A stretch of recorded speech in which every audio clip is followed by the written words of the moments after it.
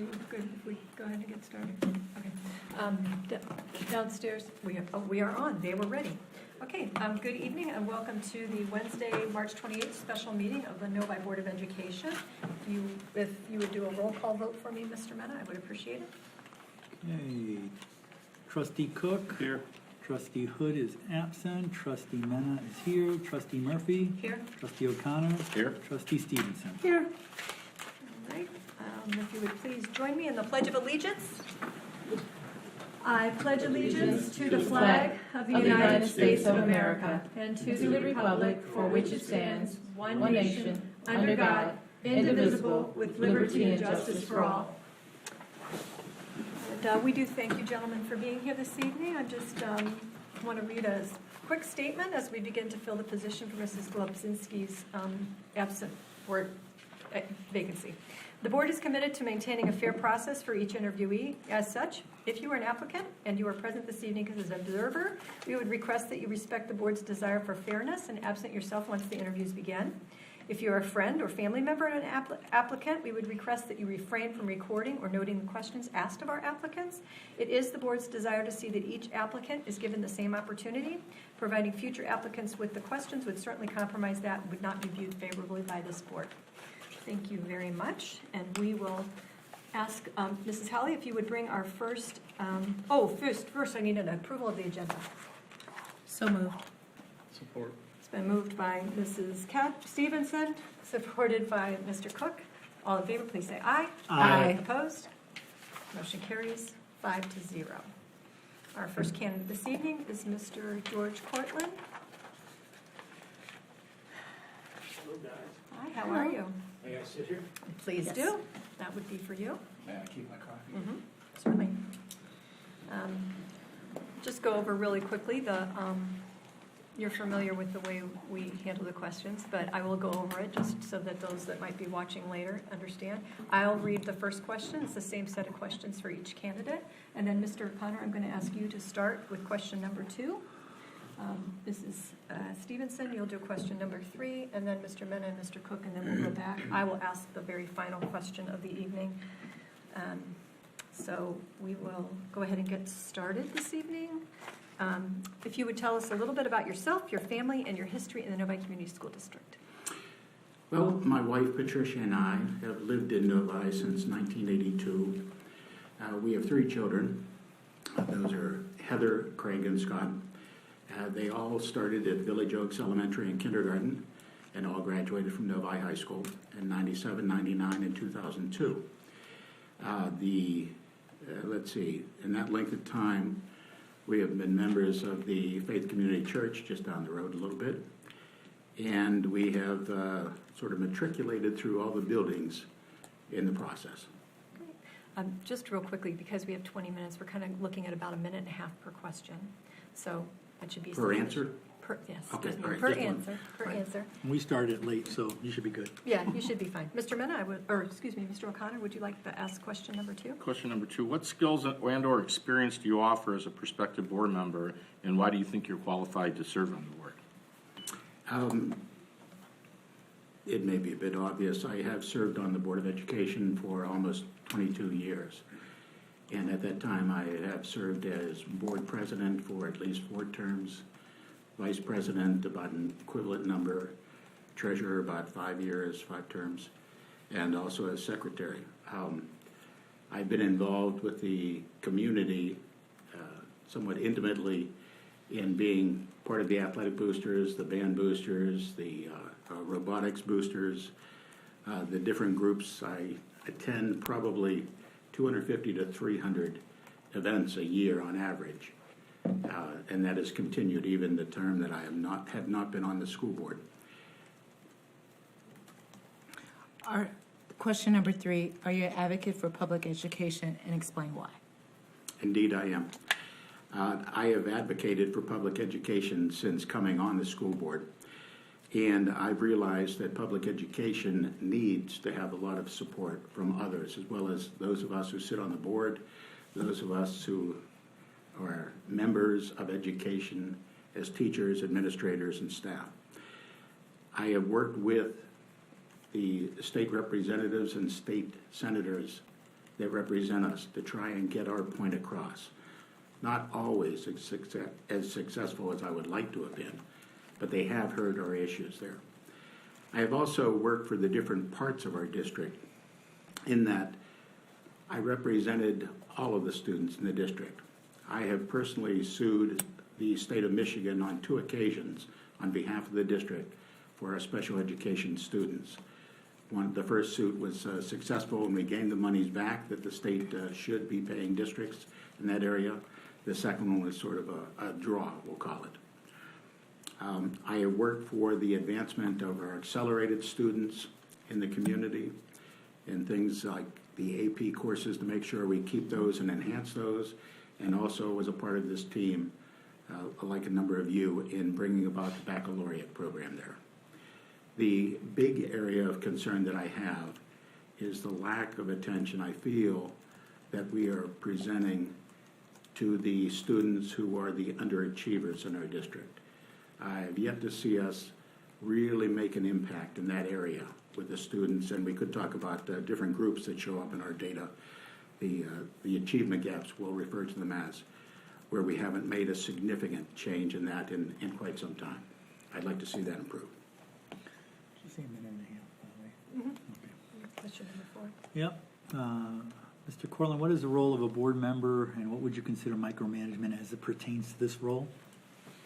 Well, the role of a board member is that of the title. You are all elected as trustees, therefore you're also equal in the state's eyes as far as your function.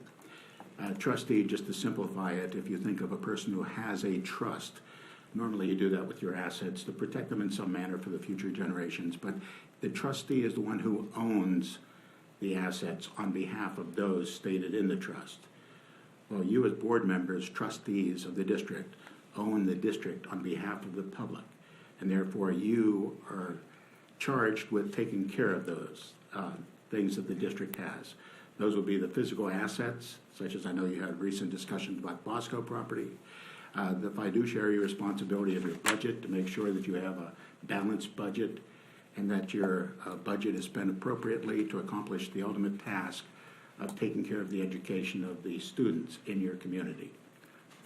The prime function of education of students in a community is to prepare them for the next step in their life, whatever that might be, whether it be going on to a 4-year university, a 2-year community college, a skilled trade center, the military, or going to work. You're to prepare them for that. Mr. Cook? Mr. Cortland, what are the strengths of the Novi Community Schools? The number one strength of the Novi Community School District is the families of this district. I've told people over the years that the success that Novi has, while people would want to compliment the board as a group for the success is really because the families are here. Families that bring us talented children, yes, but families that care about education, are willing to invest their dollars. You can just look at all the bond proposals that have sailed through in this community. The people are willing to spend the money on the education of their students. They're not permitted in all areas to do that, as you well know.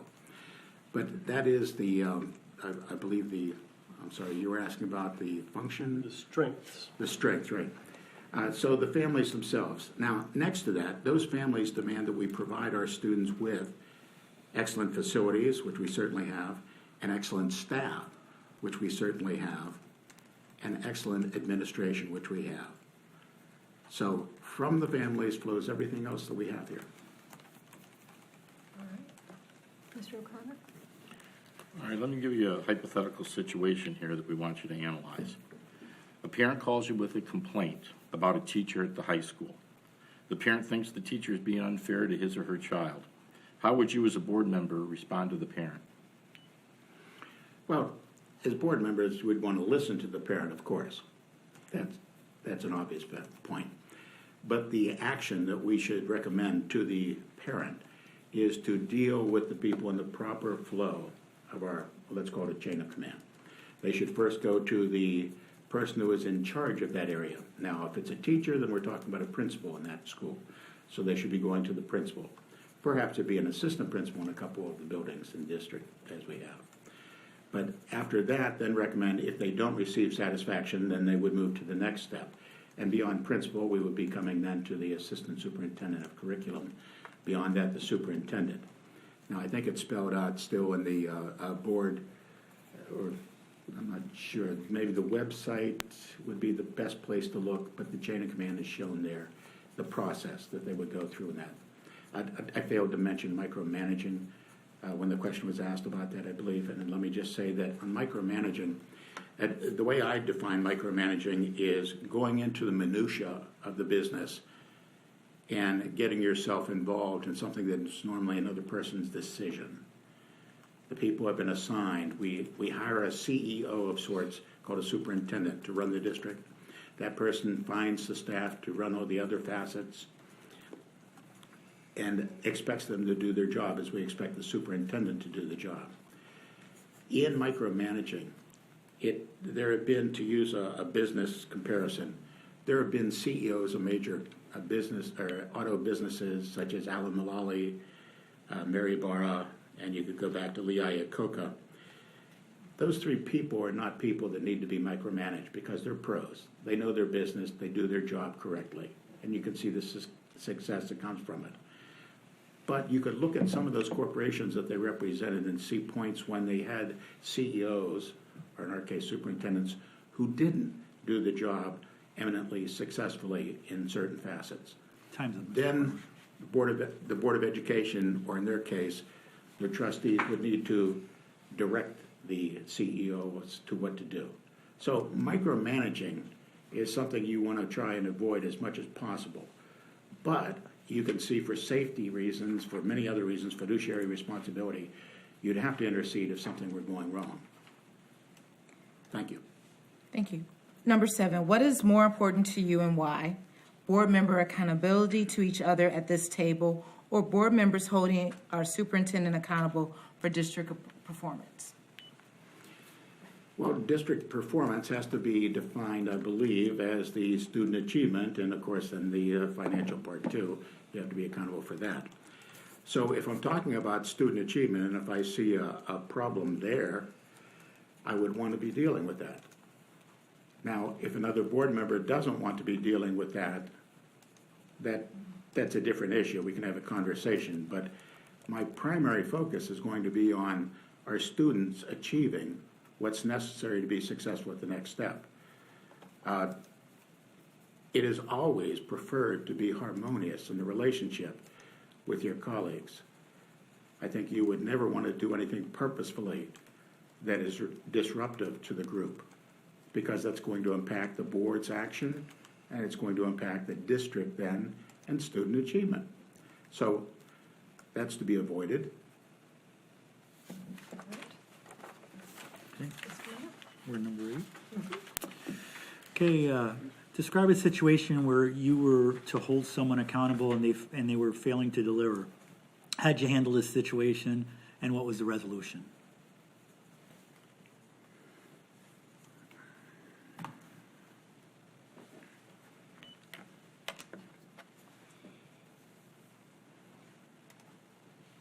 I'm trying not to make this personal here, since I assume this can be public somehow.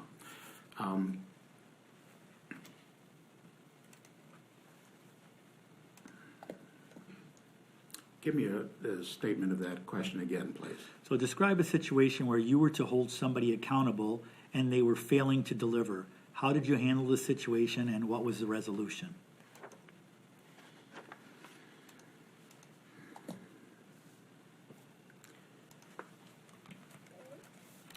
Previous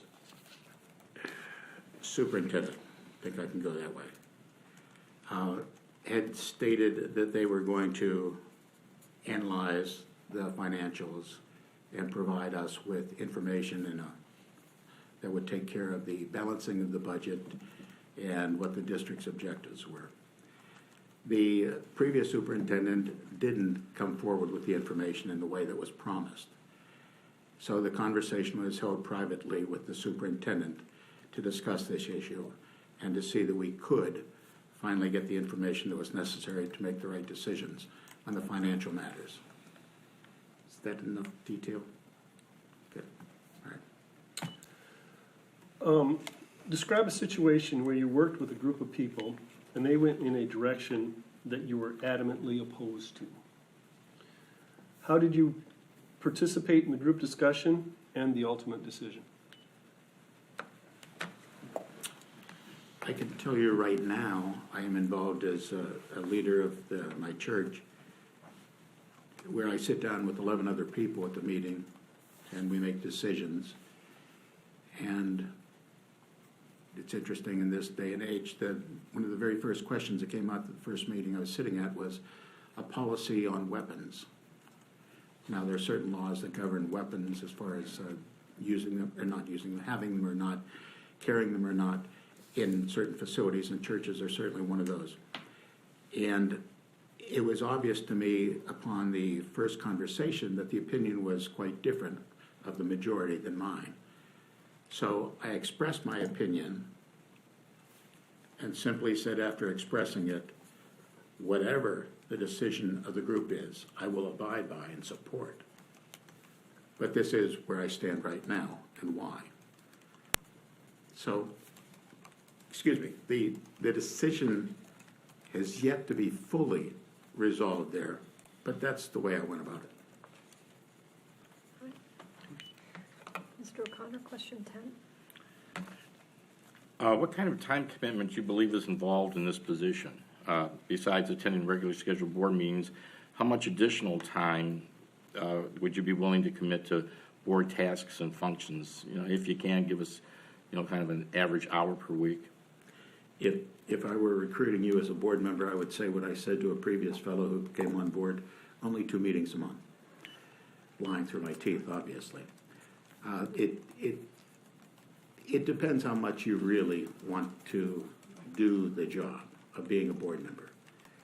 You could spend just the meeting time. I sat here at the board table with a fellow board member who would only back then we had a hard copy of the board packet, would only open the board packet as he sat down for the meeting. That's the time he put into it. I believe it takes a great amount of time, not only to study the issues and the material presented by the administration, but time, a commitment that you make to be out and among the public and our community at our school events. This shows that our district and our board supports the efforts being put on by our students and our staff. And I think there's a great bit of appreciation that's gained to the board by doing that type of thing. So you can almost make this a full-time job if you're so inclined. As I said, I still average about 250 to 300 events. I just came from the baseball game, spent a couple hours there, and it could be quite a bit of time, yes. Number 11, as a board member, you may be asked to make decisions where you must put aside what's best for you, your family, your friends, and your school to do what's best for the students and the district. What does this mean to you? It means a lot because in the past almost 22 years that I was a school board member, I sacrificed large amounts of money from my business to be able to do this. I knew that as a school board member, I could not involve myself with my business and the staff here. That could have been a lucrative part of the business with the contacts that I had, but I completely avoided that. All right. And is there any other information about your candidacy that you'd like us to consider that's not already been shared with us during this interview? Sure, this is a question I doubt that you would ask anybody else.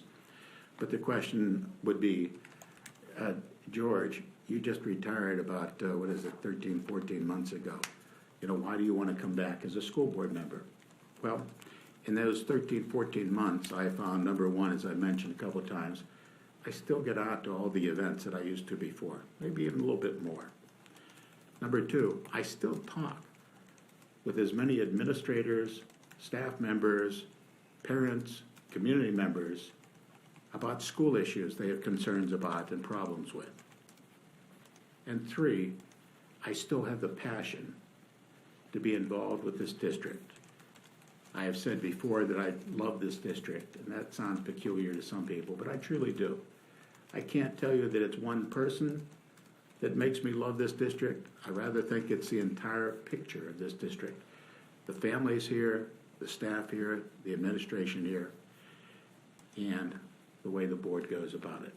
I've been privileged to work with, I think it's approximately 21 different board members. And I can't say that there's a one of the board members that didn't have the best interest of the children in their heart.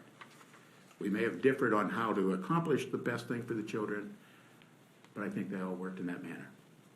Are there any questions the board members would like to ask to clarify some of Mr. Cortland's responses? Are we comfortable with the responses at this point? At this point, yes. Okay, terrific. Well, we thank you for coming and being You're here welcome. and applying for the position. And we will allow you to, Thank you very much. if you'd let Appreciate you guys doing this. If you'd let Mrs. Holly know that All right. we're ready for the next candidate, that would be terrific. Thank you. This is so hard to concentrate. I don't know that you have to keep track of the minutes. Okay. I think that I'll tell them at the beginning if they'd like to keep track. I don't think, personally, if they run over on one, they're gonna make up on the others. But overall, the 20 minutes is more important. It's just so the we're gonna- parameters. all right, so- Because I think you're okay, right. 'cause I'd rather it's- have you focus on. Yeah, okay. Overall, No, I'm glad he keeping went to the first. 20 minutes is more important than individual questions. Yeah, I would agree. I would just give it as a framework that it would be approximately All right, perfect, 2 thank you. minutes. So I apologize for not. A minute and a half, you said, right? Yeah. Okay. Yes. Yes, we are. Thank you.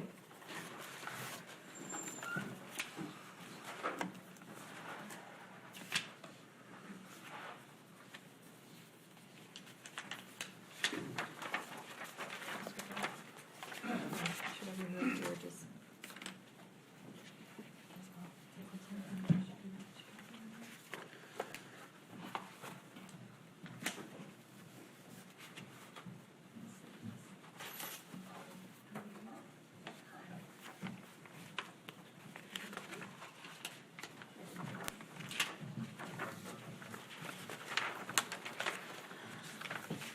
Hi. How are you this evening? Good, thanks. I'm Bobby Murphy, and we are the Novi Board of Education. You can see that we have our names here. Would you like to pronounce your name for us? Srini for short. I have a Srini. feeling there's a lot of letters there. Okay, perfect. The way this will work is that we have a set list of questions that we'll be asking you. I will ask the first question, and then it will go to Mr. O'Connor, and we will move in this direction Okay. until we get through the 12 questions. It is 20 minutes that we've allotted for each interview, which, given our 12 questions, equates to about 1.5 minutes per question. Okay. I don't think you need to be overly concerned. We're not going to be timing it. We'll just be keeping track of the overall time. And we'll go ahead and get started. So the first thing that I will be asking the first question, if you'd please tell us about yourself, your family, and your history in the Novi Community School District. Sure. So my name is Srini Chirakuri. I have my wife Vani and our 2 kids. We live in the Island Lake part of Novi. We moved here in 2008. Well, there wasn't all of we didn't exist in 2008. So I have 2 daughters at Deerfield in 3rd grade and kindergarten. And so basically my involvement is since we moved in here, just like everyone else came to Novi because it has great schools. Very pleased with how active the parent population is in our school and just how, the whole community really seems to be school-centered, which is one of the nice things. Great. Mr. O'Connor. What skills and/or experience do you offer as a prospective board member, and why do you think you're qualified to serve on this board? Well, 2 things. A lot of my background, sorry. It's okay. Going back about 10 years, I used to work for the city of Detroit. I was originally hired actually for education policy back in 2005 and then transitioned to being their director of information technology. So have a lot of awareness both with education issues as well as the technology that now underlies everything we do, but even just the overall cost structure and the cost pressures and municipal, all the funding rules and things like that. My initial interest actually was back then in the efficacy of school spending, and one of my biggest, so at a macro level, where I first got interested in schools is figuring out how much money drives down to the teachers in the classroom.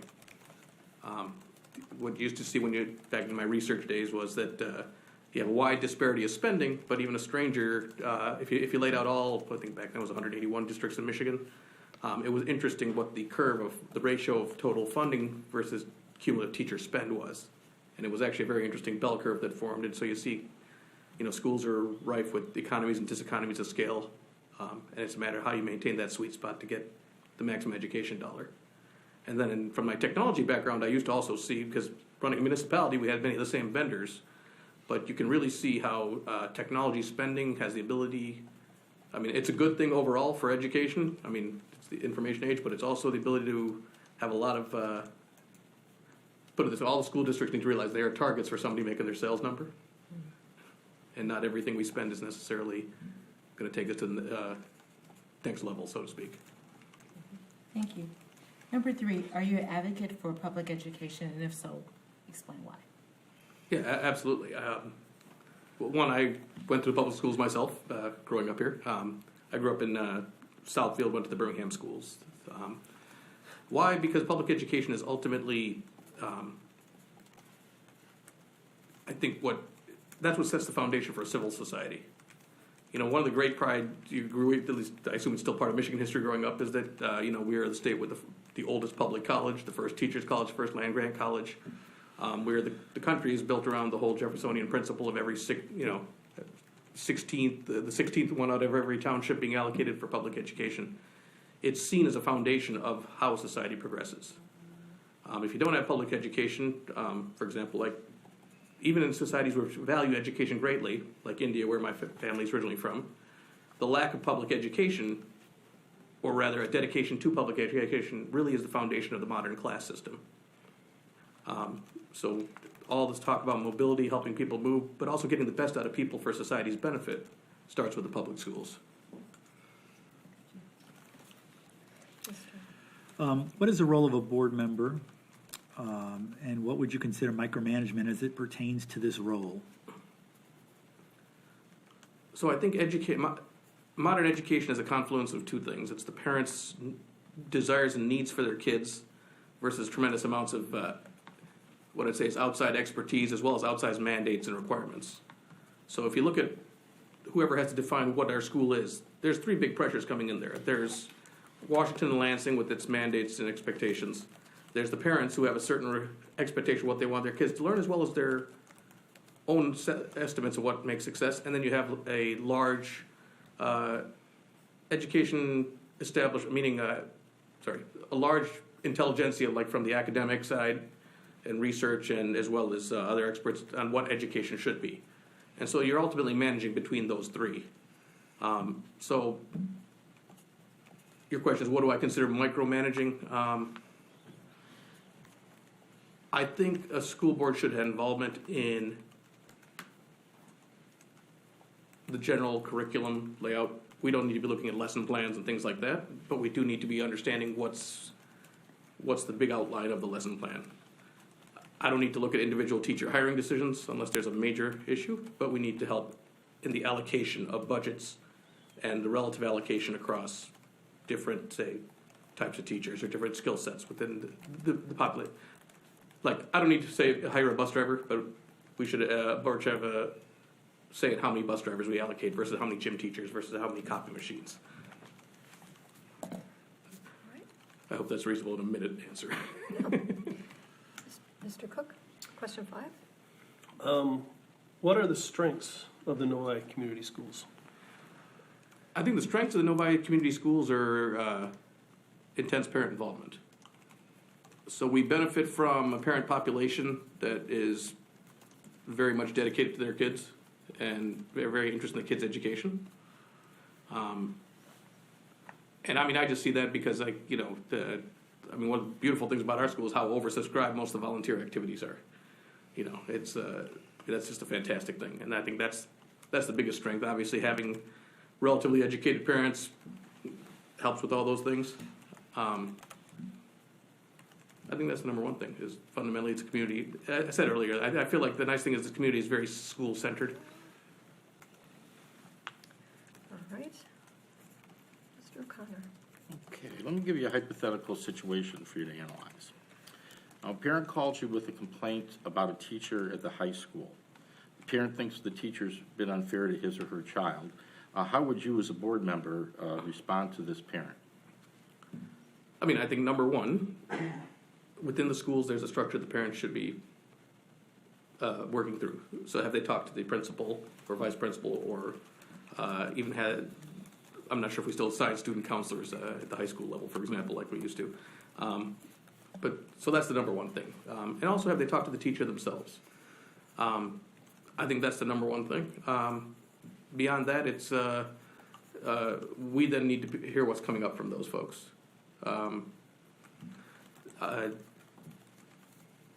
If it's elevated up to us, then I think it's a matter that, yeah, we need to take the time to figure out what's going on. Because we're not such a big district that we should hide behind massive amounts of bureaucracy. Ultimately, school board's roughly at least one member per school, roughly, and maps out to it. So we shouldn't be completely hands-off and hide behind layers of bureaucracy, but we also need to show the respect for the people we employ, principals, teachers, counselors, to make sure that, they're involved in it. Thank you. Number 7, what is more important to you and why? Board member accountability to each other at this table, or board members holding our superintendent accountable for district performance? Oh, yeah, we're hired to get district performance, so that's our number one requirement. I can honestly say I had to do I wasn't employed by the Detroit schools, but I can tell you I saw and had to help bail out some of the issues when cliquishness and other things form around boards, or when boards become run for something other than the students. Performance is, that's all the parents care about. And ultimately, that's all our kids will remember us for, is how well we position them in life. Okay, describe a situation where you were to hold someone accountable and they were failing to deliver. How did you handle the situation and what was the resolution? Okay, so for example, we had an issue going back to, again, my prior job, since it's probably most applicable. We had a large number of equipment leases that had been signed on a rotating, just a constant renewal basis that governed all of our network infrastructure for the city of Detroit, back when I was there. The big issue we had was this had become almost a insider game, meaning very few people knew what was being procured, the reasons it was being procured, or even how the lease schedule worked, and it just became this cycle where massive amounts of expense had built up in this area. Now, the flip side was, I didn't find that the employees themselves were doing, on the technical aspect of what they were in charge of managing, they were focused on that. Where they failed was on understanding the procurement side of things, or let alone how this was strategically impacting. And so what a corrective action is working with the employee, working with the people to figure out to get to the right position. And so what we ended up doing was really doing a detailed deep dive on those leases. We forced our vendor to provide the documentation. We went out, we found that there was a massive amount of overbilling. When we flipped that document around, we were able to actually cancel a number of the disadvantageous leases. And we ultimately moved the whole thing to a sort of a better management system. It's relatively rare that anybody in my history does a bad job on purpose. It's usually a bad job that occurs because they're doing something else as well as they can do. All right. Mr. Mena, number 9. Oh, Mr. Cook. Oh, I'm sorry, Mr. Describe a situation where you worked with a group of people and they went in a direction that you were adamantly opposed to. How did you participate in the group's discussion and ultimately the decision? Well, I think that goes to the understanding that any organization operates at 2 levels, strategy and tactics.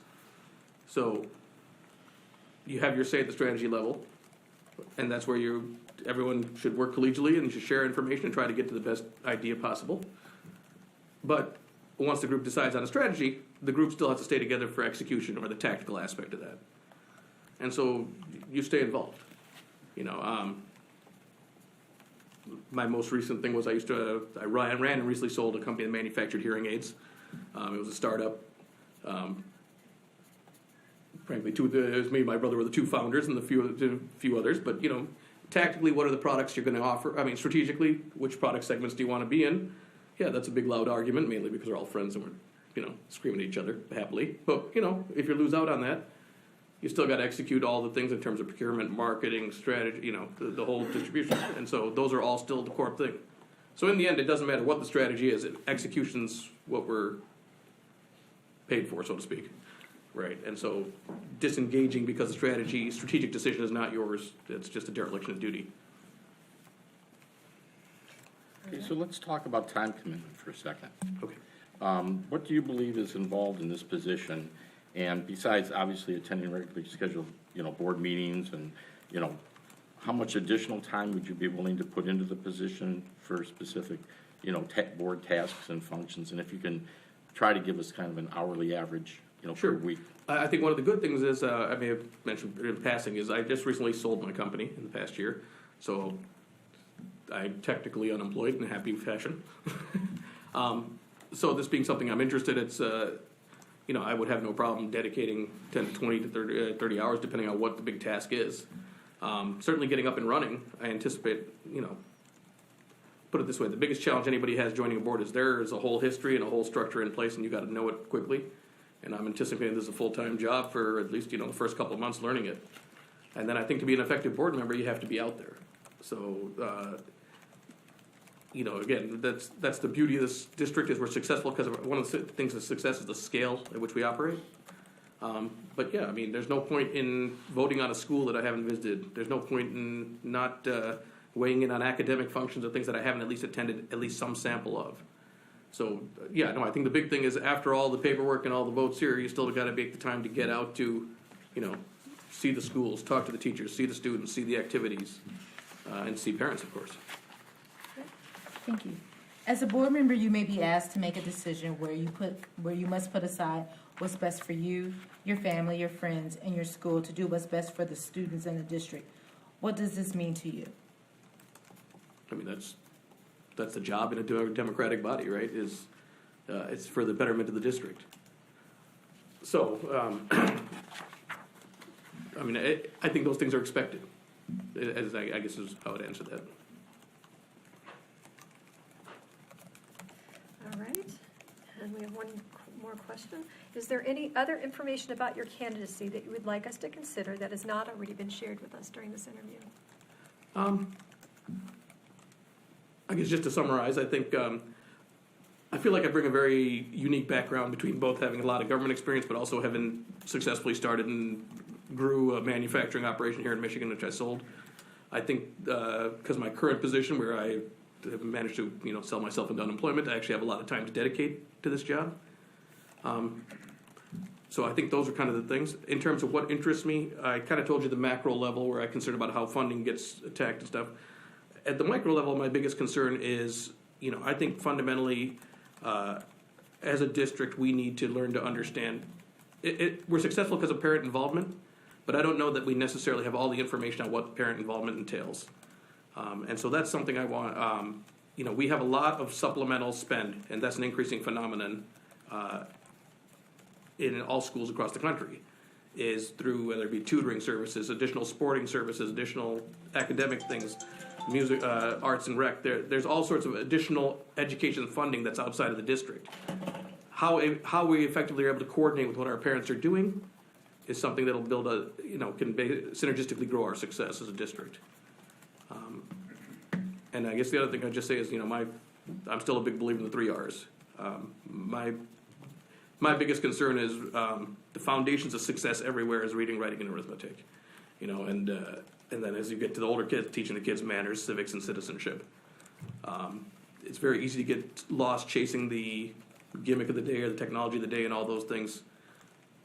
I can tell you, I was one of the first kids in Oakland County to study. We had a special computing system that we had made available to the Birmingham schools. Back then, we used to upload our stuff to the central processor. It was pretty cool learning Fortran back then. I can tell you, I can't, you can't earn a nickel with the knowledge I learn now, right? So that's why I just, it's very easy to get caught chasing. My biggest concern is, as a technology guy myself, is I want to make sure we focus on what kids really, the core of learning, and a little less on the, I don't know, I just feel there's a lot of gimmicks thrown at you, a lot of shiny bells and whistles being sold these days. Great. Well, we do thank you for coming and for. I do have Oh, I'm sorry. clarification Questions. I apologize. You had mentioned up front when you were talking about your background, how you started your career with the city of Detroit, focusing on education policy, and then went to IT. So first of all, just can you clarify, Sure, if you're working so- for the city of Detroit, what does that have to do with education policy, because that's city government? And secondly, why the leap? Sure. So in 2004 and 5, that was a time when the school district had been moved under control of the mayor. So that was the first time when this thing was. Honestly, the poor district's gone through several very bad cycles. So back then, what had happened was. So I was actually hired in a group called the Strategic Policy Center, which was meant to be like the internal consulting group of the city. And the reason I was hired was based on some educational research I had done for my master's thesis. But my background and work before that point was actually in management consulting at Price Waterhouse. It was more the IT side of stuff. So the gist was basically when I did the research in the state of Michigan, and then I covered this across districts across the country. There was an interesting dynamic that happens. Which was this question of why are there no good, very large school districts? And what you ultimately find out is there's diseconomies of scale. And in Michigan, you can map that very simply if you just take the cumulative teacher salaries of each district and take that as a percent of cumulative spend. There's a sweet spot that happens. You get a nice little bell curve, especially if you map that. So that's if you take the basic assumption that as much teaching as you can fund to the students, that's like a core element of success, right? So if you take that premise, then what you find is districts, and this is, you'll have to forgive me about 15-year-old data now, but it's probably, I believe it still holds based on my cursory glances. But back then, in the 8 to 20,000 student, you were in the sweet spot. When you got much bigger than that, and I should say 8 to 15, I think it was, if I recall. If you got much bigger than that, then you started to see the amount of money that was spent on teaching as a percent of cumulative spend dropped. If you got smaller, the same thing happened. And some of that you understand, right? If it's you start to get unequal sized school classes, you get a lot of logistics issues and things like that. So back then, my recommendation was that I thought the city of Detroit schools should be broken up into 6 to 8 school districts. And I thought back then that would reduce what you still see to this day, which is massive amounts of overhead that aren't easily managed. So that was what I was hired for. That project, the mayor back then chickened out on, but then I moved on into other roles at that Strategic Policy Center, and then that got merged into the IT department. So, Thank you.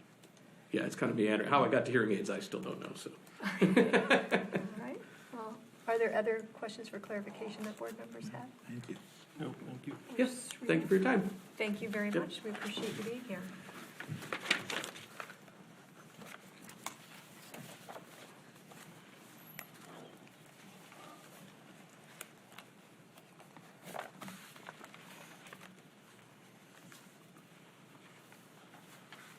We are going to take a brief break after the next candidate to use the restroom or grab more coffee or whatever you need to do. Thank you.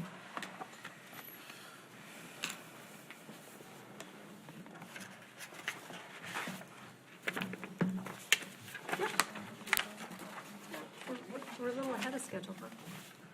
Is that good? Okay. Giving me a thumbs up. Are you looking for that one? Not a rush? No, they sent it to us, but she didn't, did she add the 4 questions into this packet, or? What question? Oh, it is, I'm sorry, he talked about it, that's why I lost it. Okay, never mind. Good evening. Good evening. Glad you found your seat. No Yes. problem. Well, I was looking for my name, but yeah, I'm here. It's facing us, so you can see. Is it not a Raj? Nataraj Ganapati, yes, that's my name. Great. Well, we thank you for being here this evening. Thank you We're for giving me running a the little ahead of opportunity. schedule. Hopefully that's good for you. Absolutely. Just before we get started, I'll let you know I'm Bobby Murphy. You can see that we all have nameplates in front of Yes. us. So we are the Board of Education. Mrs. Mhm. Hood is not able to be here this evening due to another commitment, but we are videotaping. She will be able to watch this Okay. to recap. And what we'll do is I will start with a question, and then we have 12 total questions. Okay.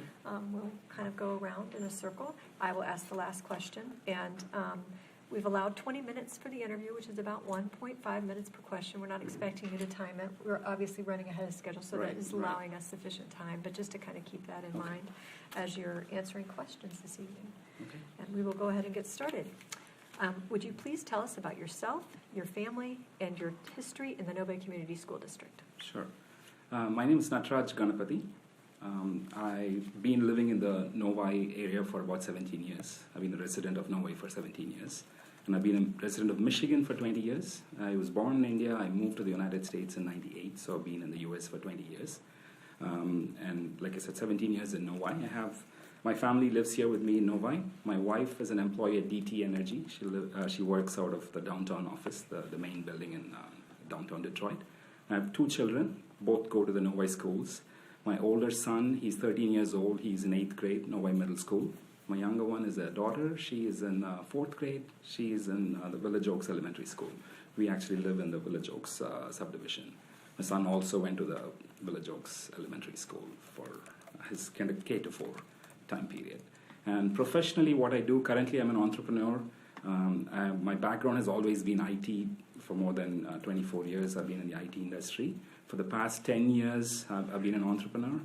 I run a business called Cogent Integrated Business Solutions.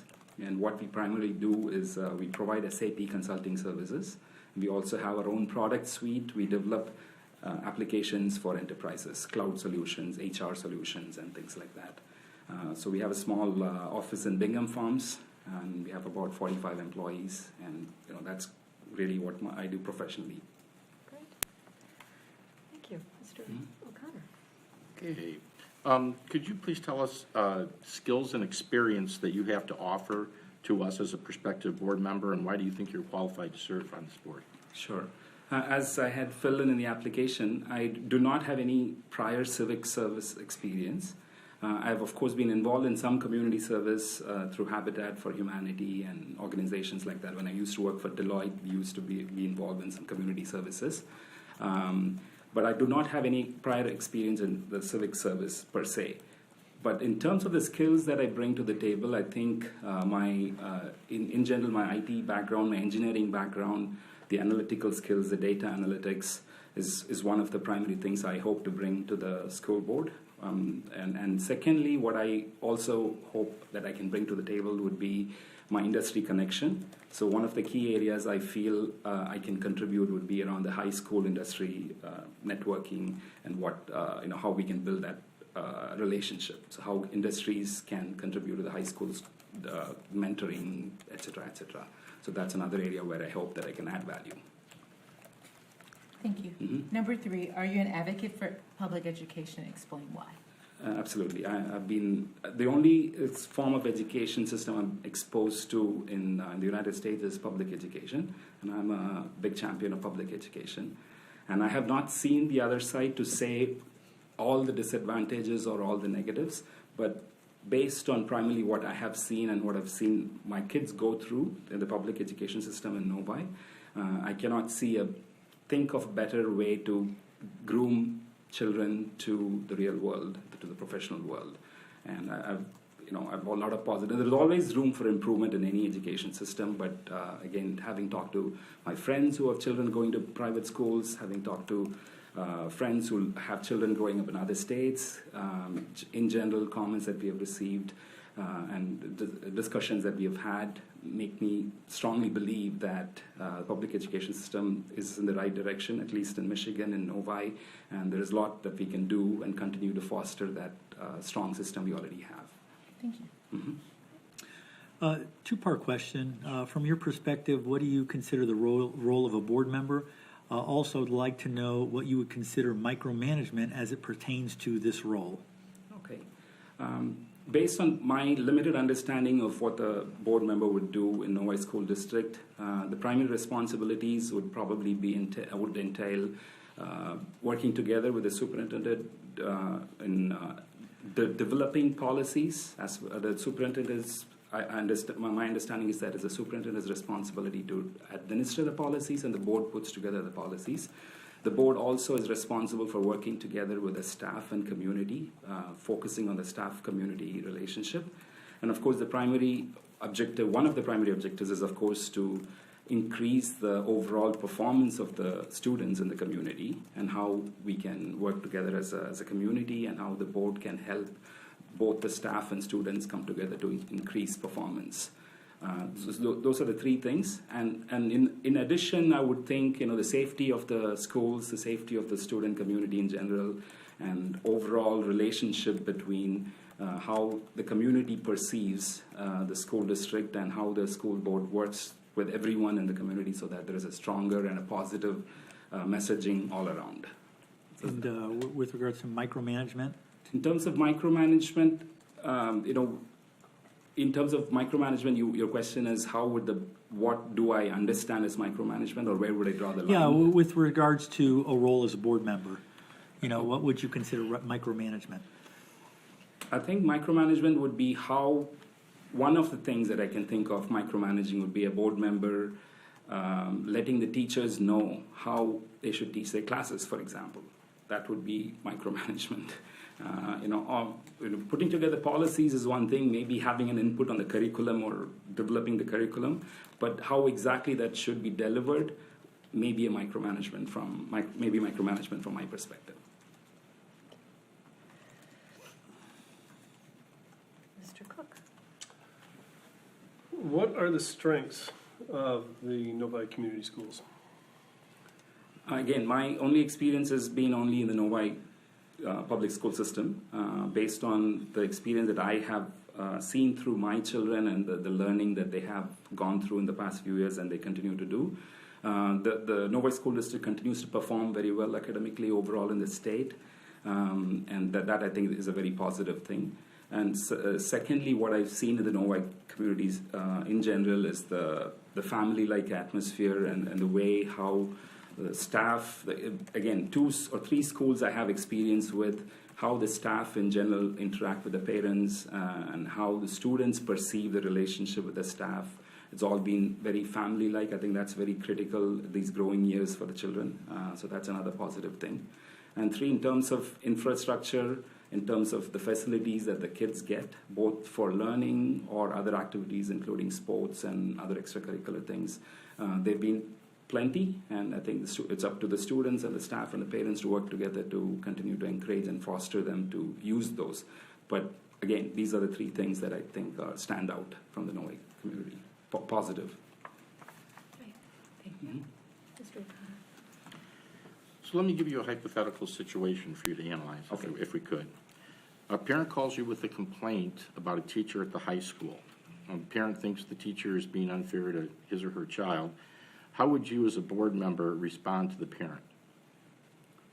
My immediate response to the parent would be, we will discuss it with the school, and then we will immediately get back to you. So that would be my immediate response. So I guess my primary goal at that point would be to let the parent know that the board is here to listen to all concerns from the parents. So do not want to push that issue away, so that we should respond as soon as possible to the parents saying that we will take action. We will talk to the concerned authorities to understand what happened. And secondly, of course, we have to follow up with the school through the right protocol, whether it's through the principal or through the teacher directly, and whatever the protocol is, we follow that protocol.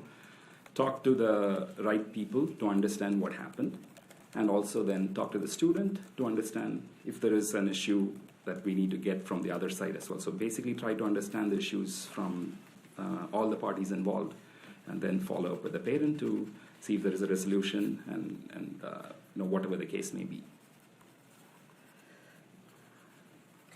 Thank you. Mhm. Number 7, what is more important to you and why? Board member accountability to each other at this table, or board members holding our superintendent accountable for district performance?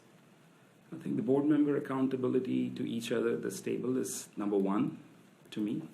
And number 2 would be the performance, that they're holding the superintendent accountable for the performance. Okay.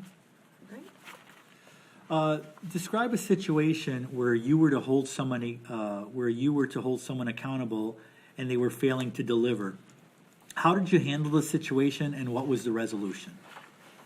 So again, in my professional life, I've done this. We continue to do this almost on a daily basis. Work with several teams. I've managed several teams, and there are always, when you work with large teams, there are people or employees who perform in different capacities, varying capacities. So there are always challenges. So especially since I come from a consulting background, we work with customers.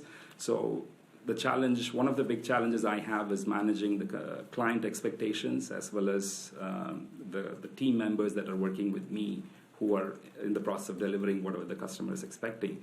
So when there is an employee or a team member who is underperforming, and normally I have a face-to-face, that's the step one. If there is a conflict or if there is a behavioral or performance issue, my first step would be to have a face-to-face with the employee or the team member first. Explain what is going on, and then understand again issues from all sides, and give feedback to that employee, give feedback to the team member, and how or what they should do to improve, and also put together a time frame. And I continue to monitor the employee and the team member during that time frame to see how, and are they really improving, are they really doing what they promised that they would do. If not, give constant feedback. And at the end of the timeline, at the end of the time frame, again, have a feedback, assess where that employee is, and if the employee did not improve, then that would be the time when then we have to make a decision. So it will, depending on, again, the situation, whether it's an individual decision for me or a decision I have to take together with the larger team that I'm working with, we make a decision whether we should remove the team member from the team, or get rid of that from that project, or whatever the case may be. Thank you. Mm-hmm. Next, Mr. Cook. Describe a situation where you worked with a group of people and they went in a direction that you were adamantly opposed to. How did you participate in the group's discussion and the ultimate decision? So we develop products. So we are developing products. We have 3 or 4 products under our umbrella. So a good example to specifically talk about that situation would be when we discuss a certain feature on how that feature should be developed for a product. We start brainstorming, and there are normally 3 or 4 ways to approach that. So during this brainstorming phase, that's when we do a lot of analysis on how much effort it's going to take, what's going to be the cost, and what are the skills we need to develop this feature, so on and so forth. And more often than not, we all agree. We're obviously a small team, and we all agree. And then the development team is run or managed by a project manager, and I administer the whole product development practice. So when there is a situation, let's say there is a team member who thinks that feature should be developed in a completely different way from what I was thinking, which has happened quite often. We discuss, and I kind of, at the end of the day, to me, the technical expertise, the person who's bringing the technical expertise to the table is more critical. So I trust that judgment. So I let them make the decision eventually, even though I do not agree with that, or I did not agree with that in a couple of situations. And we go along with what that team has come up with. And after 2 weeks, 3 weeks, we see where we are with the feature. And if it is going in the direction that he promised, or the technical team member promised it would go, that's a proof that he was right in his judgment. So I go along with that approach. And if that didn't work, and I think, end of the day, collaboration is very critical. And also having the trust with the individual who is known for that area of expertise, having the trust is also very critical. All right. Mr. O'Connor? Let's talk a little bit about time commitment for a second.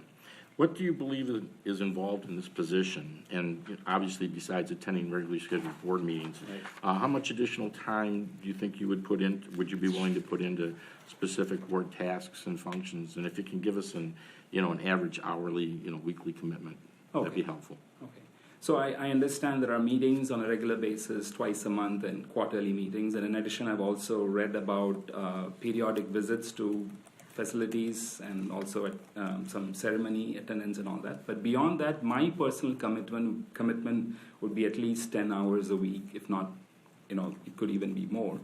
Like I said, my personal interest is to contribute more to data analytics, to the community communication, building the relationship between the school board and the community, and wherever I can contribute in terms of communication. So these are all areas that interest me. So time is really not that much of a challenge. I have a lot of flexibility with my regular professional schedule as well. So at least 10 hours a week. Thank you. Mm-hmm. Number 11, as a board member, you may be asked to make a decision where you must put aside what's best for you, your family, and your friends, and your school to do what's best for the students in the district. What does this mean to you? It's pretty straightforward. I should do what is best for the school district. That's what my job is. That's what, if I'm part of the board, that's what I sign up for. And if I'm not prepared to do, then I'm not the right person for that position.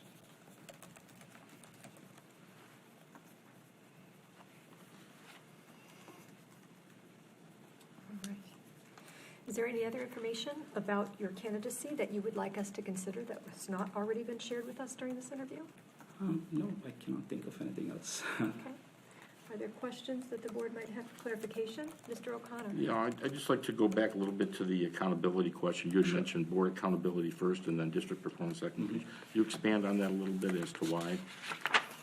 So one, the student performance, again, in my limited understanding, because that question was specific to holding the superintendent accountable for the district students' performance. So I believe the students' performance, is not necessarily dependent on superintendents administering policies alone. There are various factors that come into picture in terms of measuring students' performance, again, in my understanding. So which is why I believe that takes a secondary priority. Even though there are reasons to hold the superintendent accountable, I believe in this case, that specific example, the board members, we should be able to trust each other. That's very critical for us to function together as a team. If there is a gap there, then there is going to be a problem in terms of how we can work together and serve best for the community. Good, thank you. Okay. All right. Well, that concludes our interview. Okay. this Excellent. evening. Thank you again for being here, for applying for this position and being interested.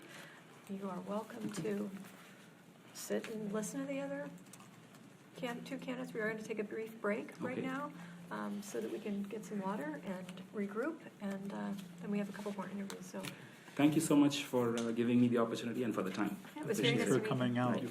Okay, thank you. I'm going to step down. Have Okay. a good evening. Thank you. Thank you. You as well. Okay.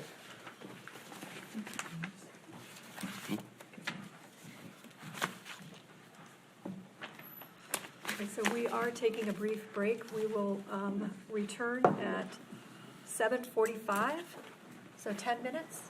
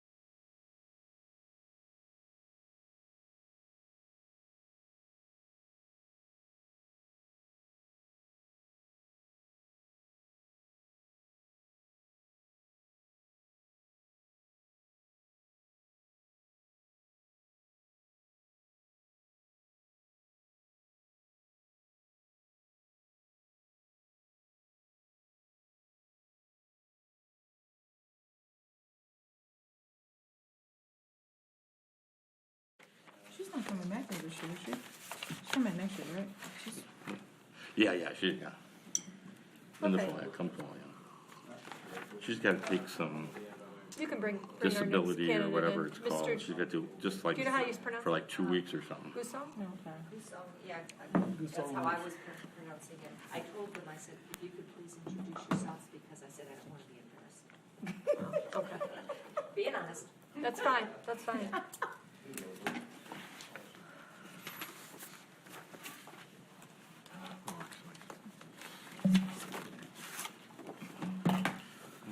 Something like disability or family, she's gotta take 2 FMLA. additional. So, yeah, but 2 weeks is nothing, Right, right. because it wouldn't make sense for her to come back in 2 weeks. Good evening, how are you? She's the last one, right there. Good, thank you. Hi, Hi, would you like to introduce yourself to us so that Okay. we know how to pronounce your name, maybe? my name is Guosong Li. I have been living in Novi for 10 years. Actually, I came to Metro Detroit in year 2000, and since then I live here. I have been working at Ford for more than 15 years. Currently, I'm working as a research engineer in Ford in developing new technology for vehicle safety to protect the occupant and make people safe in driving. And in the past years, I have been serving in our homeowner association board for 2 years. I also serve at Orchard Hill PTO board for 2 years. And I have 2 kids in Novi School. I live with 2 kids, my wife, together here. So I'm very interested in this job. I trying to make my contribution to the community for the education for kids. Okay, let me just tell you a little bit about, we're going to ask about 12 questions Okay. during the course of the interview. You kind of partially answered the first one, which is fine. But I will ask the first question, and then we will go like this. Since we have about 20 minutes and we have 12 questions, it's about 1.5 minutes per question. You don't have to time yourself or anything. We seem to be moving through those without too much difficulty. Okay. Okay? So the first question is really, tell us about yourself, which you kind of did, your family, and your history in the Novi Community School District. So is there anything you want to add to what you already told us about? Yeah, because I'm new to U.S. education system, and since my kids get into school, actually I spend a lot of time learning U.S. education system, and or like in Michigan and even in other states like California or Massachusetts, Texas, those kind of area. So I also are learning a lot on internet and trying to see, because now the world is changing so fast, so it's quite challenging for next generation, because we never know what will happen in 10 years, 20 years. So we want to make kids well prepared for their future. Terrific, thank you. Mr. O'Connor? Yeah, so could you please share with us skills and experience that you can offer as a prospective board member, and why do you think you're qualified to serve on the board? Even though before I do not have experience on this, but during the past years, I'm learning a lot on this. I know that as a board member, actually, they have a lot of responsibility, like the district planning, building planning, investment, also staff hiring, and curricular planning, and also other related issues like as local government and local community people everywhere. So for me, because I'm working in industry, and in future, if possible, I can make connection between like school students and industry, and also as from a technology perspective, because I'm working related to new technology. So I can also make contribution in those areas. Right. Thank you. Number 3, are you an advocate for public education? And if so, explain why. Yeah, because personally, because my kids is in a growing process. They are receive education now. So personally, I want them to get a good education. Actually, at the same time, we also need to concern about the whole community. So actually, during this process, we make ourselves good, also contribute to the community at the same time. And in the past year, when I work as a PTO board member, I have a close interaction with teachers, with staff, with students, and participate in many school activity. I think that during this, I know that because all people involvement in the process is very important. Right? Mr. Okay. Winkler? So I have a two-part question for you, and they are tied together. In your opinion, what is the role of a board member? And then also, and I'll repeat this later again if you need me to, what would you consider micromanagement as it pertains to this role? I think the main role of the board actually is make decision, because actually every day or in the whole process in the education system, there are a lot of cases we need to make decision, especially we need to make a smart and correct decision. So that's the most important role of the board. And then the other question was, what would you consider micromanagement as it pertains to this role? Yeah, actually, this there is some kind of balance between micromanagement and also give more freedom to the school, to staff, and to them to make a decision. So, in my opinion, I think as a board, we should focus on important issues, and we need to leave a little bit more space to school, to staff, to teacher, and for them to explore. All right. Thank you. What are the strengths of the Novi Community Schools? I think, the strength is because we are a very decent community, and all the residents here, they are, for parents, they are very, take very serious about their kids' education. That's very good to this education, because education, for kids' education, it's not the only responsibility of school or teacher, but at the same time, parents should play a very important role. And because our community is very decent, so we have the this luxury that almost all parents, they are very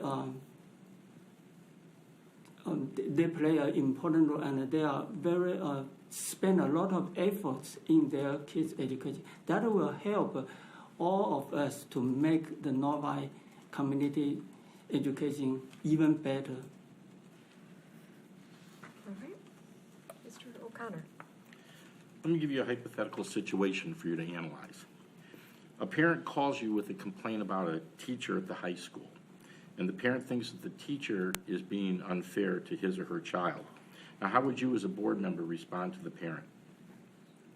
I think first we want to make the parents cool down. So we need to get the real fact what is happening in the school. Is what the parents complain is the true fact, or is only the partial fact? So based on that, then we can communicate with teacher and also with other students and see in the whole class what is happening. and what is the real situation. And then we may come up with a solution to improve the whole process and make a teacher, make a student, make a parents feel more comfortable. All right. Thank you. Number 7, what is more important to you and why? Board member accountability to each other at this table, or board members holding our superintendent accountable for district performance?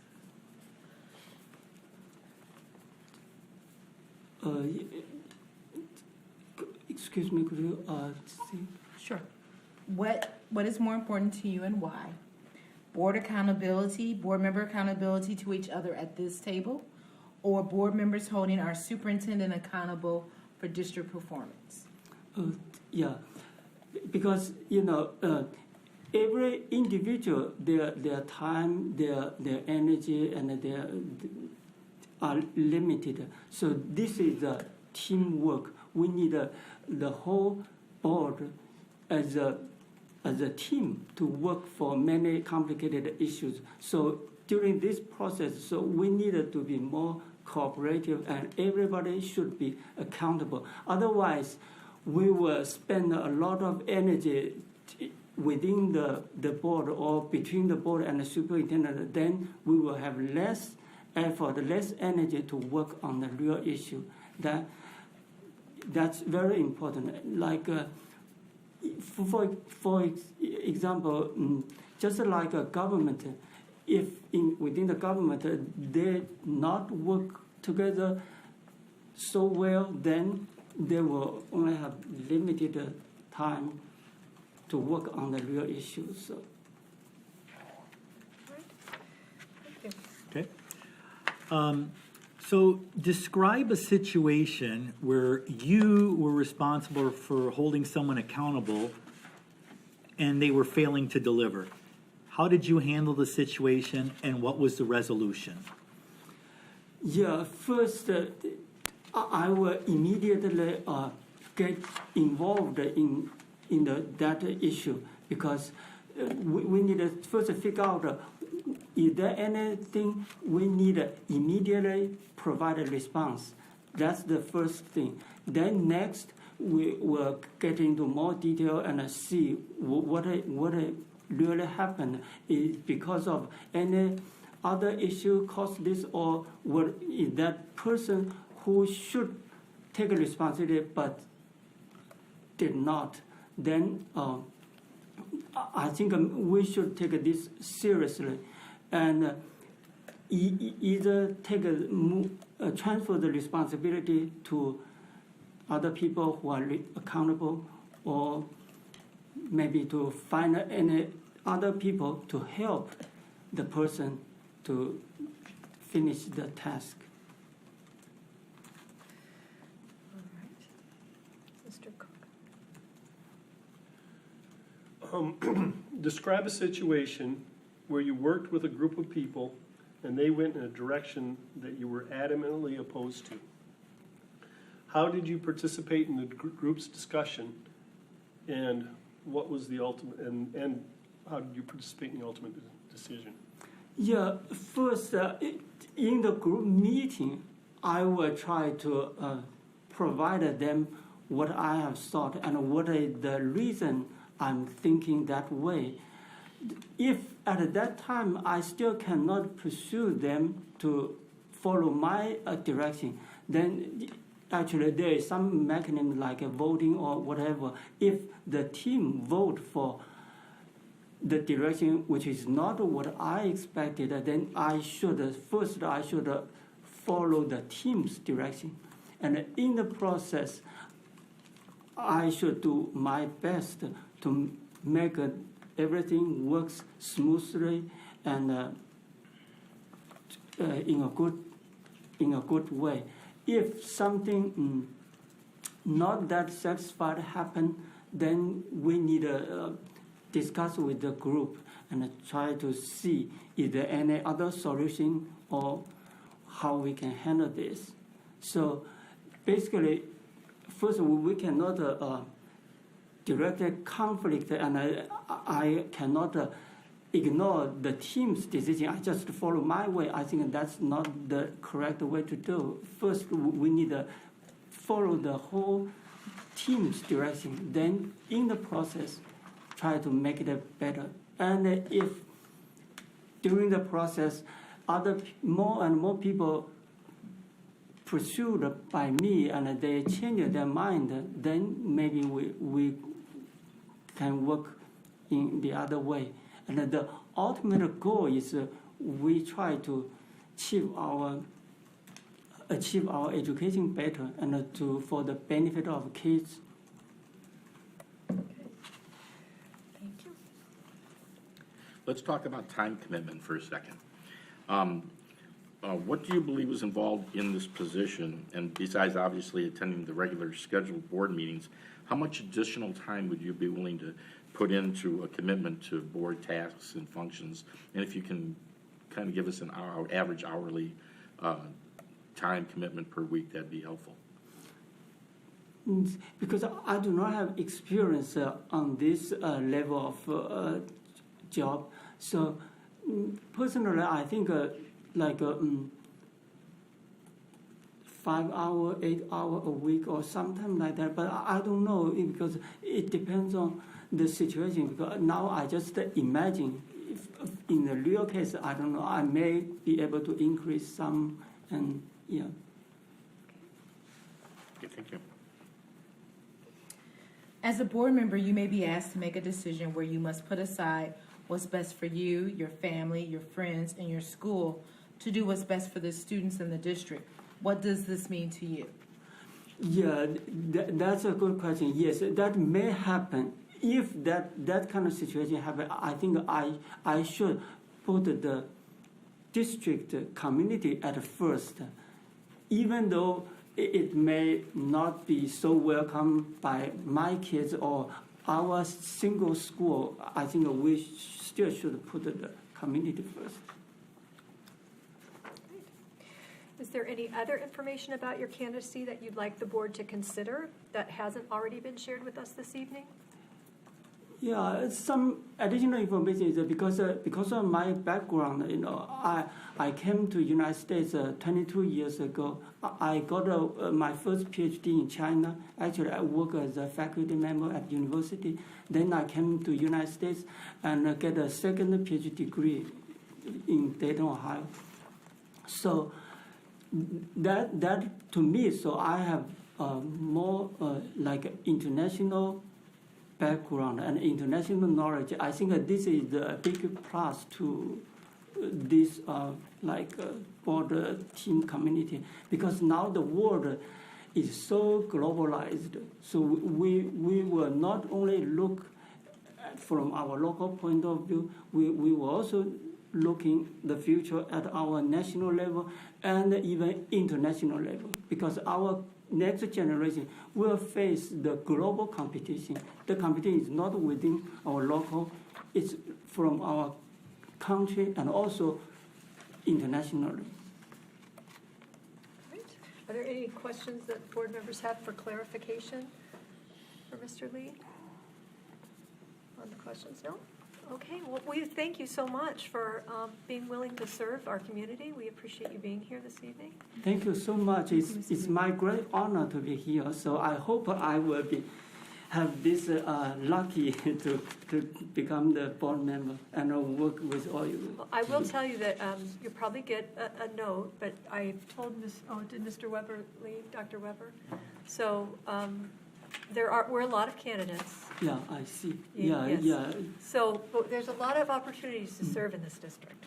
So, You have 2 PhDs, you said? So we have to Yes, call you yes. Doctor? thank you very much. We appreciate You're you being welcome. here. And my additional word is, even if I'm not able to become a board member, but I'm also willing to contribute and to volunteer for other tasks if needed. Yeah, I just let you know. Terrific. Thank Thank you you. so Thank you. much. Have a good evening. Good to you. Thank you. We're going to take you up on that. Yeah, I think we love volunteers. Right? Okay.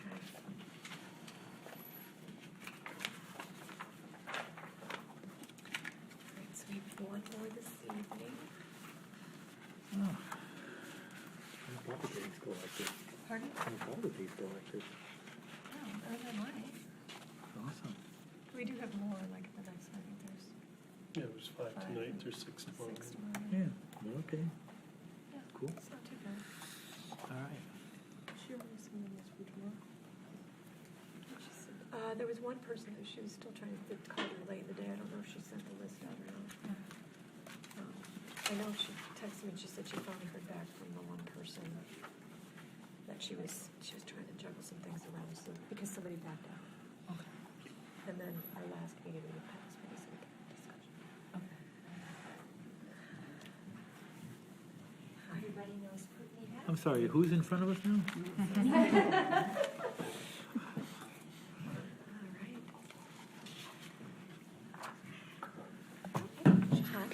She's drinking. 4 points. -6, I heard.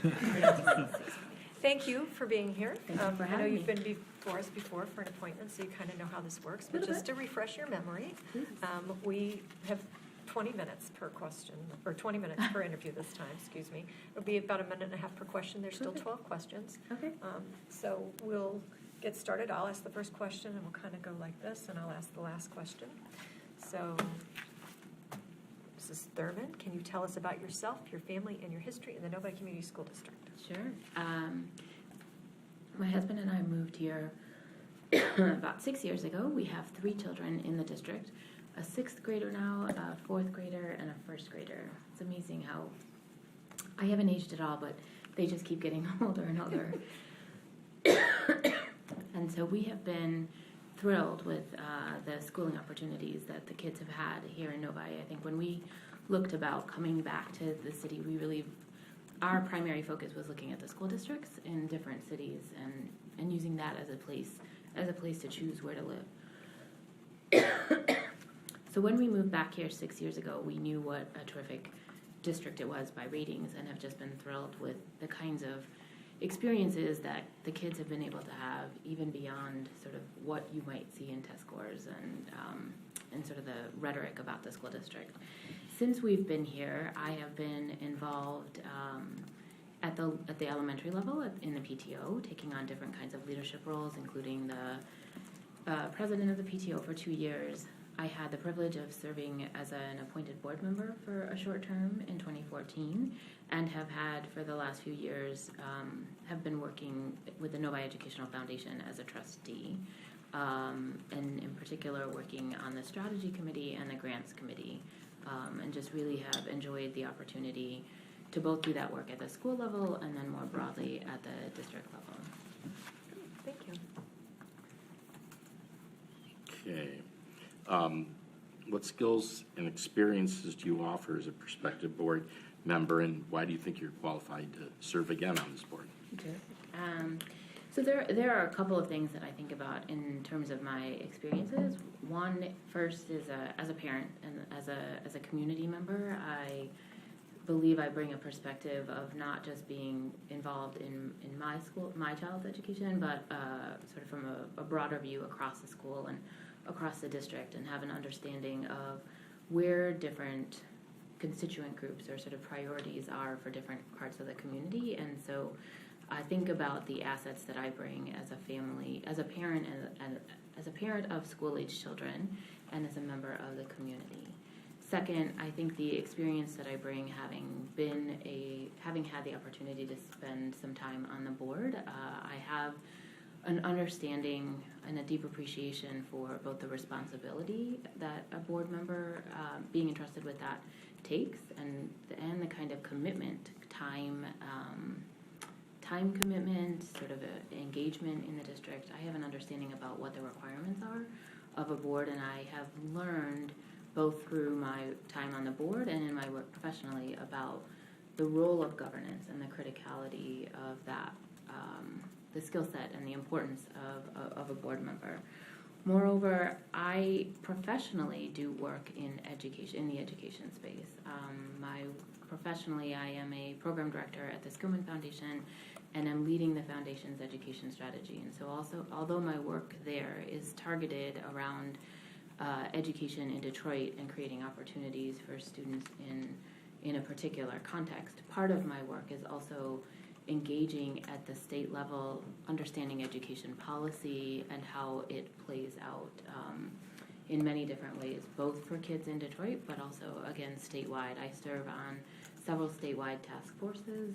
Right now, I'm on a literacy task force, a statewide literacy task force. I am on a P20 commission for philanthropy around education. And so I think part of what I would bring is not just my perspective as a parent and a community member in Novi, but also that understanding about how the work here, how the district is impacted by the broader set of policies and decisions that are made at the state level and how they might interplay here.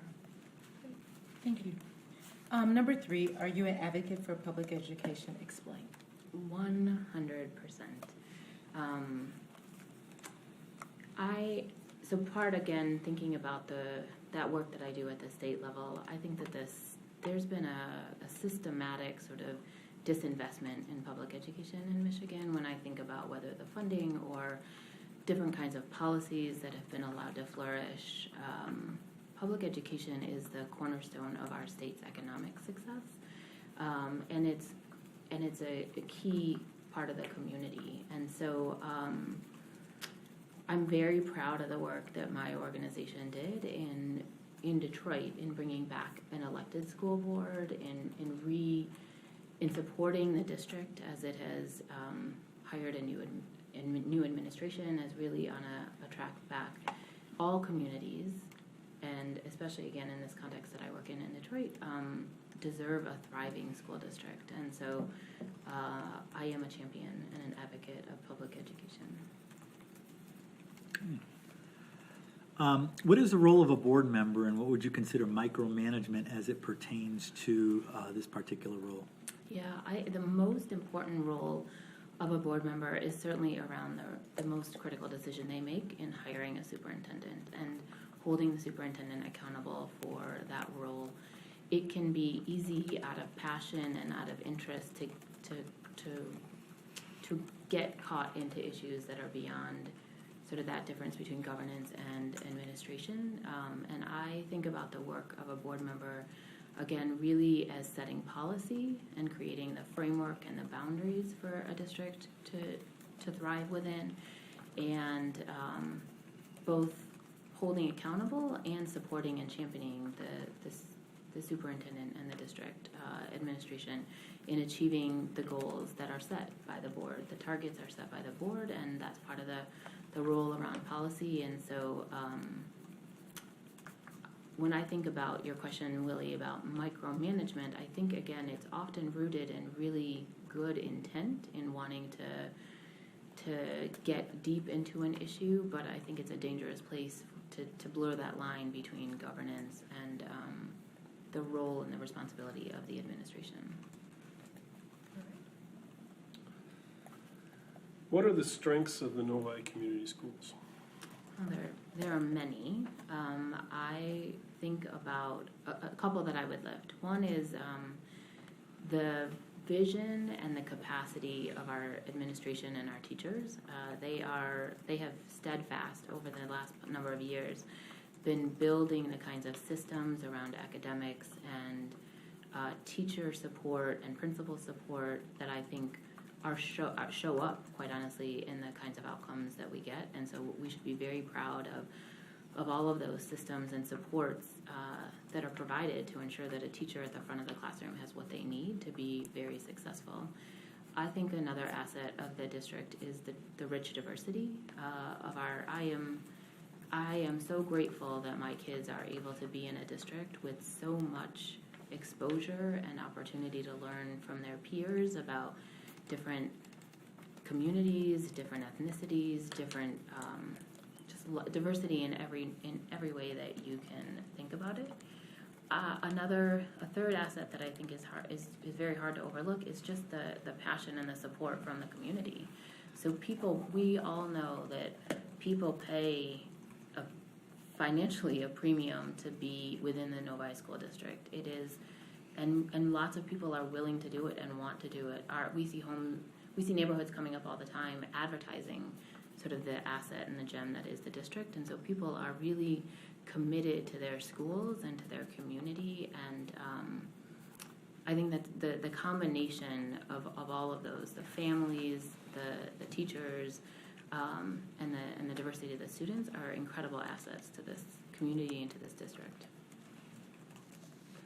Okay, let's look at a hypothetical situation for you to analyze. Sure. A parent calls you up to complain about a teacher at the high school, and the parent thinks that the teacher is being unfair to his or her child. So how would you, as a board member, respond to the parent in that situation? I think as a board member, your job is to be empathetic and to understand and to ask questions, and also to help them understand protocols that are in place. So wondering about whether or not they've had conversations with their teacher, with the child's teacher, and helping them understand the importance of building that one-on-one relationship. The person may have had that, may have tried to do that, and then I would encourage them to think about whether or not they've talked to the principal. Right, the principal is the leader of that building, and sometimes it can feel intimidating to a parent to take an issue to a principal. But I think really encouraging and again, emphasizing the importance of a parent building that relationship and raising that issue to the principal and feeling that kind of openness. If they have tried that, I certainly think then encouraging them I think the administration is then the next line, right? To think about the chains of command in administration. It is not my job is to my role as a board member is to be empathetic in that situation, but it is not I think it's again one of those blurry places that can be very difficult and blurry, but really important to not get into trying to solve the problem for the parent, but helping them understand that there's a lot of resources and a lot of intent and expectation of teachers and of principals and of the administration to be responsive to that parent's concern. Thank you. Number 7, what is more important to you and why? Board member accountability to each other at this table, or board members holding our superintendent accountable for district performance? That's a really good question. I would say, let me explain it this way. I think it's board member accountability at this table, because if the board is working as a team, part of their primary job is to hold the superintendent accountable. So it's not, for me, it's not a choice of whether your job is to hold the superintendent accountable, but I think the most powerful way to do that is by working with your colleagues at this table in a very clear and singular goal. All of us have the district's well-being and the sort of welfare of all of the students primary in mind, and so the stronger that the board acts as a team and is accountable to each other around those clear goals, the better the district is. Okay. Describe a situation where you were to hold someone accountable and they were failing to deliver. How did you handle the situation, and what was the resolution? Professionally, I had a team member who was well-intentioned, had every passion and intent to deliver on the responsibilities that he had in his role. He was passionate, he was energetic, and yet he didn't have the capacity, what I learned over time, to really deliver on that. And so it was part of my job as both his manager but also a colleague in the organization. I started with a sense of curiosity. So I'm noticing these things. What is it that's getting in your way? You said you were going to deliver these things and you didn't. And there were lots of really good explanations for why he didn't. And so we talked about what the we clarified what the expectations were, and then we talked about what support he might need in that work. And we really articulated a plan of action, and which worked for a little while. And then old habits sort of slipped back in, and we saw patterns of behavior. And I raised them again and said, a little bit casually, but hey, have you noticed this? Have you seen this? And so we got into this cycle of like things would get better, but not sustainably. And so I had a choice to make, to be quite honest. I could keep investing in this up and down pattern, or we had to have a more serious conversation about what it meant and what the expectations were, and quite honestly, what the consequences would be in that situation. And he made a decision at that point to not be a part of the team anymore. I think the expectations, once they were clearly laid out, and he saw that there was a lot more responsibility in his bucket, he decided not to pursue being on the team. Describe the situation where you worked with a group of people and they went in a direction that you were adamantly opposed to. How did you participate in the group's discussion and the ultimate decision? Adamantly opposed to.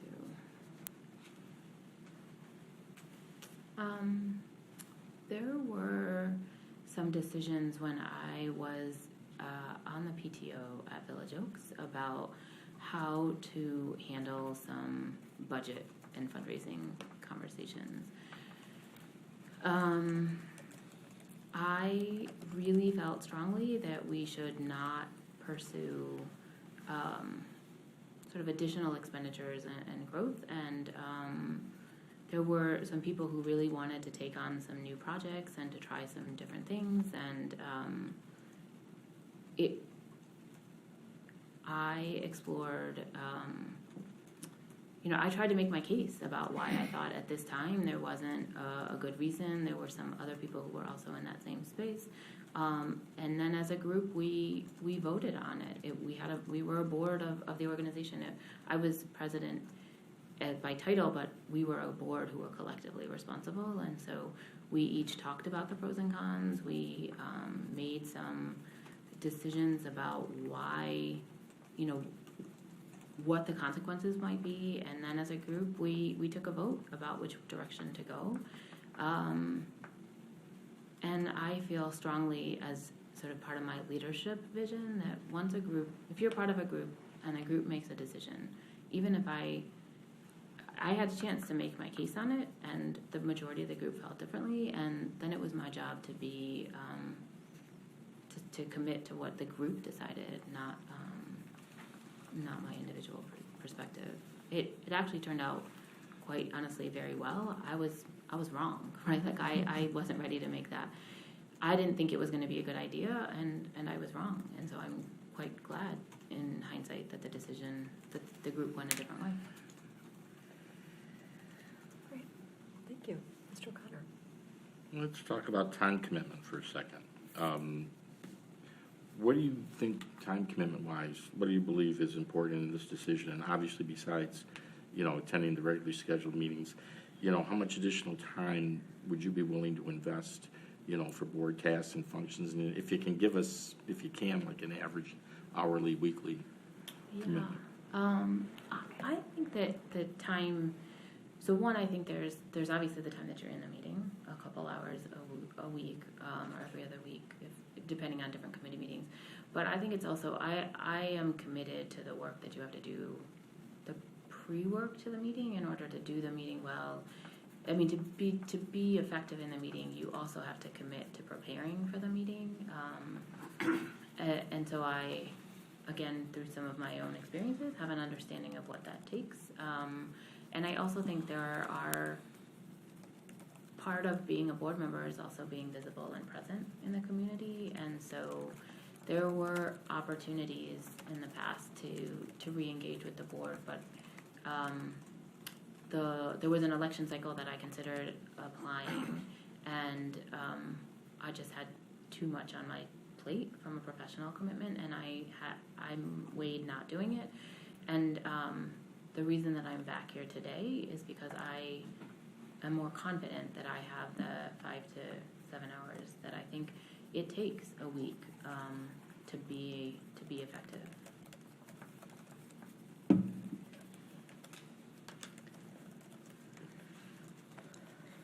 Number 11, as a board member, you may be asked to make a decision where you must put aside what's best for you, your family, your friends, and your school to do what's best for the students in the district.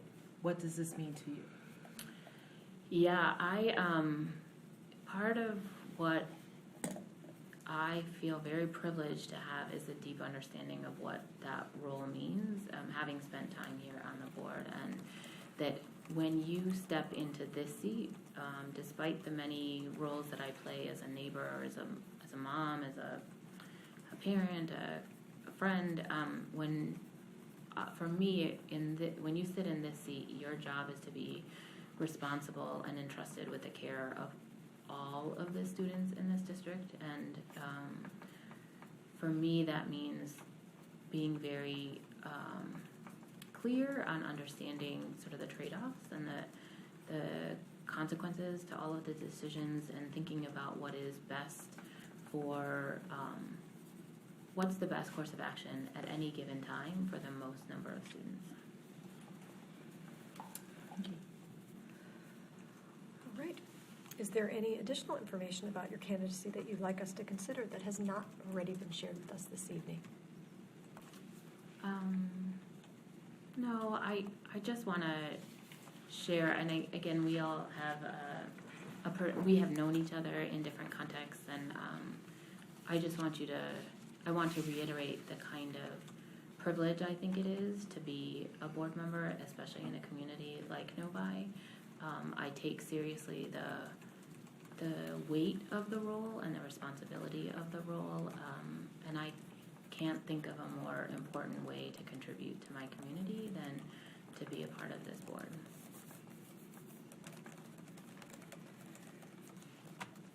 Great. Well, that concludes our interviews for this evening. I assume that you were told there were quite a few. Yes, Okay. That is awesome that there is that much, maybe not awesome, but really terrific to see that kind of turnout. I'm thrilled. We love having 4 or 5 board meetings to handle in. I really am thrilled at the kind of turnout. That's a terrific sign, and I think, again, part of that commitment from this community to step up and serve. Thank you very much for Thank being you. here, for applying. All right. Well, I would entertain a motion to adjourn this evening unless there's additional business that the board. Comments from the audience? Oh, excuse me, this is our first opportunity for comments from the audience. Is there anyone that would like to address the board this evening? How's the popcorn? All right. Seeing no one step to our podium and fill out a green card, I would entertain a motion to adjourn. So moved. Support. It's been moved by Mrs. Stevens. And if you wouldn't mind pronouncing your name for us so that we... Yeah. Anand Papuri. Wonderful. We are glad you're here this evening. I'll just explain a little bit about how this will work so that you can relax for a second. Okay. You can obviously see our names here, and we are the Board of Education, obviously. And what will happen is we have 12 questions. That we're asking each candidate the same questions. And I will start with the first question, and then we will move to Mr. O'Connor, and then we will kind of just go this direction and back, and then I will close with the final question. And I think that's pretty much it. So we'll go ahead and get started. Thank you. Thank you again for being here. We appreciate the interest. If you'd like to just tell us a little bit about yourself, your family, and your history in the Novi Community School District. Anand Papuri. I live in Novi on 10 Mile and Meadowbrook. Being a resident from 2011, so it's about 7 years. So 2 kids. One is 12 years old and 7 years old, 5th grade and 2nd grade. Wife works at Volkswagen, and I work at Ford Motor Company since 2013. And before that, I started a business, energy efficiency business. So I do energy audits on the part time right now as a part time, and we do insulation and home performance. So we are from the DTE. And consumer energy utility programs like home performance or building performance. So I do on the part-time and the weekends. And also I'm very passionate about energy efficiency, renewable, zero energy homes, zero energy buildings. So that is a big part of my outside activity. On the community, I'm the general secretary for Hindu Swayamsevak Sangh. It's a national chapter for Michigan. As a part of Hindu Swayamsevak, we teach a weekly activity, weekly cultural education for the kids who are growing in in the community. So that includes cultural values and India heritage, heritage about, and the difficult part is how they're connected back. So those things we teach at weekly in different part of the cities. And one is SV Temple. And as a part of the cultural education, our motto is prepare the kids for community involvement. As a part of, we do adopt a road cleanup in Farmington. We adopt a road in Farmington Hills on Grand River and between the Farmington Road and Middle Belt. So we did 4 times a year. We've been doing for several years, like 7 years, 8 years. Adopt blood donation drives, yogathons, International Day of Yoga. These are all open to any community. Like we did recently at the Civic Center. So it's open for everyone. So we teach kids be ready for any community action. That's what our motto is. Prepare for the kids, and it's open for all. It's not restricted. It's free. That's our motto. Prepare the kids. So at Ford Motor Company, I work as an IT security specialist. Okay. So on the big data, these days big data analytics are happening stuff. So Great. thank you. I did want to mention, we're trying to allow about 20 minutes per interview. So it's about 2 minutes per question. You're doing fine. I Yeah, just okay. wanted to make sure that Okay. you knew that. So we'll go on to the next question, Mr. O'Connor. What skills and experience do you offer as a prospective board member, and why do you think you're qualified to serve on the board? So first thing is citizen of, I took the citizenship on 2015, and being an active member of the community, I spend quite a bit of time. My weekend goes in the community activities, at least 4 or 5 hours per week, especially on weekends, reaching out, library or any other activities in the community. So other passion is other than work and everything, how I can contribute to the community itself is always I think about it. Since the education is a big part of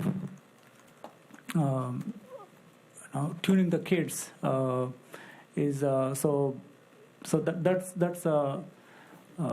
plays a bigger role other than the parent, and teachers plays a big role.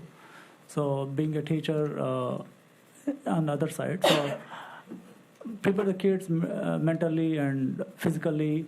So that is what we do. And as a part of program, we do yoga and meditation, other stuff that helps them focus and also be involved in the community.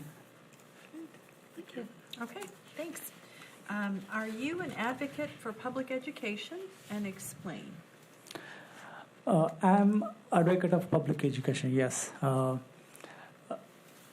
Private education, there's a lot of, I'll give you a small instance. A lot of chapter schools. My friends kids were going initially. I'm against that. We want to use public education, public system, which is very good.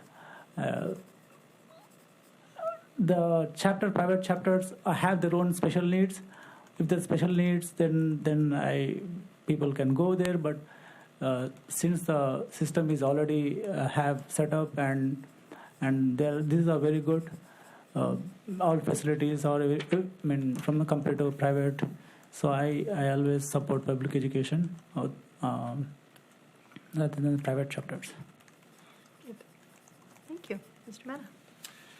What is the role of a board member, in your opinion, and what would you consider micromanagement as it pertains to this role? So I can ask the second part after if you'd like, but again, what is your perception of the role of a board member? That's part one, and then part two is, what would you consider micromanagement as it pertains to this role?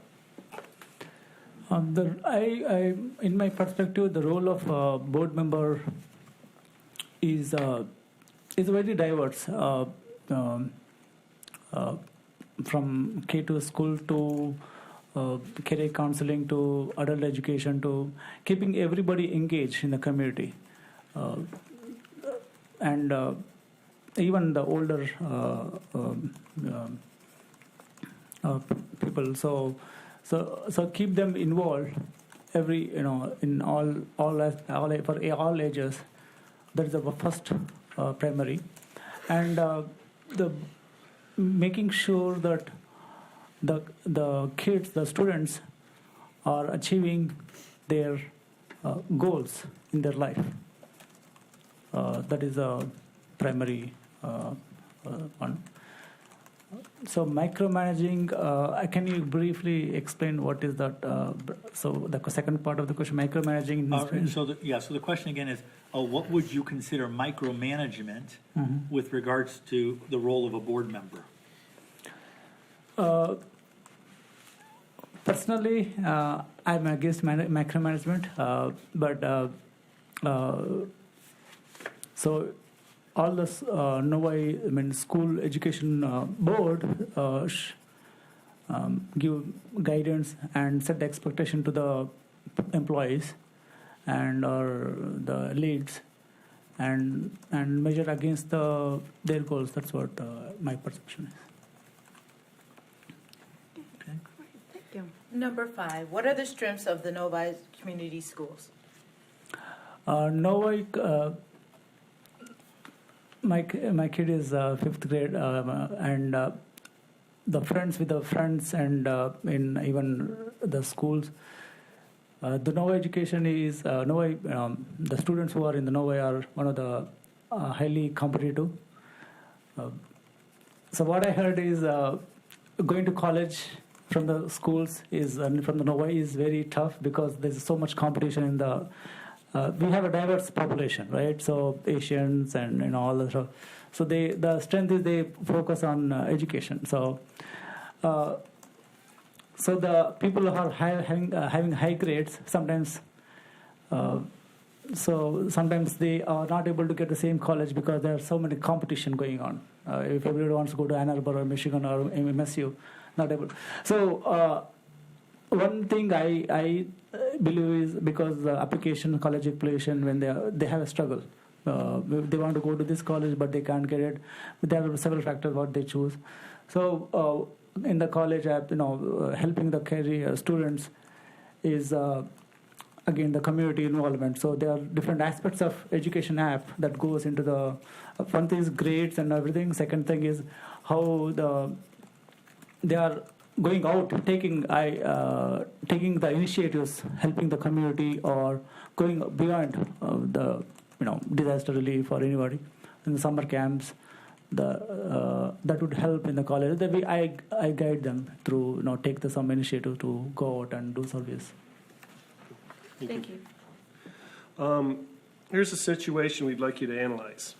A parent calls you with a complaint about a teacher at the high school. The parent thinks the teacher is being unfair to his or her child. How would you, as a board member, respond to this parent? So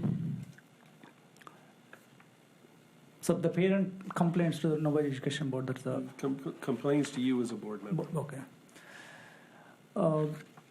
So first thing is, so we have to take, if they complain, no immediate action. We'll get back to you after analyzing the situation. So for immediately as a apology, we apologize for the action for the whatever that, but we'll get back to you in a later after doing some investigation. So and then later. Getting the details about the incident, what happened, and getting the details of the, talking to the teacher, student, or is something need to be corrected. So that results of investigation can be shared within the board, and a collective decision can be taken on the behalf of the board. All right, thank you. Mr. What is more important to you and why? Board member accountability to each other at the table, or board members holding our superintendent accountable for district performance?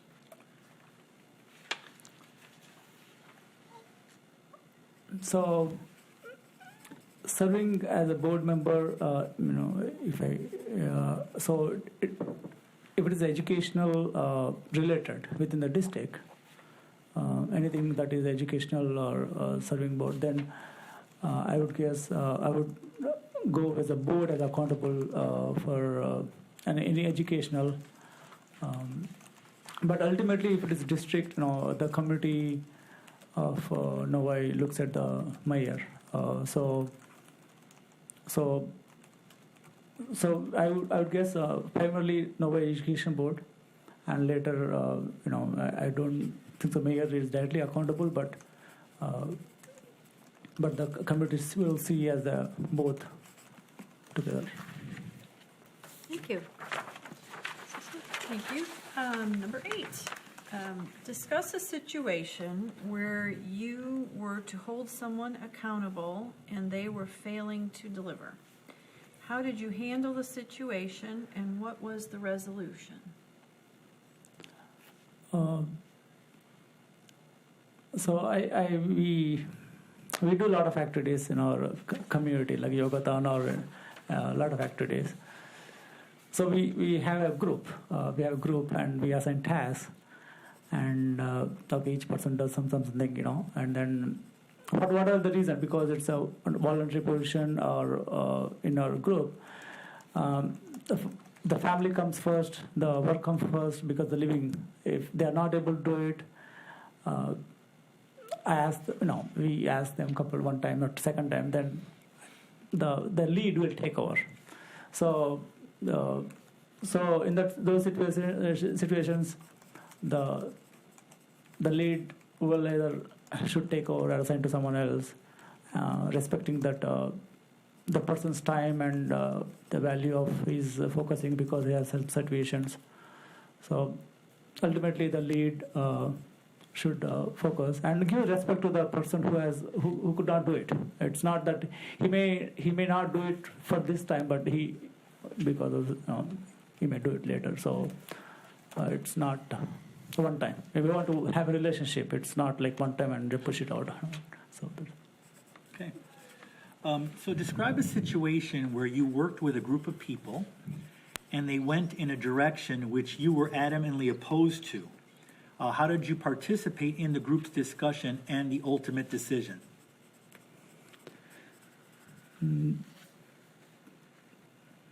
So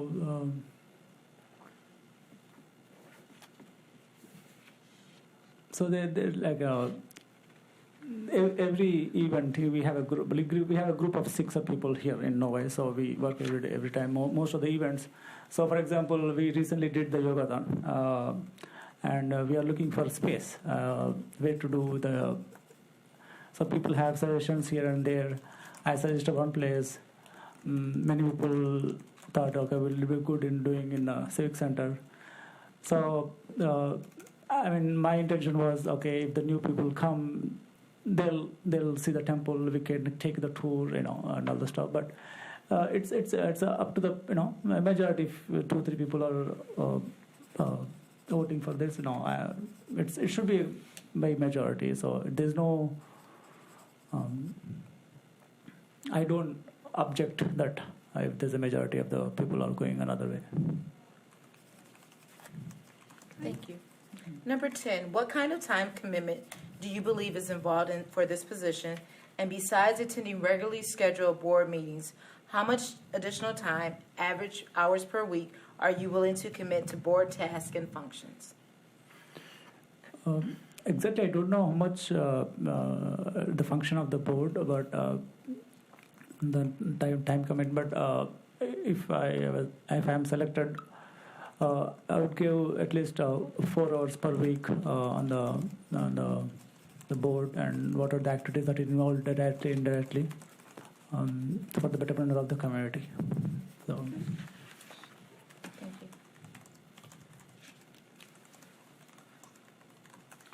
you. As a board member, you may be asked to make a decision where you must put aside what's best for you, your family, your friends, and your school to do what's best for the students and the district. What does this mean to you? There are a lot of instances when the priority always changes. If the priority is like a kids, students, career counseling, or this life-changing moments or anything happens that has to be taken priority, then everything aside, I'll choose that one. Beyond that, home or work or other stuff. So it's all depends on the priority, the importance of the situation. Based on that, I definitely put aside other things. Great, thank you. And the last question is there any information about your candidacy, any additional information that hasn't been shared with us that you would like us to consider this evening? So at Ford also I'm very active. I'm at Ford Interfaith Network. I participate in a lot of diversity initiatives, on National Day of Prayer, and a lot of interfaith related activities. Also, so I support charity activities through Seva International or Detroit Education Society. Sometimes we have a Rotary Club here. I talk to her sometimes in Novi. So any other community events at large, if there's a time available, and sometimes I make it priority to attend. Depends on the need of the program and my interest. Great. Thank you. Are there any questions that board members have for clarification purposes? Mr. Pori? No? Okay, great. That's it. Thank you. Relatively painless. Thank you for being here and for your interest in the position. Thank you. Thank you for the time.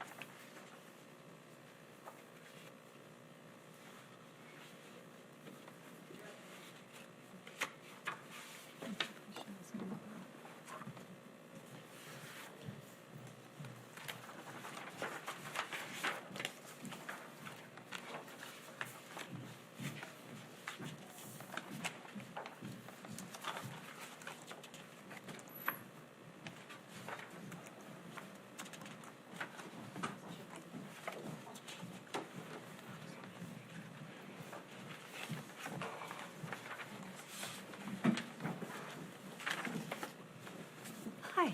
Hi, How are you this evening? I'm fine. Great. If you'd like to introduce yourself to us, that would be great. So I didn't expect this Okay. serious panel of. Serious panel. We are the school board. I'll tell you how this is going to work. Can I say Smita? Yeah, Fafat? Fafet. Fafet. Okay, we are glad you're here. We have about 20 minutes we've allowed per interview. We have 12 questions to ask, so I will begin the questions, and then we'll kind of move. Everybody will ask one question, and then ask another question, and then I'll finish up. It's relatively painless, I think. I think you will do fine. So we're glad you're here. I'm sorry you weren't prepared for the panel. No, This is no, the board, no. so we I make our didn't decisions realize. together. And just to know, we're asking the same questions to all the candidates, yeah. so we're not just making up questions as we go along. No, don't worry. I mean, Yes, this thank is you. my first, this is like my interview with Ford Motor Company. Yeah. Like, okay. There you go. So I will ask the first question. We have 20 minutes, so it's about 2 minutes. You don't have to time yourself, but just to give you some ballpark of how much time we're allowing. The first question is just if you'd like to tell us a little bit about yourself, your family, and your history in the Novi Community School District. So, as you all know, I'm Smita Fafit, and I've been living in Novi for the last since my daughter was in kindergarten. So I have 2 kids. Older one is right now at UFM, and the younger one is a junior high. And I've been I work. It's introduction, right? Yeah, just Okay. yourself, your family, and your history in Okay. our school district. So I came from India, Mumbai. I mean Mumbai now. I refuse to call it Mumbai, Bombay for me. So I came from Bombay and I did my undergrad there. I came here, did my master's in information systems, and my husband he did his master's in mechanical engineering, and then he went to University of Chicago, Booth. He did his MBA there. So we have been both working parents, and he works at Salesforce. I work at Ford Motor Company. 2 amazing kids. One is at UFM Ross. Second one is a junior high at Novi, and I love Novi. And I moved to California for a short stint of 2 years, but I came back here. So I just love Midwest. We're glad that you're back. Mr. O'Connor. What skills and experience do you offer as a prospective board member, and why do you think you're qualified to serve on the board? Okay. I'm sure there are many qualified people. I mean, you must be surrounded. I do not have any kind of portfolio that I bring with me. I bring my openness. I bring my ability as a woman, as a mother, as a working mother, as I would think myself as a good parent of what is needed for a student to succeed. I have seen the ups and downs of how it worked for my kid. I have not done much of Novi per se, Novi community work, but I'm a fairly open person, and I am reachable, and I think I bring in my strength is communication. So since I'm like that kindergartner who came, ready to absorb because I have not done any. But I thought at this point of my life, it's a good turning point where my kids no longer need me when they're walking by. I just have to look out of the window so that I don't ask them too many questions. So I think I have enough time to give back to the community that gave a lot to me. Okay, thank you. Number 3, are you an advocate for public education? And explain, please. Am I an advocate for Yes. public education? Yes. Completely. So looking back at my history, I myself came from a upper middle class family from India, from Mumbai, and I was exposed by my parents to a very fine school, okay, and I have ingrained the same values in my kids. I came here, I worked hard, I did my master's. My husband did his master's in mechanical engineering. He went ahead, did his MBA. He quit his work at Ford. He did his MBA. So we are completely by example.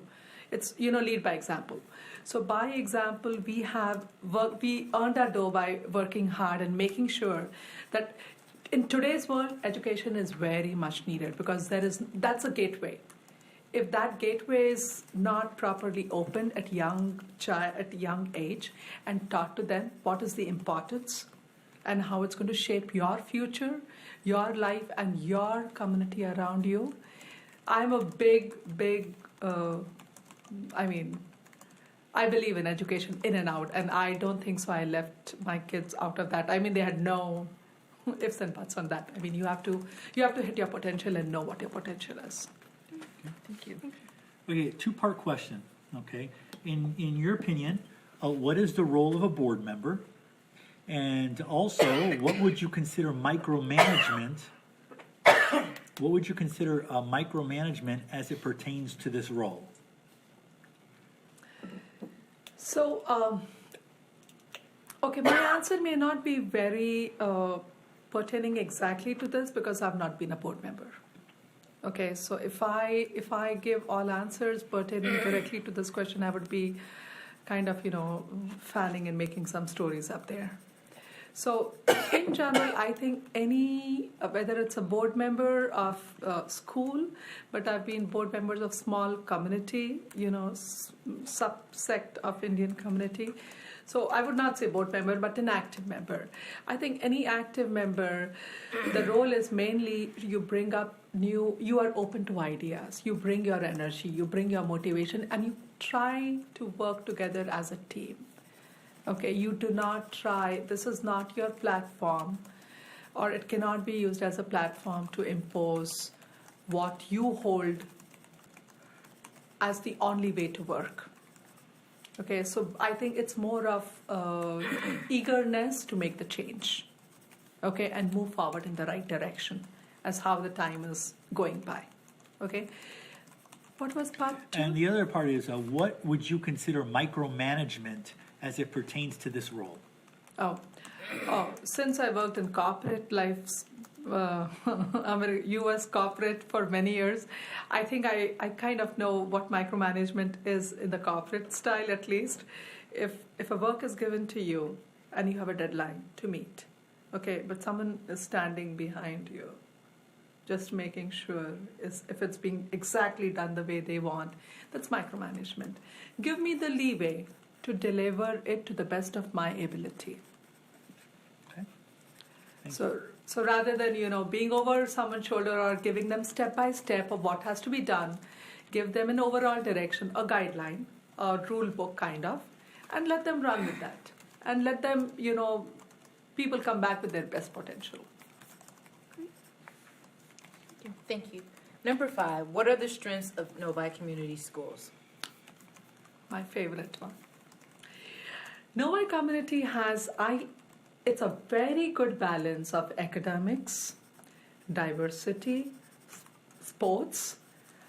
My kids have not been so much of band kind, but choir, art, okay, and tons of extracurricular activities like whether it's DECA, robotics, HOSA, okay, anything. I think Novi has lots of strength in shaping the child to its best ability, whether it's science-based, math-based, or social science-based, or English-based. So, and the strength of Novi is the diversity, I believe. And the way Novi has aggressively kept up with the pace of how the world is changing. Novi has done a phenomenal job when it comes to the way they've adapted themselves to the technology and openness to all the kids to accepting it. And I think Novi is, academically, they've done a fantastic job with the kids. I mean, there has been... I do not see any kind of racial discrimination in Novi. It is more of accepting of all kind of people. So I'm a total Novi person. Thank you. Here's a situation we'd like you to analyze. A parent calls you with a complaint about a teacher at the high school. The parent thinks the teacher is being unfair to his or her child. How would you, as a board member, respond to this parent? I am myself in that situation many times with my with a school boy, a high school boy. I mean, where he thinks he's right. And that being said, first of all, it's the first step is to respect both the feelings. Okay, you go there without making any kind of opinions. You go there with openness. You do not go there with biased opinion. You have to trust, you have to respect what the parent is coming with what complaints or whatever opinion they have, okay? And you have to hear the teacher's side too. And then there comes a medium where you explain to the parent that this is what the school expects out of you. Okay, and then there comes the teacher, where in case of the student or the parent is feeling that it's a biased opinion, then you try your level best. You are not over there to pass any judgment. You are only over there as a mediator, helping bridge the gap between the parent and the teacher. It's not your role to impose anything on anyone. It's just a mediator role, hearing them out. Because that is, most of the time, that's what is required. Hearing out, getting both the stories, getting both the facts on the table. And the solution at times, when both the facts are on the table, the solution typically comes out on its own. So, helping get to that solution. Okay, what is more important to you and why? Board member accountability to each other at the table, or board members holding our superintendent accountable for district performance? So the question, if I get this right, is what is more important, the board members' accountability to each other, or the board member holding it up to the superintendent for district performance? So anytime, this is like, it's the same thing. Are you looking at the family, head of the family, to make sure that the family runs as what is desired, or you're looking at each and individual making their contribution to make sure they adhere to whatever are the expectations, okay? So I think, in my opinion, it is each and every person who's responsible, and that rolls up your behavior, your input, how you're acting, what you're expecting, how you're managing those expectations. That is what rolls up to the higher point. But one person is not responsible for, one person's accountability is not responsible for everything. It is everyone together, united we stand. So it's like, all the haystacks put together and bonded rather than one person. Okay, number 8. Describe a situation where you were to hold someone accountable and they were failing to deliver. How did you handle the situation and what was the resolution? So I have been, can I get in my corporate? Sure. Okay. So I've been, I'm in IT. So I've been a project manager, a business analyst, a developer, and everything. So when typically you're managing a project, okay, and there comes a deadline, and then there comes an impasse where you were supposed to deliver by this time, and you thought everything in your project is going as planned, okay, and all the milestones are being met. And that is the time you realize that maybe a chunk of the functionality which was expected to be delivered won't be delivered in this release, okay? Now, this is now either you can go back and you can sit and start pointing fingers that you were supposed to deliver it and you kept telling me that this part is working and now you're telling me that this part is not going to work. Either you can start pointing fingers, or you can start either pointing the finger at the developer or pointing the finger at the business analyst, saying that, the requirements were not gathered properly. You did not communicate that properly to that. Or else you come up for that time, what is the solution that you're going to present to your management? Okay, we are going to miss this deadline. But how do you constructively, rather than not making sure that the team doesn't feel kind of, demoralized, okay, or not even pointing fingers, how do you constructively come up with a solution and present it to the manager, okay, making sure you give all the positives that are going to go into that release? And the one functionality which is not happening, making sure you are taking into account that, and there is a complete workable solution. You have to identify what was the root cause. Where did it fail? Okay, so that identification because how do you solve a problem if you don't identify the issue?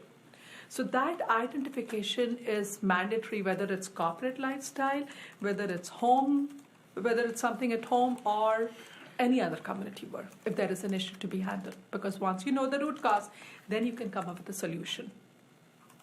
Okay. Thank you. Okay. Describe a situation where you worked with a group of people and they went in a direction to which you were adamantly opposed. How did you participate in the group's discussion and the ultimate decision? So this happens quite a bit when you start with a project, whether it's, again, I would again come up with a corporate where, you have the project scope, but you find people, going either beyond the scope or not adhering to the scope. Now, it becomes quite important to not be disrespectful, okay, of what their opinions are or how they plan to handle it, but it is very important to adhere to the 90%, 95% of what the project is supposed to deliver. Because if you put everyone's energy into something which was never expected out of that project, then you have reached nowhere. So the time and energy has to be well spent, okay? But it has to be done very respectfully. I mean, because there comes a point, typically in corporate lifestyle, that, a senior might have some, okay, this is the way I'm going to skin the cow and skin the cat, and this is the way it worked. And you have young people saying, okay, that was very old. Now, this is a new way, how we are going to develop the code. Typically, there is an impasse between the developers, I've seen that innumerable times. So you take the opinion of the seniors, you take at times the limited experience of the developer, and you try to come up with the best solution that can be a workable solution in the given time and not going too far away from whatever is the scope of the project. Number 10, what kind of time commitment do you believe is involved for this position?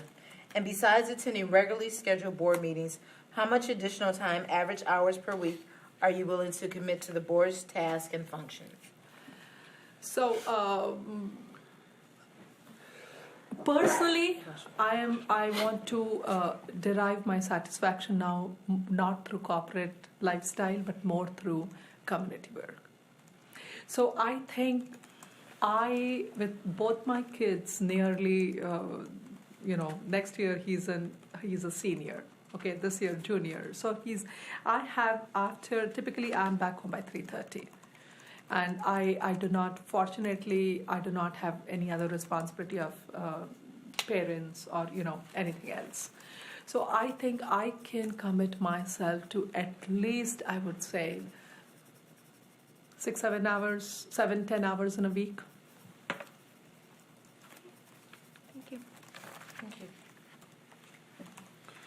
As a board member, you may be asked to make decisions where you must put aside what's best for you, your family, your friends, and your school to do what's best for the students in the district. What does this mean to you? Okay, so what I have absolutely no issue putting aside what's good for me, because this is not about me. What's good for my family is not at stake here, okay, or I'm not working for my family, I'm working for the community. What's good for the school? Frankly speaking, I will ponder over it. If it is a decision to be made between school, because school is part of the community, so they are not separate entities. So it has to be the right decision for the school too, for the students too, because my heart is there. Great. So that is one thing. I hope I'm answering your question. Yeah, thank you. And the last question, is there any other information about your candidacy that you would like us to consider that has not already been shared with us during this interview or in your resume as well?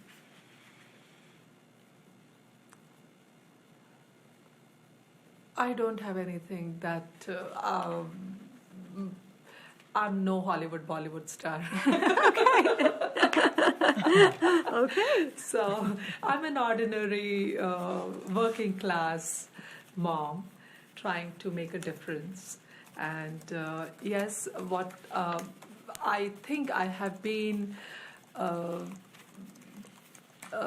have learned through my kids I've grown as a mother, as a human being through my kids.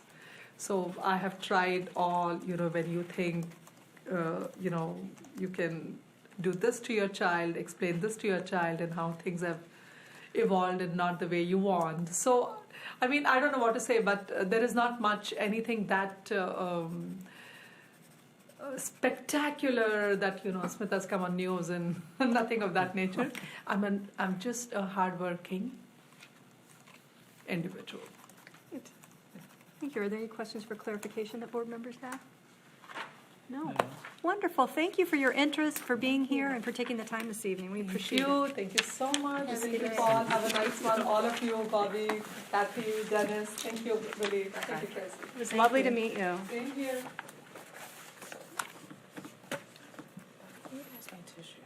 Yes.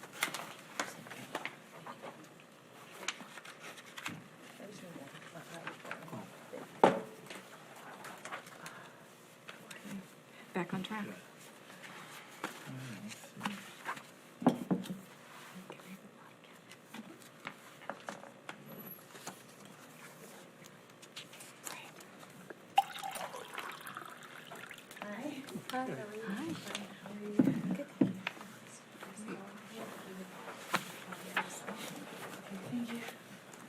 Hi. Hi, How are you? I'm fine. How are you? I am very well, thank you. Thank you for being here, Mrs. Cannon.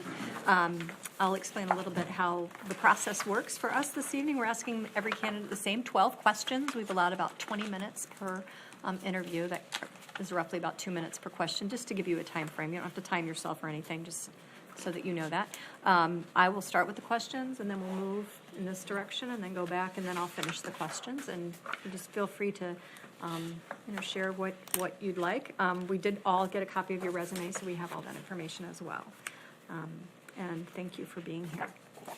I'll start with the first question. If you'd just like to tell us a little bit about yourself, your family, and your history in the Novi Community School District. Okay. That's okay. It takes a little getting used to. You'll be fine. Well, I'm a mom. I have a 7-year-old daughter. We lived in Novi when she was born, but we're originally from Detroit. Then by way of Ypsilanti, then to Novi. Let's see. I'm a teacher. I've been teaching French and Spanish in Detroit for the last 25 years. Let me think. At Cass Technical High School and Renaissance High School before that. Let me think. I have 2 adult daughters who never lived in Novi. Let me think anything else. Oh, I went to Wayne State University, and I studied in France for some time. Wonderful. And how long have you lived here in Novi? 7 years, 8 years. Okay, thank you. What skills and experience do you offer as a prospective board member, and why do you think you're qualified to serve on the board? Well, to be honest, I'm not exactly, I have an idea of what a school board does. I have never been on a school board before. I'm a teacher, and I know that the school board, working for the schools in Detroit, I know that the school board generally has jurisdiction over the schools, and that they make decisions for the schools, and I'm a critical thinker, and I feel like I'm good at making decisions, at decision making. And there have been times in my life when I could not understand why a school board made such and such decision, and I always thought that I could probably do it better. Fair enough. And so here I am. Okay, thank you. Number 3, are you an advocate for public education? And Definitely. explain. I'm definitely an advocate for public education. I attended all public schools. I never attended a private school. Not that I have anything against private schools, but I believe in public education. I believe in a strong community, a strong public schools for the community. I believe that the public schools are the backbone of our country, and I believe that the public schools, should be there for anyone who wants an education and a good education. Thank you. Buenas tardes. Oh, buenas tardes. So in your opinion, what is the role of a board member, and what would you consider micromanagement as it pertains to this role? As far as I would think that the role of a board member would be to make decisions for the community, to listen to the community's needs, or to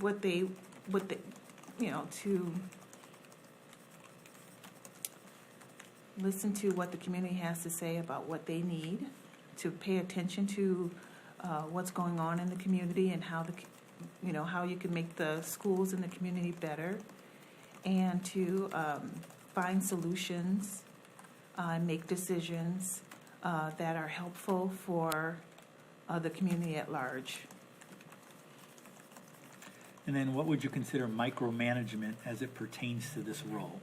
I would consider micromanagement visiting the schools and going in the classrooms and telling individual teachers or principals what to do. Thank you. Hi. Hi. Number 5, what are the strengths of Novi Community Schools? Well, I read that there were 5 schools that were listed in Metro Parent, that's a magazine that I read for parents, that were listed as some of the best schools in Michigan. I read that Deerfield was at one point the #1 school in Michigan. I know that the schools are nurturing and caring, that the teachers are hardworking. The schools are safe places for our children. I know that some of the high school students were accepted to Harvard and Purdue, and some of them received perfect scores on their SAT. Let me think, what else do I know? I think that the Novi School District has just been a good district for this community, as far as I can tell. I've not heard any negative things about the district. Thank you. You're welcome. Sorry. Here's a situation we'd like you to analyze. Okay. A parent calls you with a complaint about a teacher at the high school. The parent thinks the teacher is being unfair to his or her child. How would you, as a board member, respond to the parent? I would ask the parent, first off, have they spoken to the teacher? Have they met with the teacher? Have they heard the teacher's side? I'm a high school French teacher, so come to me first before you go to the school board. That's my feeling. And if they still feel the way that they feel, have they spoken to the principal or the assistant principal? Just kind of work their way up the ladder, not just to go straight to the school board.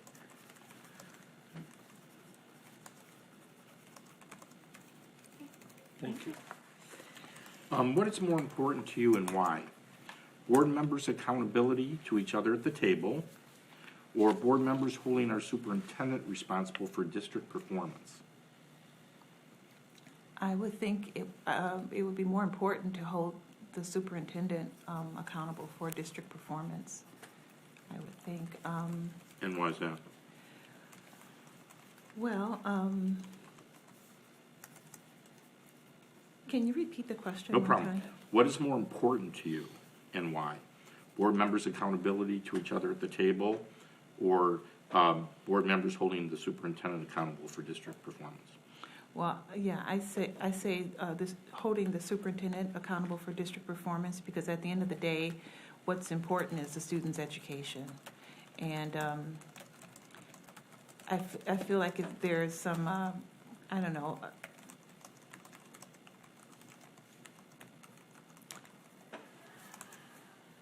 and now I'm thinking about it. Well, I just think that at the end of the day, the student's education would be the bottom line. That's my feeling. Okay. Number 8. Describe a situation where you were to hold someone accountable and they were failing to deliver. How did you handle the situation and what was the resolution?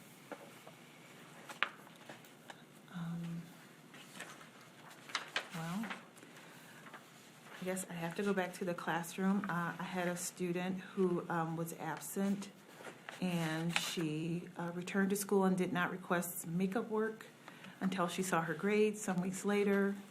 And then she was angry with me about her grade, and she was blaming me for her grade, and she wanted me to give her makeup work for weeks in the past that she had, and so we had a meeting, and I decided not to give her the makeup work because I felt that it was rewarding her bad behavior. I did give her I did say that these are the things you need to do in the future, but I would not fix it for her. I felt that that was a natural consequence of her behavior. Thank you. All right. Okay. Describe a situation where you worked with a group of people and they went in a direction to which you were adamantly opposed. How did you participate in the group's discussion and ultimate decision? Well, I'm a part of several groups. I'm vice president of a group of French teachers, and sometimes they do go in ways that I don't agree with. Generally, when I'm faced with, decisions that I don't agree with, I try to find evidence of why, I think that they should go in the opposite direction, and then I present the evidence. And also I listen to evidence. If there are studies or if I can I do research on any given topic, whatever it might be. And then if they still decided after looking at the evidence that they wanted to go in that direction, then I just accept it and move on. Number 10, what kind of time commitment do you believe is involved for this position? And besides attending regularly scheduled board meetings, how much additional time, average hours per week, are you willing to commit to the board's tasks and functions? Now that might be my problem because I'm a mom and a teacher, and time is, I don't have a whole lot of it, to be honest. I was imagining that maybe once a month, but I'm not sure exactly what the time commitment is. Thank you.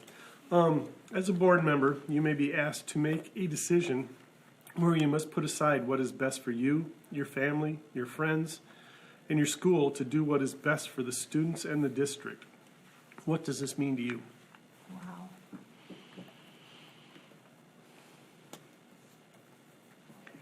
Well, it's difficult for me to imagine, to be honest, it's difficult for me to imagine a decision that would be, that wouldn't be beneficial for me if it's beneficial for the rest of the community. It's difficult for me to imagine that, to be honest.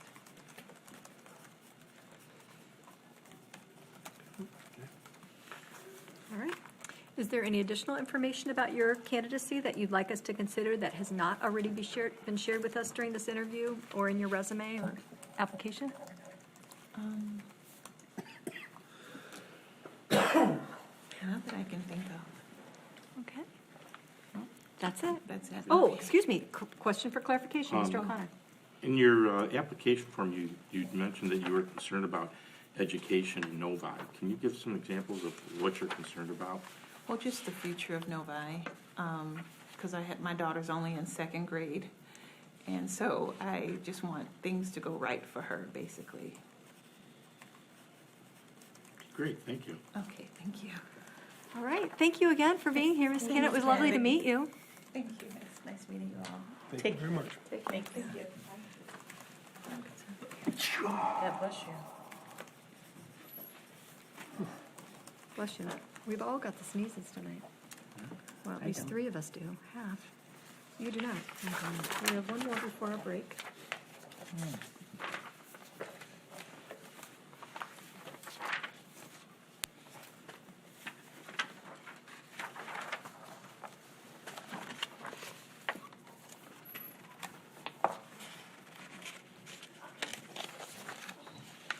Hi. Hi. We are good. How are you? I'm Jean. Wonderful. Thank you for being here. Okay. Oh, you get called Jean, so we'll refer you as Jean Hang. Yes, yes. Great. Well, thank you for being here. We are the Novi Board of Education. We're Sure. going to, the way this will work is we have about 20 minutes allotted per interview. Okay. It's about 2 minutes per question because we have 12 questions, the same 12 questions we're asking every candidate. Sure. I will start with the first question. We'll move from Mr. O'Connor Okay. around, back to Mr. O'Connor, and then I will end with the final question. Sounds good. Okay, so we'll just go ahead and get started. You want to just start by telling us a little bit about yourself, your family, and your history in the Novi Community School District? Absolutely. So I really love Novi. I have been living in the community since 2002. And I have 2 kids. My older daughter now is Michigan State University sophomore. She graduated from Novi High School a couple years ago. And she's been very active with all the activities here. And my younger one, she's 15. She's sophomore in Novi High School. She's very active in ski, diving, track, and pole vaulting. And myself have always been working in the state of Michigan in different. I practice law, and in particular intellectual property, and I have always been living and working in this community here. I have been volunteering with my daughter's ski team and being actively involved and doing some. Also, I do some of the volunteer work for Chinese community here, and also I'm trying to be more engaged with some legislation event at Lansing. I just actually was at the Equal Pay Day over the East Lansing area this morning. So this is my area, my hometown, and very affectionate about this community here. Yes. Thank you. What skills and experience do you offer as a prospective board member, and why do you think you're qualified to serve on the board? The most important thing is, I think, thank you for the question. The most important thing is, I think, the attachment, my emotional attachment and just a physical attachment to the community. The fact that my kids were educated here, were well attended by the students, by the teachers and the professors here in the community. As to my capacity, I think I have been practicing law, the area I've been in management positions. I may not be very well versed in terms of education system itself. I was never a teacher, but I think that with over 20 years in professional setting, I believe I will be quickly versed into the system, and I have good interpersonal skills. I like to work with people, so that I believe that I should take a very short time for me to be a full contributor to the position. Thank you. Number 3, are you an advocate for public education? And explain. Oh yes, thank you, Kathy, for the question. Both my kids were educated in public school system, and I do advocate, and I do believe public school education is a good fit for my children from my own perspective, and so I will fully support that. Okay. In your opinion, what is the role of a board member? And also, what would you consider micromanagement as it pertains to this role? Thank you, Lee, for your question. I think my goal and the vision for the position, if I were to be chosen, I think I would like to have my 20-some professional life experience to be able to provide me with a vision, a view, to be useful for the organization here, and to be able to set, I think, to be able to provide a goal-setting perspective for the team, for the organization. Sorry, Willie, what's the second question? And part two is, what would you consider micromanagement as it pertains to this role? I think micromanagement, I think at my age and I think at my professional level, I think I wouldn't really fully, to be honest with you, I think micromanagement has limited uses, in my opinion. But I think sometimes it depends on the experience level. Sometimes for younger associates in my career-wise, I think giving them a handheld guidance is helpful. But for people who really have a view or goal in their professional setting in life, this may not be, in my opinion, that it might have limited use, in my opinion. Thank you. Number 5, what are the strengths of Novi Community Schools? The strength. I think I can speak, thank you for the question, Tracy. I think from my perspective and my experience, I think I can speak from my children, speak from their friends and my interactions with them and with their parents. I think the strength is the community setting, very close-knit support from the parents that I don't see from other school districts, which I value very much for this Novi High School. And also the academic emphasis and also love and affection for the sports. I think these all together play very well for bringing our kids and children to who they want to be. And I highly value that. Thank you. Here's a situation we want you to analyze. Okay. A parent calls you to complain about a teacher at the high school. The parent thinks the teacher is being unfair to his or her child. How would you, as a board member, respond to this parent? Thank you, Paul, I think that scenario can be all very common. And I think the first thing I have to do is I really need to look at the bylaws, look at the procedure books, and look to guidelines and to look for some guidance in that. Talk to my fellow trustee members to come with a solution that is consistent with school policy and board policies. That's number one. Number two, I think to reduce conflict, to minimize potential exposure of school and the board to any potential legal and unnecessary exposures. That's number two.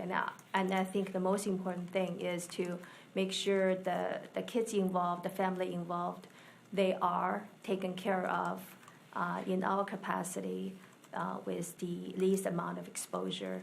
And I think that their emotional, in my understanding, from a parent, from a mom, from a school activity supporter, and I think be human, be listener, be affectionate helps a lot, sometimes better than legal resources. So just be affectionate. So that's my opinion. What is more important to you and why? Board member accountability to each other at the table, or board members holding our superintendent accountable for district performance? Mm-hmm. Thank you for the question. Collaboration, well understanding of the policy and the guidance, and supporting each other, and make sure the school functionality and the board goals are well taken care of. Okay. Yeah, Kathy. Number 8. Okay. Describe a situation where you were to hold someone accountable and they were failing to deliver. How do you handle this? How did you handle the situation, and what was the resolution? Thank you for the question. Holding some accountable. I think if I may approach this question, I think before we get into holding someone accountable, I would almost make sure that we as a policy setter, in terms of the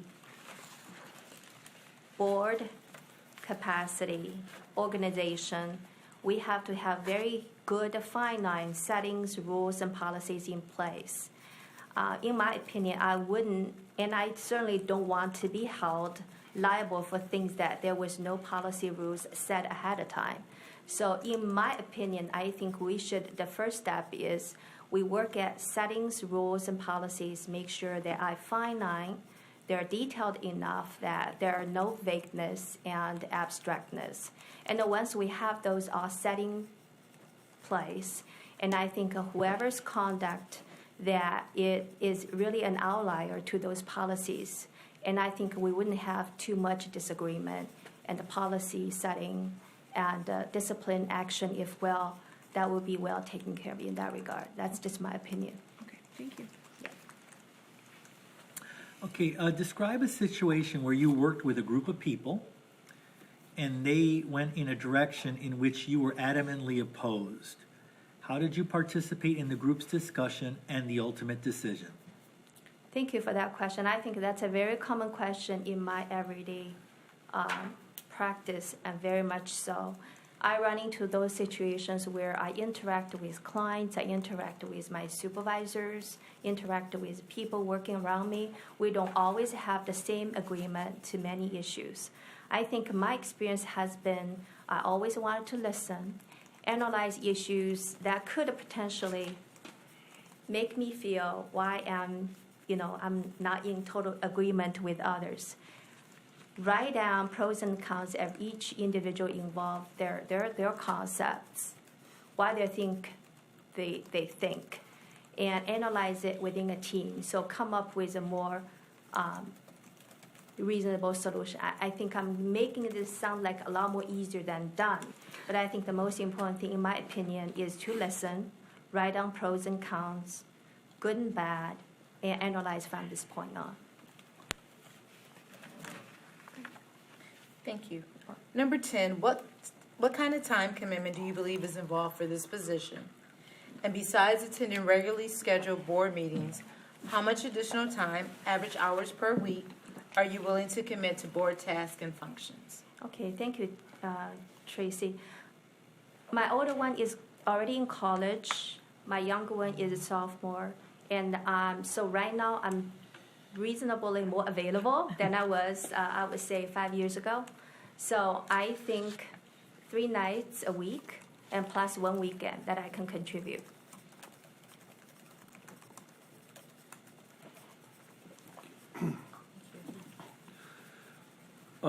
As a board member, you may be asked to make a decision where you must put aside what's best for you, your family, your friends, and your school to do what's best for the students and the district. What does this mean to you? Oh, thank you for the question, Paul.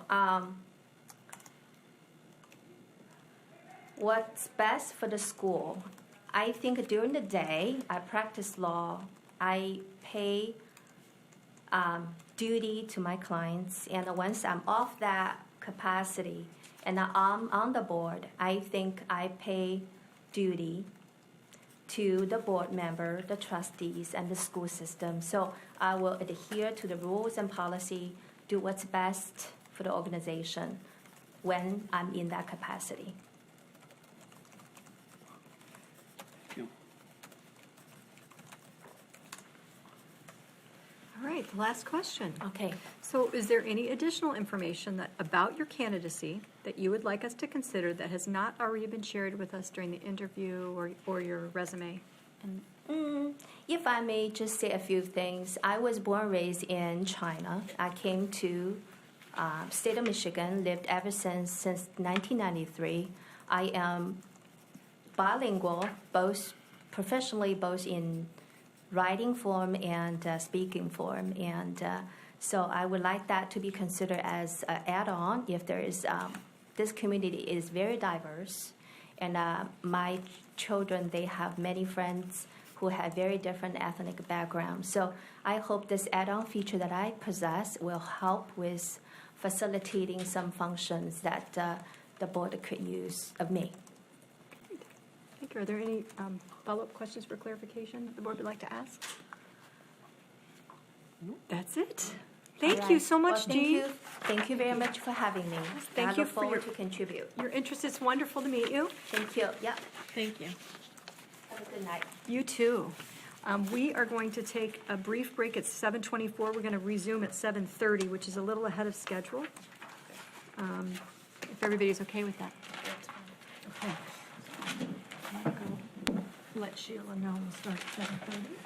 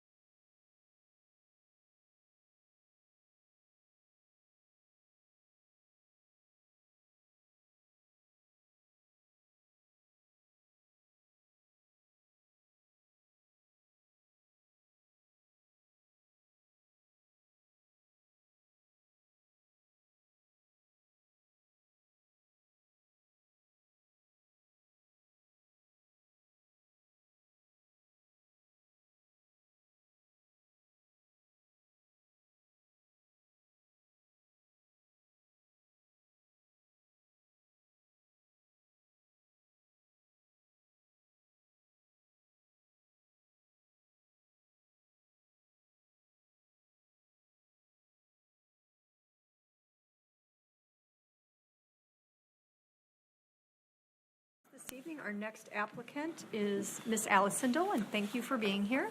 Thank you for having me. I'll explain a little bit about how the process works.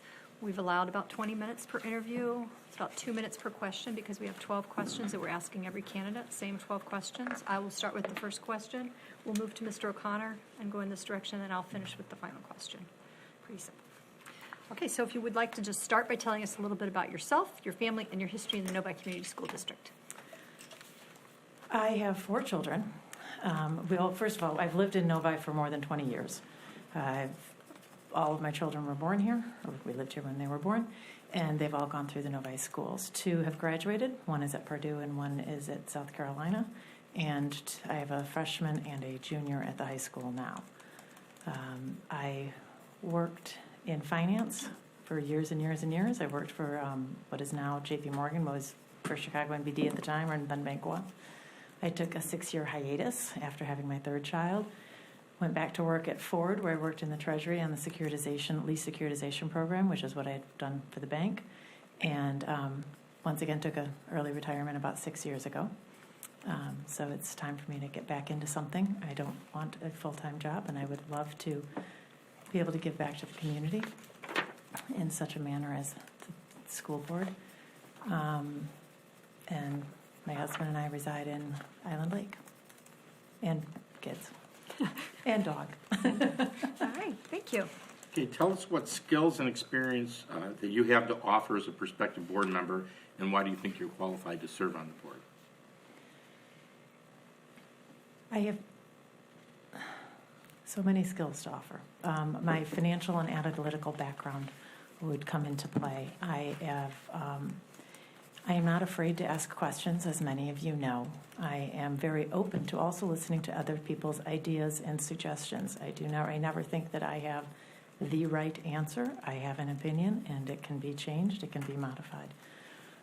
I have a curiosity, a natural curiosity, and a quest for information and trying to get things done right the first time. I work very well in team environments. I can also lead, a group or research things on my own. I'm very much a people person. I am skilled, as I said, with the analytics and the finance, but I also have, from a very, very long time ago, a brief stint as a teacher, which I do feel gives me an understanding, albeit very slight, as to what some of the frustrations of teaching and trying to get children to understand what you're saying to them can be. Okay, thank you. Number 3, are you an advocate for public education, and why? I am absolutely an advocate for public education because I have had 4 children that are going through it. I think it's crucial and critical to our country that public education continue to thrive and thrive a little better in areas where it hasn't been doing so well. Novi obviously is exceptional in that area. I think we need to continue to exceed and accomplish as much as we can for the children, the students. I don't think, how would I say it? It's not like I'm an advocate for private education, but I think public education is absolutely paramount and vital. Thank you. Okay, in your opinion, what is the role of a board member? And this is a 2-part question. And then also, what would you consider micromanagement as it pertains to this role? That is a very good question. I have a lot to learn about exactly what the role of the board is. I have a very good idea, but I've attended many board meetings, and I have watched many board meetings after the fact at home. I believe that the board's most important is to set policy, to steer the direction of the school district. Micromanaging would be trying to do the superintendent's job or one of the other administrators' job. That's not my job, or wouldn't be my job. We can, as a board, we can definitely give them policy, set the tone, set the direction. But I don't want to sit in Dr. Matthews' office and do his job for him. Thank you. Number 5, what are the strengths of Novi Community Schools? Oh, so many. I think we do an excellent job of educating the children, the vast majority of children. There are some children, and it's very specific, that I think still struggle, and that's. So you asked me for the strengths. I'm sorry, I put up a weakness, but overall, I mean, just look at our numbers. They're amazing. Look at our teachers. They're phenomenal.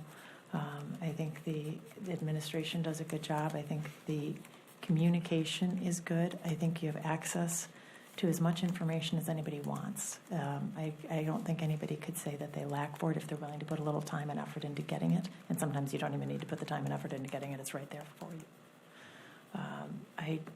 I think overall, I mean, as I've had 4 kids almost finished, 2 left to go, and by and far the teachers that we've had have been phenomenal, and that really is the crux of a good school district.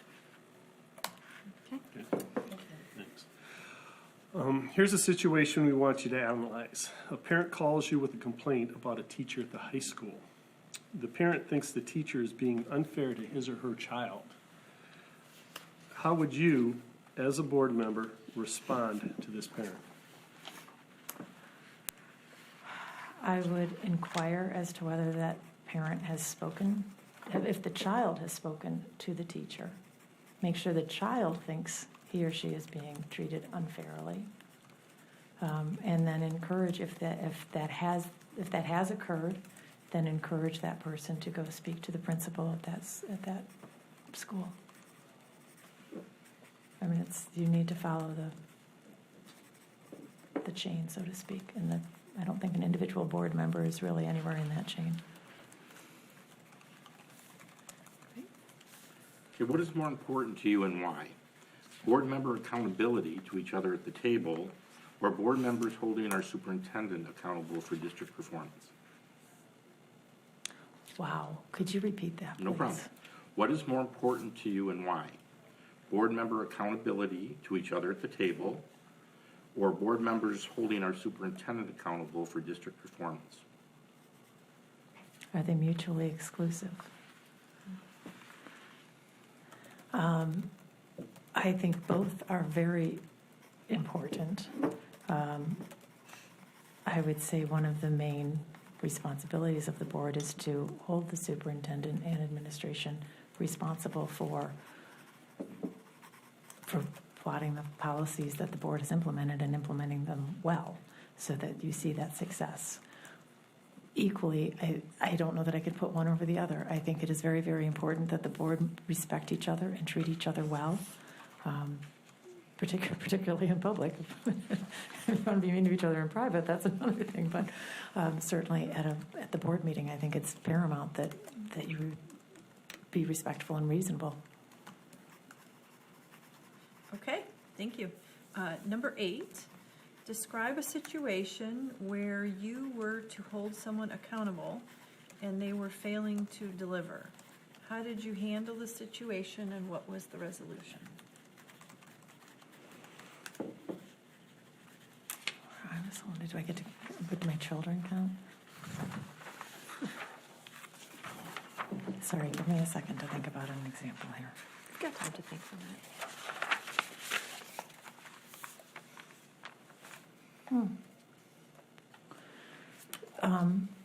As the president of, so it's kind of the subdivision that I live in, I'm the president of one part of the subdivision, and I'm just on the board for a different part. So the part where I'm the president, the management, the management company needed to get something done, and it was not getting done.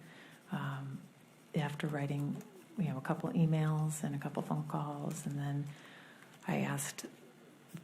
I started with phone calls to the person who's responsible, the person I've been interacting with. Went to daily phone calls to that person, and then asked for a meeting with the manager of that person. That was involved hiring a third party, and then ultimately I said, okay, I want to get together with the person that I'm dealing with primarily and the third party who actually needs to do the job, and make sure that the communication is effective. Okay, thank you. Okay. Describe a situation where you work with a group of people and they went in a different direction which you were adamantly opposed to. How did you participate in the group discussion and the ultimate decision?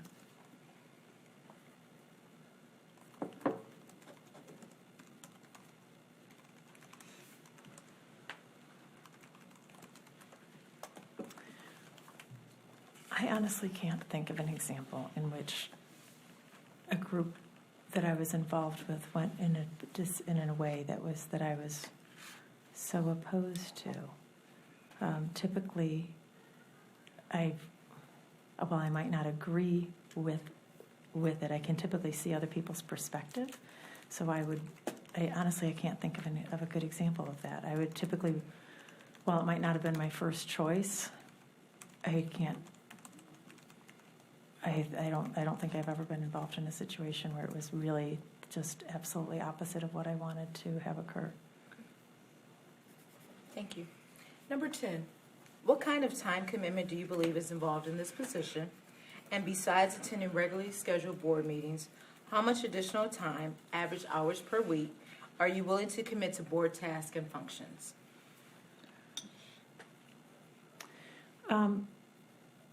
I've been assuming that this would take probably up to 10 hours per week. Between doing research, especially early on as I'm learning. And I understand, I remember from ages ago, I think it was when Ms. I can never pronounce her name correctly. Glubsins. Thank you. Joined that there is a training program through Lansing about, what are the responsibilities, how do you act on a board, et cetera. I would fully anticipate doing as much of that as I can so that I can offer as much as to the board as quickly as possible. I can come up to speed and do things correctly. I'm sorry, let me also add, I'm willing to put in more time than that, and I'm sure that it varies from week to week and month to month and quarter to quarter, depending on what's going on. I'm not concerned in the least about the time commitment, since I am not paid to be working anytime now. For example, when we have 21 people to interview over a 2-week period. Yeah. When you're expecting 4, probably? Mm-hmm. Yes, that would fall into the... Okay. As a board member, you may be asked to make a decision where you must put aside what's best for you and your family, your friends, and your school to do what's best for the students and the district. What does this mean to you? I have absolutely no problems with that whatsoever. I absolutely think you need to do what's right for the greater good, not especially in a board position or any leadership position. To do something that's so selfish would not be in the best interest of really anybody, because in the long run, it's going to hurt the school district if I'm not doing what's right for the school district, which then comes back and hurts everybody at Novi. Great. Oh, I thought of a situation where, although I wasn't directly involved, where I was, many of you might remember, not exactly a fan of Deerfield going to a neighborhood school. And I did argue vehemently against that. And yet when it went to a neighborhood school, I never, that was it. The decision was made. And you move forward and you embrace it, welcome the new people. Don't pout, go on. All right. So the last question, is there any other information about your candidacy that you would like us to consider that has not already been shared with us during this interview or in the application or resume? I will say that I forgot one volunteer position as I was updating my resume the other day. 2015 to 16, I tutored a young lady who was at Vista Maria. I don't know if you all are familiar with that program. Mm-hmm. I tutored her for the year. I hope to do it again, honestly, when my children are gone, because it was the timing. I didn't realize it was all after school activity, that all the mentoring had to happen after school, and that was just a little bit of a time constraint with my children, with my family. But I've thoroughly enjoyed that and learned a lot, and hopefully was a positive influence on the girl I was mentoring. I also didn't include some of the smaller things that I've done for this, over time, such as like helping with the baskets for the Green Gala and some things like that. I just really kind of focused on some of the larger things. I also would say that if I am chosen to be on the board, I would absolutely intend to run for the next when the term is up. I would absolutely be committed to trying to win the board position in an election, and I really think that I would be a very strong asset to join all of you fine folk on the board. Great. Follow-up questions? What if you weren't chosen? Would you still consider running for election? I would. It would depend on who I'm running against, because if there's current board members and they have that experience, I'm a little more reluctant to run. I mean, I think the board does a great job. I don't feel that I should be ousting anybody that's on it. Okay. Another follow-up question, Mr. Mena? I didn't ask anybody else, but I've run into so many different places. Just out of curiosity, one thing, if you could improve one thing in this district, what would it be? Okay, we can't count that as an answer, just so you know, because we didn't ask anybody else. Okay, fine, but I still want to know. I mean, it's still going to be considered as part of my decision-making process. Improving, and there aren't many of them, but I think one area that we could improve on is helping with the lower performing teachers, trying to bring them up, or if not, if you can't bring them up, moving them out. And I know that's a whole can of worms. Okay, thank But you. that would be Appreciate that. Great. Thanks for being here. Thank you. Thanks for your interest in the position, and Good luck with your decision. thank you. Would you let Mrs. Holly know on your way out that we're ready for the next I candidate? will. What's the timing on decision? We will be discussing tomorrow at 6 o'clock. You should get an email from Mrs. Holly, probably when you get home, maybe even, kind of explaining that we'll be having that discussion, and then at the meeting on the 12th, we will be, hopefully have the recommendation for the entire board. It's a committee of the whole that is meeting tomorrow night. Okay. Thank you. Thank you. Thank you. Do the same. Just so you know, we agree with them, we don't ask additional questions. Every candidate, we ask the same question. And the decision will be made from So the what's the same person. follow-up then? I don't understand. The follow-up is for clarification only, and that's listed in the process as well. So I mean, I appreciate you want to know that, but if you don't ask the other candidates that, No, I mean, it's not a level playing field. I still think it's level. Hi, how are you?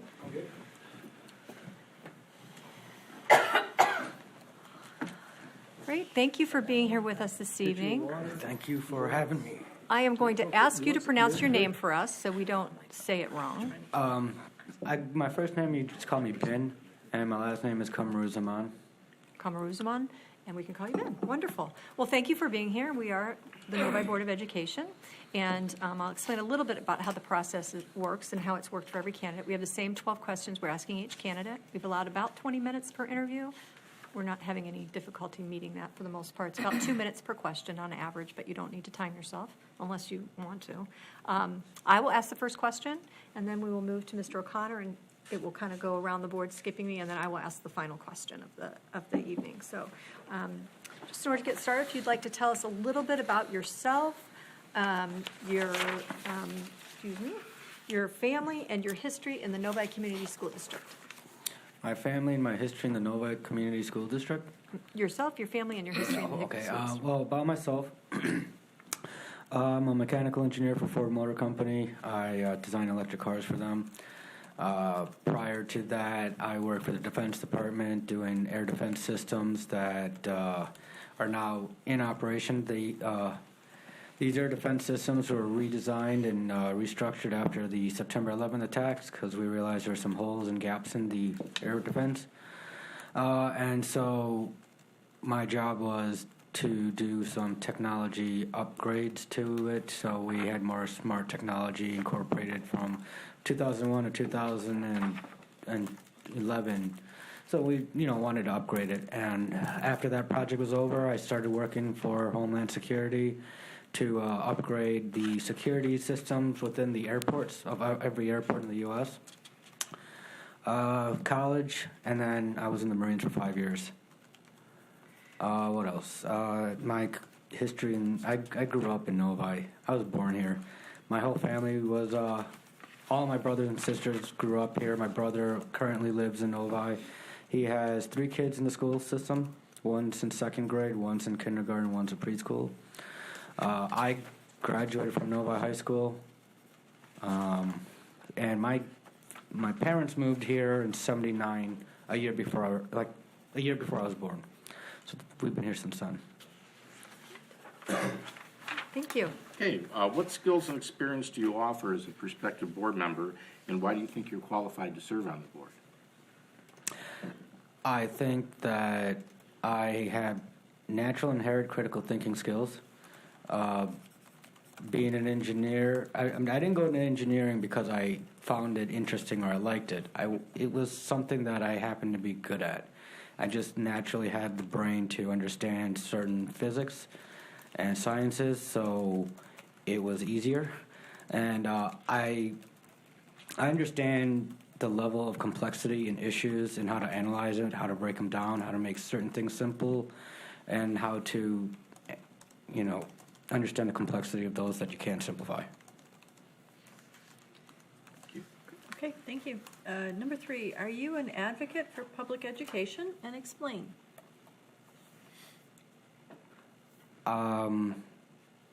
Yes, I'm an advocate for public education because I don't see any reason why I would be against it. It's education, and it's necessary.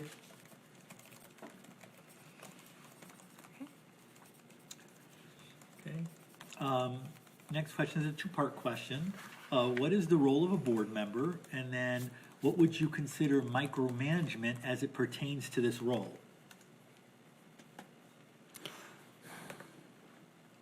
The role of the board member is like an executive. The way I see it and my understanding of it is, it's like in a corporate setting, board of trustees, board of investors, stuff like that. That you just make decisions, but everything is done behind the scenes. All the work and the emails, the legwork is all done behind the scenes. You show up, you discuss the issues that you have to vote on, and you vote on them. As far as micromanaging, what I would do as a micromanager would just be, I guess, an internal staff to make sure that I have the right experts to tell me what I need to know or tell me what I don't know, so I can make an informed decision. Thank you. Number 5, what are the strengths of Novi Community Schools? A lot of them. They're one of the best educators I've known. I was surprised to see how good the school systems and the education that I received in Novi was when I traveled around the rest of the country and saw what other areas had, what kind of programs they had. And there's a major disparity between the top 1% and the bottom 1% of public schools. And so Novi is definitely the top 1%. They create great athletes, they create great minds. Many successful people are from Novi, including Sanjay Gupta, for instance. He's pretty impressive. Excuse me. First of all, thank you for your service to the country as a Marine. Here's the situation we'd like you to analyze. A parent calls you with a complaint about a teacher at the high school. The parent thinks the teacher is being unfair to his or her child. How would you, as a board member, respond to this parent?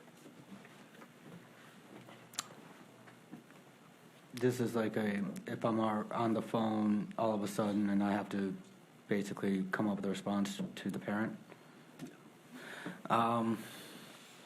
First off, I would tell the parent that I deeply apologize for whatever troubles she had to go through, whatever troubles her son went through. I would tell her that I will contact the teacher and the principal of that school. We'll discuss her side of the story, and I would pretty much get her side of the story right at that moment.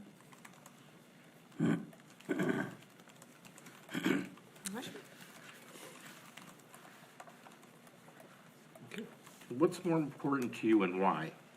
Board members' accountability to each other at the table, or board members holding our superintendent accountable for district performance? Ooh, that's a good one. Holding each other accountable or holding the superintendent accountable? Which one is more important? Because I think And both why? of them. Man, that's a good one. Initial response, I would say I would probably want to hold the board members more accountable because we are the final decision makers. It's obviously important to hold the superintendent accountable as well, but you can replace the superintendent if we needed to do that. But we definitely need to hold each other accountable and make sure that everyone is doing their proper authority and duties. Thank you. Okay, thank you. Number 8, describe a situation where you were to hold someone accountable and they were failing to deliver. How did you handle the situation and what was the resolution? That's happened a number of different times in my life, and every single time I've handled it differently because every situation is different. When I was in the Marines, we had some people who were collecting their paycheck but not performing their duties, and that upset me. So I did what any typical Marine would do. I laid down the law and said, earn your paycheck. Later on in college, there was a project that me and a couple of the students had to do. We all had our specific duties, and if one of us fell short, the whole project was in jeopardy. With him, it took a little bit more tact and diplomacy because you can't just if you don't have iron fist authority, you can't lay iron fist authority down. So I chose a more diplomatic approach of trying to reason and talk to the person and make him understand that this is important and he needs to step up to his level. And another time, this was back when I was working with the Defense Department, there was a contractor who refused to work with us. I mean, every time we came up with an idea or a solution or a task, he had some pushback and always gave us some problems. I wanted to so badly just lay down my fist and lay down the law and force him to do it, but I didn't. I went with diplomacy instead and tried to negotiate with him, and I even bent over backwards myself, just to give him some more leeway in thinking that he got the better part of the deal, But really, it was just, I got him to do what I wanted him to do when making him think that he got the better part of the deal. Thank you. Describe a situation where you worked with a group of people and they went in a different direction to which you were adamantly opposed. How did you participate in the group's discussion and the ultimate decision? Can you repeat the first part of that question? Describe a situation where you worked with a group of people and they went in a different direction to which you were adamantly opposed. They went in a direction to which you were adamantly opposed. How did you participate in the group's discussion and the ultimate decision? This is like a story of my life.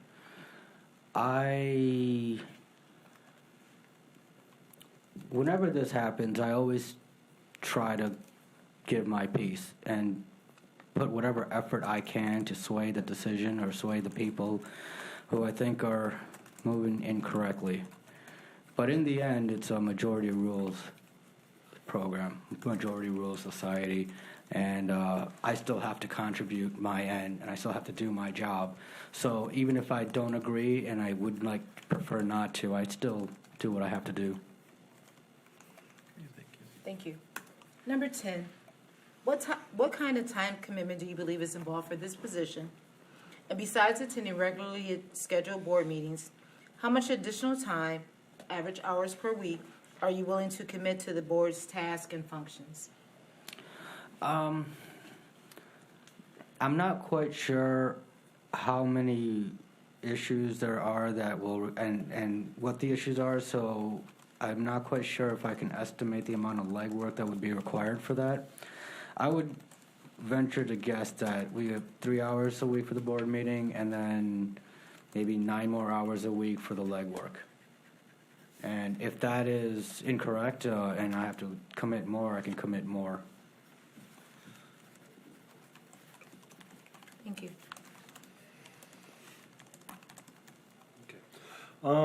As a board member, you may be asked to make a decision where you must put aside what is best for you, your family, your friends, and your school to do what is best for the students and the district. What does this mean to you? Doing the right thing. Let me elaborate a little bit more.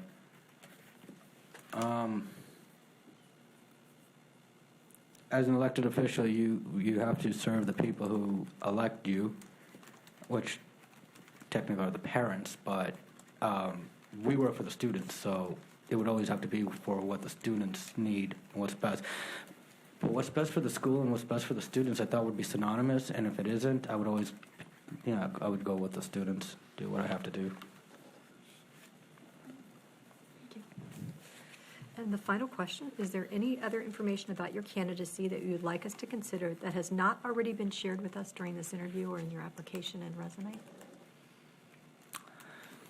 Well, my resume, I think, said it all. I didn't mention that I fought in Iraq for 1 year in 2005, but I think it is on my resume. Well, we're glad you made it back safe. Thank you. Mhm. I also recently ran for mayor of Novi. I don't know if anybody knew that, against Bob Gatt. So I'm not quite sure if that's something that might be a popular opinion or not a popular thing. What else? Oh, I play rugby, and I play with a team that is involved with the youth programs in Ann Arbor. And we coach and teach mentor rugby to high school students there. I would have liked to maybe bring rugby into Novi as well and start a youth program here. All right. Are there follow-up questions for clarification? Yeah, you said, you had mentioned in your application form that you want to continue to ensure that the school budget is used to its fullest efficiency. Yes. How would you propose to do that? Well, that's a complicated thing to do. I would have to get all the budget sheets. I'd have to really just look at it, and that's an analytical thing. If there's a way you can make something more efficient, I will try to find a way to make it more efficient. And if the budget has room for efficiency, I will do that with whatever methodology that works best. Great, thank you. Thank you. Do you have an additional follow-up question? Thank you. It's wonderful to meet you. We appreciate your interest in the position. The board will be discussing it tomorrow night. You'll get an email probably tonight. I don't know, maybe even be in your inbox when you get home tonight about the next steps in our process. Okay, thank you very much. Thank you. It was nice to meet you. You too. Even if you're not selected to have rugby come into Novi, I'd be willing to, that's something I'd love to. You'd play. I would try. I would try it. Parks and Recs was another thing I was trying to get and was interested in for that same reason. Great. Thank you. Yeah, thank you.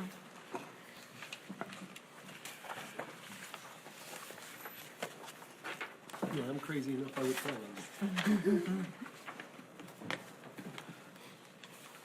Right. Mrs. King. Okay, Tracy, can I borrow a pencil? Well, let me see. Select a good one for me. Give her I a just feel goal. like they're I didn't even give her a goal. I gave her. They're unevenly sharpened, mine are, so I keep running down on one end. All right. I'll see which one I was using. Stop talking about I'm getting snap happy in these things. It's like I've been doing interviews for the Hey, last 2 Jason, days. do you want to let Sheila know that we're ready for Michelle? Thank you. Or Mrs. King? I guess I should call her. I don't know Michelle. You showed up.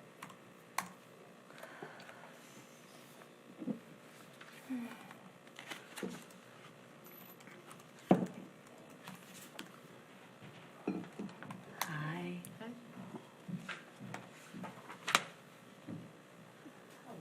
Hi. everyone. We're good. How about you? Good. thank you for being here. You're I know welcome. you've been Thanks for waiting. having me. I appreciate it. I'll just explain a little bit about the process. Okay. You are Michelle King, your name is there, so the camera will focus on you. And Okay. people will be able to tell who you are, obviously. We will be asking 12 questions. It's the Okay. same 12 questions we have asked of every candidate. Okay. We've allowed about 20 minutes. It averages about 2 minutes per question. You don't have to time yourself. It's just to give you a ballpark. You can time yourself if you want to, but we haven't found it necessary. I will ask the first question, then it will go to Mr. O'Connor. We will move around the board this way, and then I'll ask the final question. Okay. Okay? So if you would like to start by just telling us a little bit about yourself, your family, and your history in the Novi Community School District. My name is Michelle King, obviously, and my husband and I have lived in our home for 25 years now. And my husband actually grew up there. We live on 11 Mile, and he's lived there since he was 4. And we've operated a family-owned business. My husband and I have owned it for 25 years, and his parents, I think, originated back in like 1967. And so we're heavily involved in Novi schools. My husband grew up going to school here, so we've kind of been through all the history and all the changes. And then we have 4 children ourselves, and pretty big age gap where our kids are 24 down to 13. So we kind of seen a lot of changes, and I've been heavily involved in the schools for 20 years now. And I have a Bachelor of Pharmacy degree from Purdue University. And then after we had our second child, then I chose to stay home. And after that, I've pretty much just been about the kids and advocating for the city and getting involved in the schools and pretty much you name it, and I've done it. And I feel that I finally now have time to give back and would just like to get involved at a higher level now. And we've enjoyed it greatly, and I feel like I have a lot of experience of just in the classroom, what's worked, what's not worked, the changes. I grew up with 2 public school teachers, so education's been a part of my life forever, and just very important part of our family. Great. Thank you. So what skills and experience do you offer as a prospective board member, and why do you think you're qualified to serve on the board? I feel like I'm a very good organizer, and I feel like I've been very hands-on with the school system, and I feel that because of being hands-on, the decisions that I have to make, I feel like I've seen how it works in the classroom, how it works for the teachers, how it works for the kids, how it works for the administrators. So I feel like I could bring firsthand experience of what we're deciding on. I think I could bring experience of how it really works in the classroom, or how it really works for the athletes, or how it really works for the kids in general. Most of the things that I've chose to get involved in the school system, I've never really sat on a PTO board. I've always chose to put my time hands-on with the kids and be more involved that way. And I just feel like I've seen it. I feel like I could bring a lot of assistance to the changes that have worked, the changes that maybe haven't worked, and just what I've seen in my household, what I've seen through all the kids in the community. So, and I just am always willing to jump in and help. And with being a stay-at-home mom, I feel like I could get out during the day and represent the board at things during the school day, and really get involved that way to maybe make the board a little more public to the public eye. Okay, thank you. Are you an advocate for public education, and why? Absolutely. Like I said, I was raised with 2 public school teachers, and I think it's just wonderful. I think it's great the diversity that the kids here in Novi experience. I think if you choose a private school, you don't get that experience, and I think you learn to work with all types of people, and I just think that the experience at Novi Schools has been tremendous. And I know my son the other day said, "I'm so glad I didn't go to CC. I've gotten such a better education here at Novi." The education level we're representing at Novi High is it's off the charts. I mean, these kids are so lucky. Thank you. Okay, what is, in your opinion, what is the role of a board member? And also, what would you consider micromanagement as it pertains to the role of a board member? Well, first of all, as I'm reading, and I took the time to read all the mission and the visions and the, the responsibilities, the thing that struck me the most as wanting to get involved is the sentence that I'm looking at right here is developing each student's potential with a world-class education. And I feel a board member is to support that goal. I mean, to keep Novi schools at the level that they're at. Our job is not to micromanage. It's not to be the day-to-day. You're here to support what's already, all the great things that are already happening. And the role as a board member is really not to get involved in the day-to-day, but more to support the bigger goals that the city is working on, obviously achieving. Thank you. Number 5, what are the strengths of Novi Community Schools? I think I've said a few of those already, but obviously the diversity that these kids are experiencing is incredible. I don't think you get that in a lot of cities. My third son is graduating this year, and he's been a more advanced student than my other 2 kids, and the AP IB experience is literally off the charts. I mean, he's got into U of M, and he's just going to soar there because the teaching is just outstanding.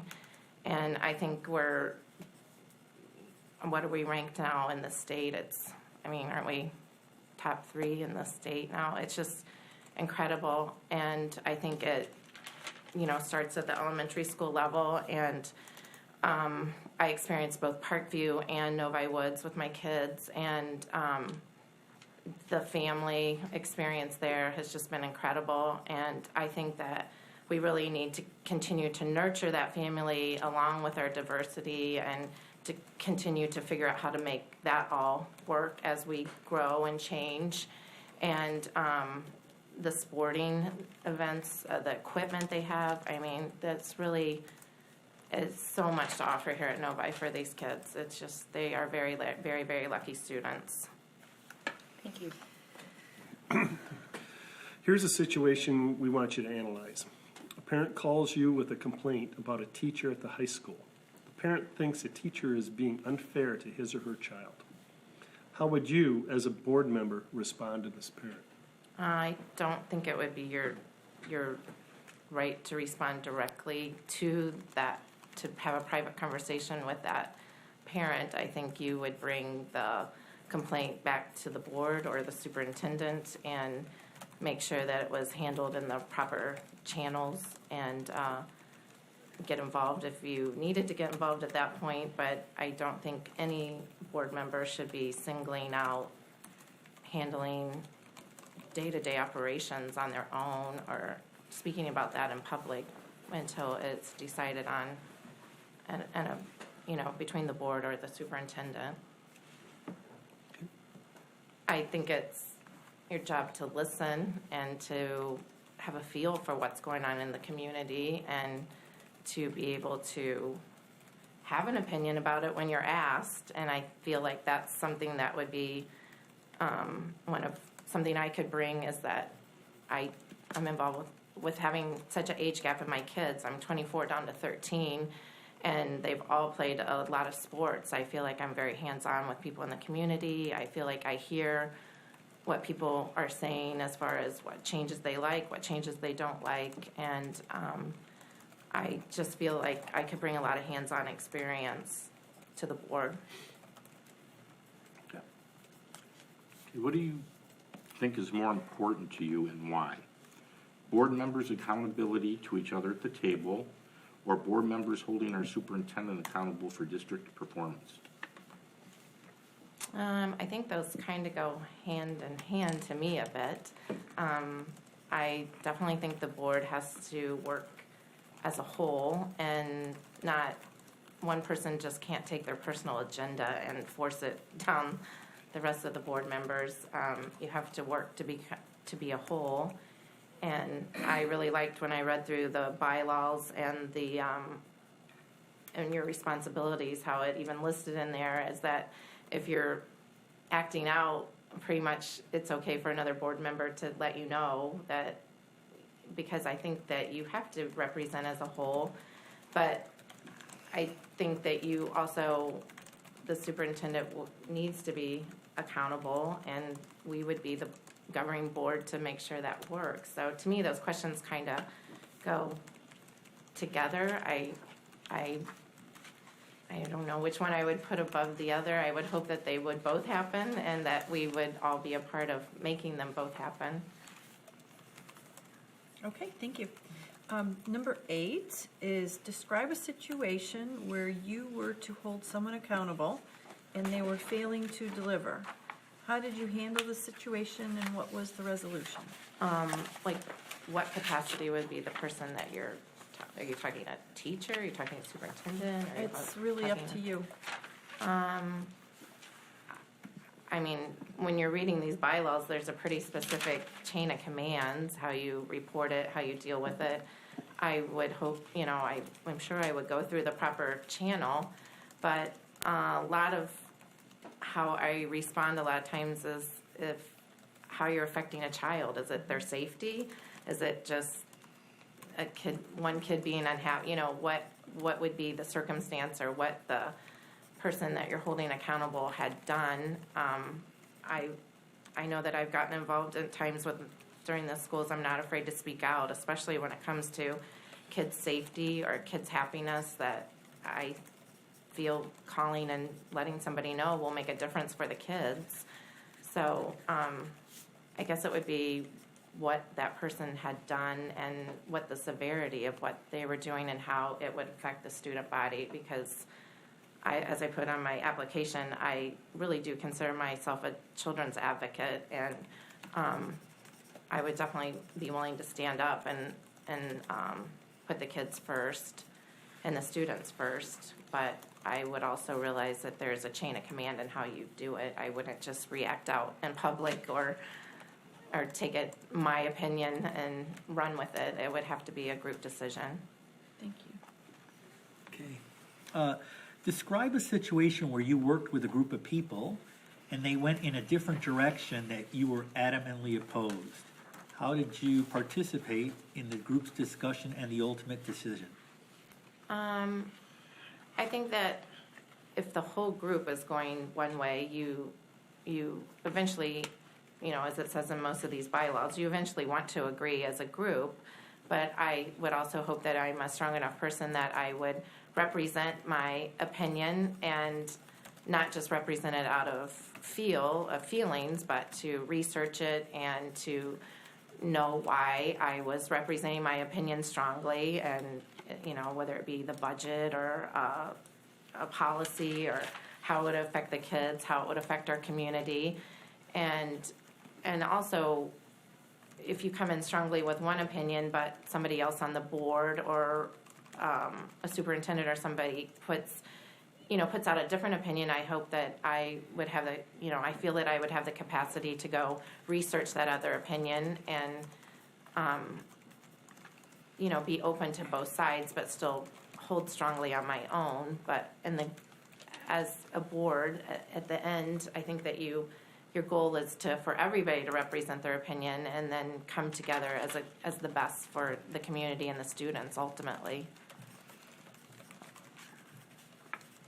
Thank you. Number 10, what kind of time commitment do you believe is involved for this position? And besides attending regularly scheduled board meetings, how much additional time, average hours per week, are you willing to commit to board tasks and functions? As I said, I feel like that would be something that would be a positive for me as a candidate, because I am a stay-at-home mom and I have dedicated, I feel like I've kind of made volunteering for Novi Schools my career. I gave up my career after my second child was born, and my third son is graduating and heading off to college. So for us to have one child in the house is going to be very strange.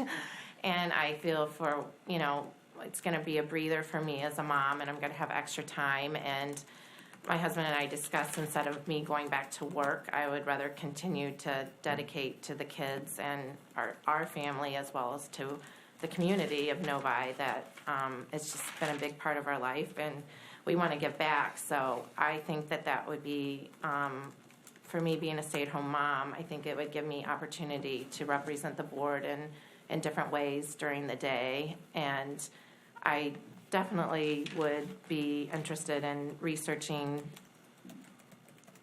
the topics. You know, I think I would put in extra time researching the topics before the meetings. And I have that extra time in my life now. It's just going to be nice for me. So to answer your question directly, I think it's going to be a big commitment of time, and I'm not going into that blindly. Thank you. Okay, thanks.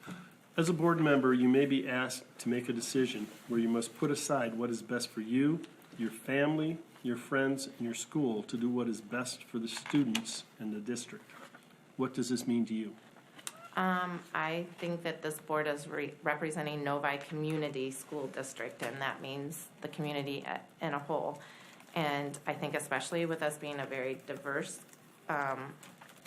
school system, there's a lot of pockets of different people that are going to want different things, but we have to represent the community. We're representing the community as a whole, and we have to always remember that. And I feel strongly that I would be able to do that for the best of the community and not just for the best of a certain pocket of children. And what's best for all the children as a whole is ultimately the best for each pocket, even though sometimes that's hard to see right off the bat. But I hope that, you know, I would expect myself to take a step back from just my own interest and be for the good of all the kids. And like I said, I've pretty much dedicated, that's been my life, it's just being an advocate for children. I love it. Thank you. So last question. Is there any other information about your candidacy that you would like us to consider that has not already been shared with us during this interview or in your application and resume? I just feel that with our history in Novi and our tie and our love for the community, being a business owner here for over 25 years, being a resident here for over 25 years, volunteering heavily day in and day out for over 20 years, I just feel that I come just with a lot of experience to bring to the board, a lot of things that I could maybe bring up where maybe somebody that's sitting behind a desk all day wouldn't really know that if they hadn't experienced it in the classroom, if they hadn't seen different changes that change what a teacher does, changes what a coach does, changes what an administrator does. I feel like we've seen it. You know, we've gone through smaller class sizes to bigger class sizes. We've gone through less diverse to more diverse. My family's seen the changes, and I feel like I would just bring a lot of knowledge of firsthand how that affects the kids, which ultimately is the goal, is the best for the student body of Novi Community Schools. All right.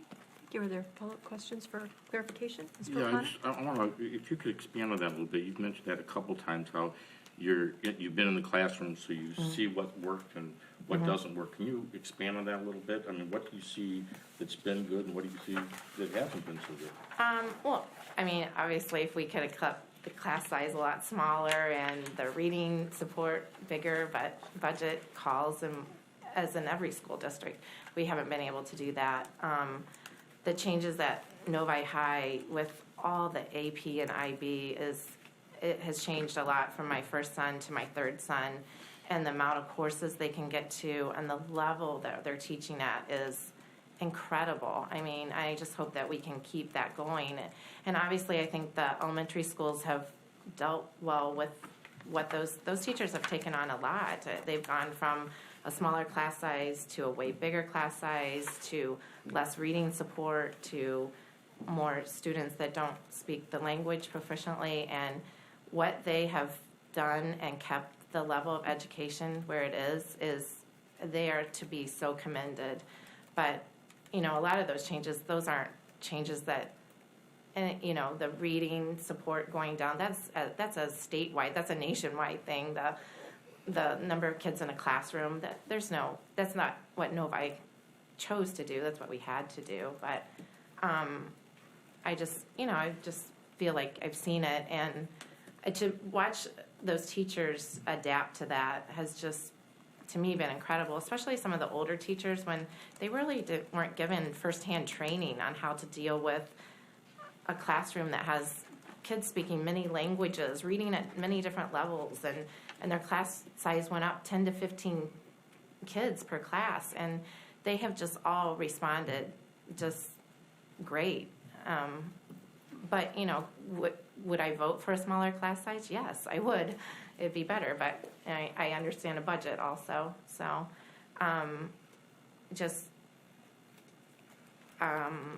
anything, just being in the classroom with the kids, seeing how they respond to different teachers' personalities, different teachers' ways. I feel like I just have a lot of insight to that.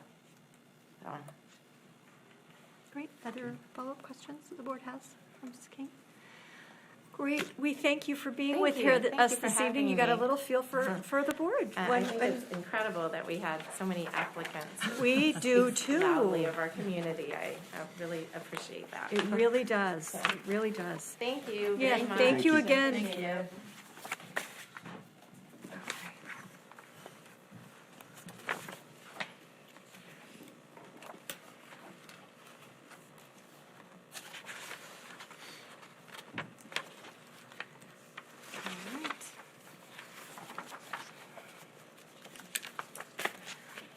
Our last one.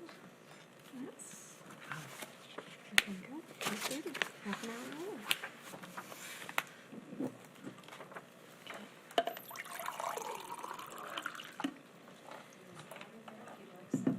Great.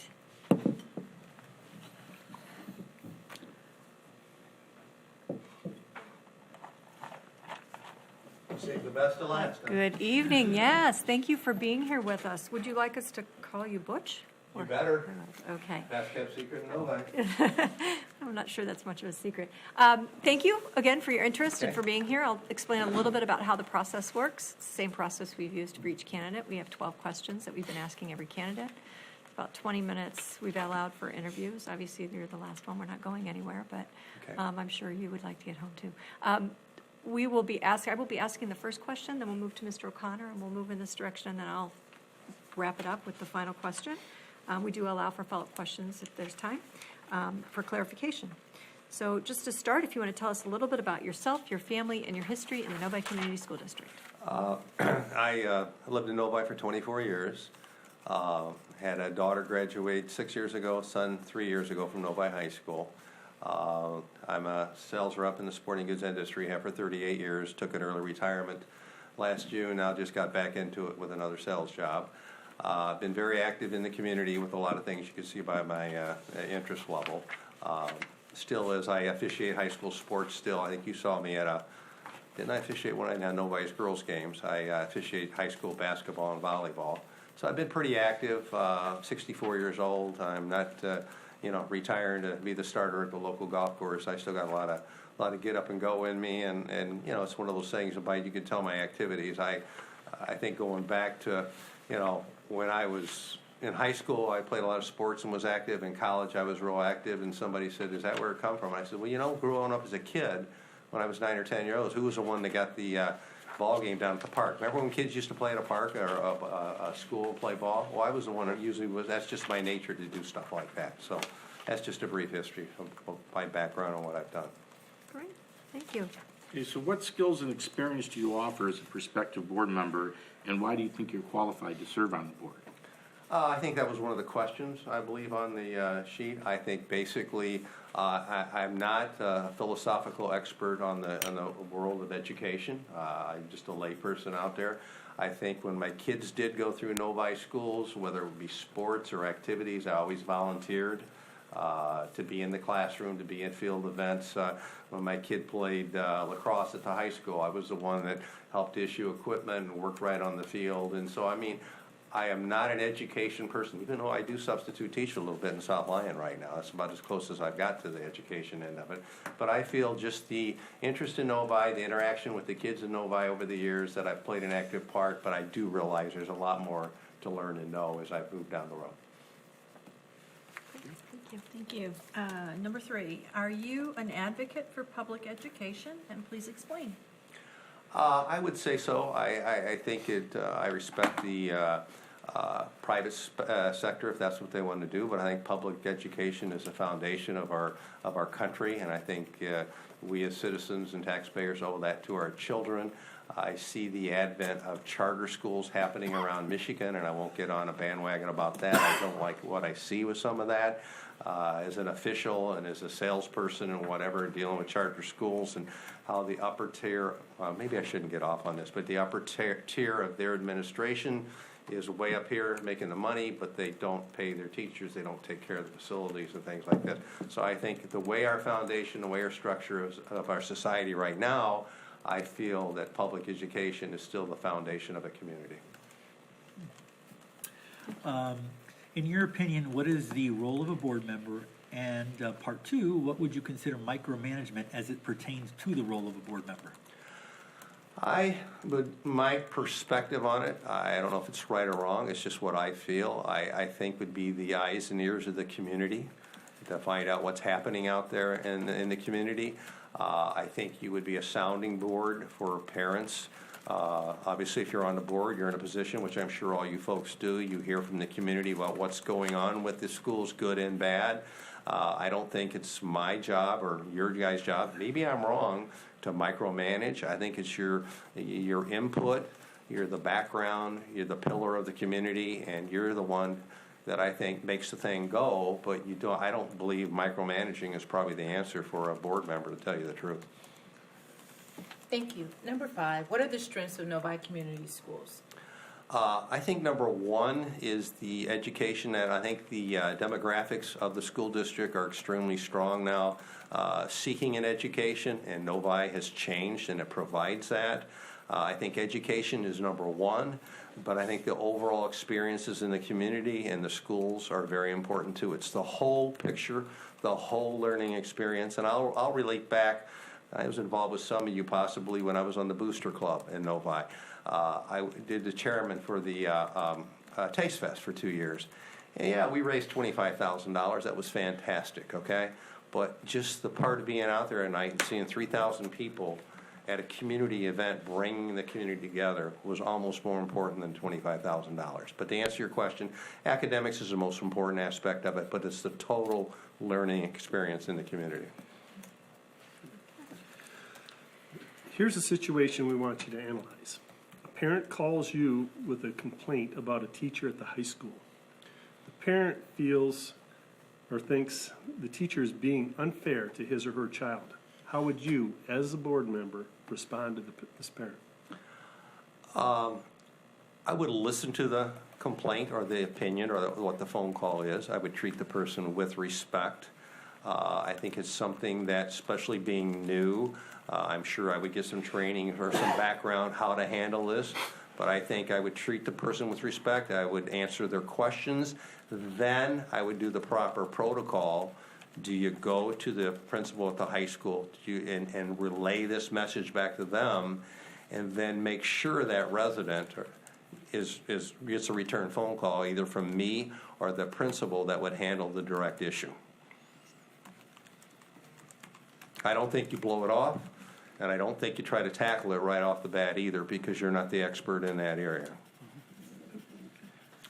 Okay, what is more important to you and why? Board members' accountability to each other at the table, or board members holding our superintendent accountable for district performance? Good question. I think the accountability to your peers, the board, is important, but I think the superintendent of the schools is the leader of the schools. He is the figurehead. We are responsible for him to do the best job he possibly can, and I think as a group, it's our responsibility to monitor what he does as a group, not as an individual, and monitor what he does and assure that he's fulfilling his obligations of his contract, that he services the schools to the best of his ability. So I think it comes back to the board, then it goes back up as collectively they watch what he's doing. It's not one individual or anything, but I think one hand washes the other, and you gotta look at what he's doing. If he's doing the job, that's fine. If he's not, I think it's part of our job to make sure he does. Okay, thank you. Number 8, describe a situation where you were to hold someone accountable and they were failing to deliver. How did you handle the situation, and what was the resolution?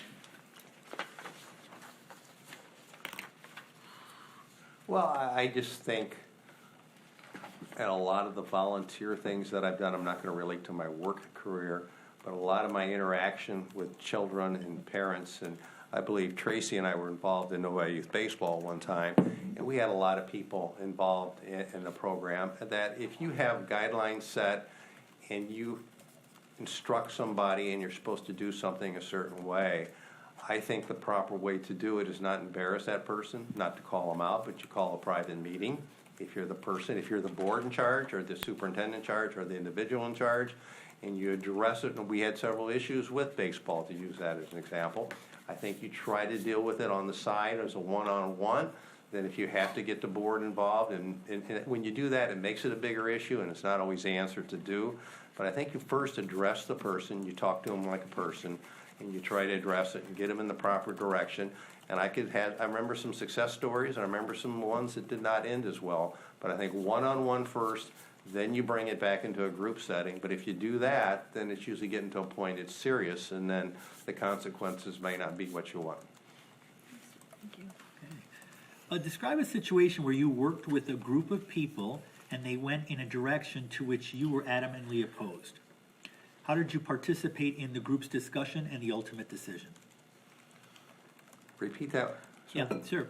Describe a situation where you worked with a group of people and they went in a direction to which you were adamantly opposed. How did you participate in the group's discussion and the ultimate decision?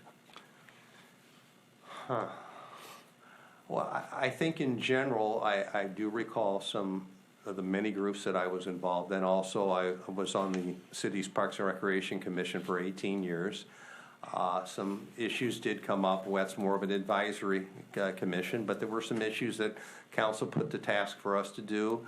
And if certain issues on parks, should we build a golf course, which was voted down, there's a lot of sensitive things we were wanting to do. And I think if I had a passion for something, I think the way to handle it is to be a professional about it, to respect the other person's opinion on it, or even if the group is going in a direction I don't think is that way. I think you give your input, you try to do the best you can to possibly persuade them that way, which I'm sure what you guys do is a give and take situation as a board. But I think the key thing is to maintain your professionalism, talk to people like they're adults, and try to rationalize your input to hopefully sway them in the direction that you feel is the proper way to go. Oh, thank you. Number 10, what kind of time commitment do you believe is involved for this position? And besides attending regularly scheduled board meetings, how much additional time, average hours per week, are you willing to commit to board tasks and functions? Well, first of all, this stuff that you see on my resume, I did, and I was able to do it all because I'm a salesman. Okay, when you're a salesman, I've worked out of the house for 38 years. My time's my own. I could do this. Now I'm semi-retired, I guess you'd say. I'm back into sales again, but you can see my resume. I still do a lot of stuff. So I think my time is my own. I have a lot more time now than I did, let's say, 2 years ago. So time is not really an issue and a factor. I'm not working 40 or 50 hours a week. My kids are pretty much older and gone. I do have one that'll probably hang on for a little bit longer, but he's not a problem. So, I mean, when you ask the issue of time, I believe you meet 2 times a month? As the whole board. As a board. But I'm sure just like being on Parks and Rec and other things I'm involved in, there's constantly other meetings. Time would not be an issue, especially at the status of my life I'm at right now. As a board member, you may be asked to make a decision where you must put aside what's best for you, your family, your friends, and your school to do what is best for the students and the district. What does this mean to you? Well, I think that's if you're a position on a board, I'm sure you vote in teacher salaries, you make decisions on curriculum. There's a lot of things you do that I'm probably not even aware of because I've not been involved in this part of it. I think you gotta do what's right for the community. That's why you're on this. I think if the consensus of the board and there's an issue that, you know, my neighbors or my buddy across town might not like, I still think you have to vote with your heart and your brain and make decisions that are best for the academic and the success of the school district and the system. And if you get a little flack or a little humiliation from neighbors or friends, that's part of the game because you got to make decisions what's best for the community, not you or your neighbors or people down the street. All right. Question 12. Is there any additional information about your candidacy that you would like us to consider that has not already been shared with us during the interview or in your application and resume? Not really. I mean, the resume was put together when I took an early retirement, and one company asked me to send a resume, and I said I hadn't made one in 42 years. So my wife helped me put this together. So, yeah, I mean, you're not interested that much in the job experience, but it's pretty much all, you know, on my resume. And then my activities in the community pretty much are self-explanatory. I have no skeletons in the closet. I've been out there. I've been active in the community. I think since my kids are out of high school, obviously, when your kids are involved in a lot of things, you're going to be active. And I think when your kids are out of it, you're not going to get involved because they're not there. But I think now being on the school board, I still have the passion to stay involved, and I think that's important. Because some people look at it, because some people have asked me the question, what the hell are you doing? You don't have any kids in the school district, okay? And I said, well, that's good. That's probably a good time to be on it, because I have been through it. And I think it's just an opportunity for me to give back to the community, just like of everything else that I've done on here. Great. Are there follow-up questions for Mr. Winfield? Yes, Mr. O'Connor. On your application, you said you want to make sure that you strive for a balanced educational experience for our students. Right. Explain to me what you mean by a balanced educational experience. Kind of like I mentioned earlier, academics is number one, but I think the total experience in the community, you want kids involved in clubs and sports and activity. I think that you want them to feel part of the community. I think academics, getting your A's and B's and striving to be the best academic student, that's the objective of a student. But I look at all of us too, probably in our high school or college experiences, I probably learned half of what I learned in life, but not what was in a paper and a book. It's by the experiences that I shared with other fellow students and made me grow as a person. And I think that's what I call balance. If you have a kid that gets straight A's, but nobody will talk to him and he's kind of isolated and that's not right.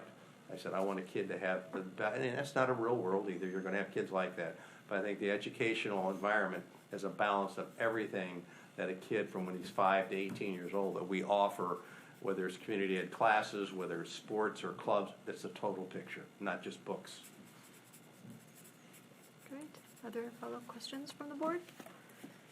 No, well, we do thank you so Okay, much for your thank you. interest and for being here and for waiting and being our final candidate. You only got six, no, I'm just kidding. The last one she said.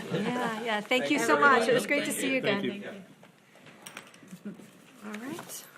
Well, I would entertain a motion to adjourn unless there's... Comments from the audience? Oh, we have the opportunity for comments from the audience, but we have no one in the audience. So I guess I'm going to assume no one wants to comment. Thank you, Mr. You'll Cook, have for to give the reminding me. opportunity. Yep, So opportunities moved. there. Support. We moving to adjourn? Yes, Okay. you asked already. Okay. All those in favor, please say aye. Aye. Opposed? Motion carries 6-0. At 8:44.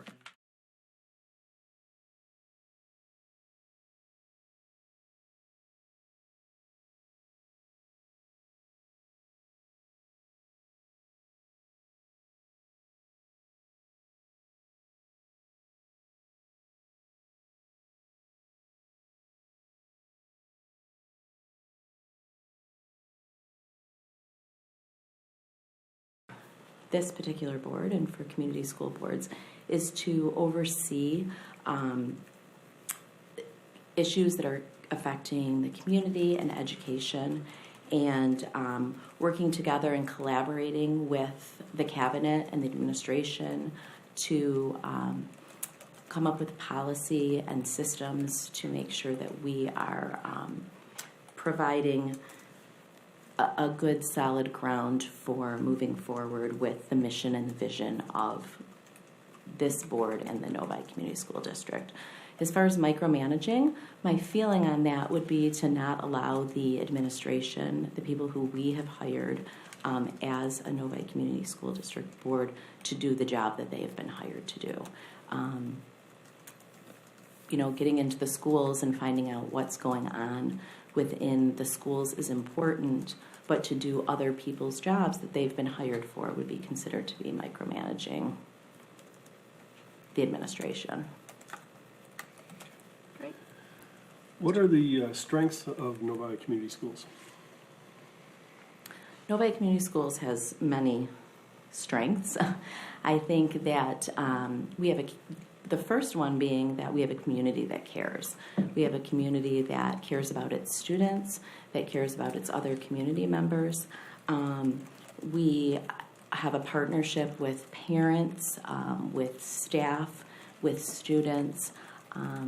We have a very diverse community, both culturally and in learning styles. I think that we have a diverse community in the way that students learn, whether it be academically, whether they're interested in the arts, the technology that we offer through Oakland schools, the technology piece that they can go off-site and have that form of education.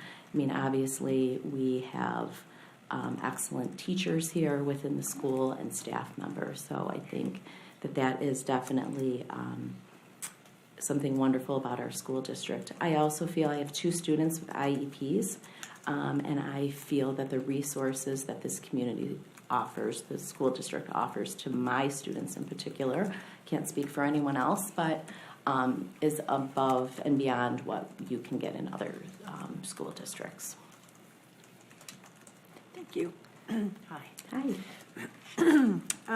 Number 6. Here's a situation we want you to analyze. A parent calls you with a complaint about a teacher at the high school. The parent thinks the teacher is being unfair to his or her child. How would you, as a board member, respond to this parent? So first of all, I would listen. I would be an active listener and let the parent express their concerns. I would certainly kind of figure out what the problem is in my own mind, but without offering any suggestions at that point. And then I would, depending on the situation, if it's something that can be handled at administrative level, I would speak with and probably refer them to R.J. Weber or to Dr. Matthews here in the district. If it was something of a higher level, I would still do the same thing and talk to them on how we should bring this forward and have a board conversation about it. And then I know that all I've been reading a little bit about closed session and executive sessions and different things, and I know that you guys had an instructor come in from the Michigan Association for School Boards, and would certainly bring it forward at a meeting so that an open, transparent discussion could happen in a board setting. Okay, what is more important to you and why? Board members' accountability to each other at the table, or board members holding our superintendent accountable for district performance? Which one's more important and why? I would probably say the latter, the board members holding the superintendent accountable for district performance. And the reason that I state that is because I feel like that is part of the responsibilities of the school board. Obviously, as a team, and when you're a part of a board, you want to work well together for the mission and the vision of the school district. But I feel like that's kind of a given, and we are not supervisors of each other. I think that we could have conversations to make sure that we can work well together and can collaborate together.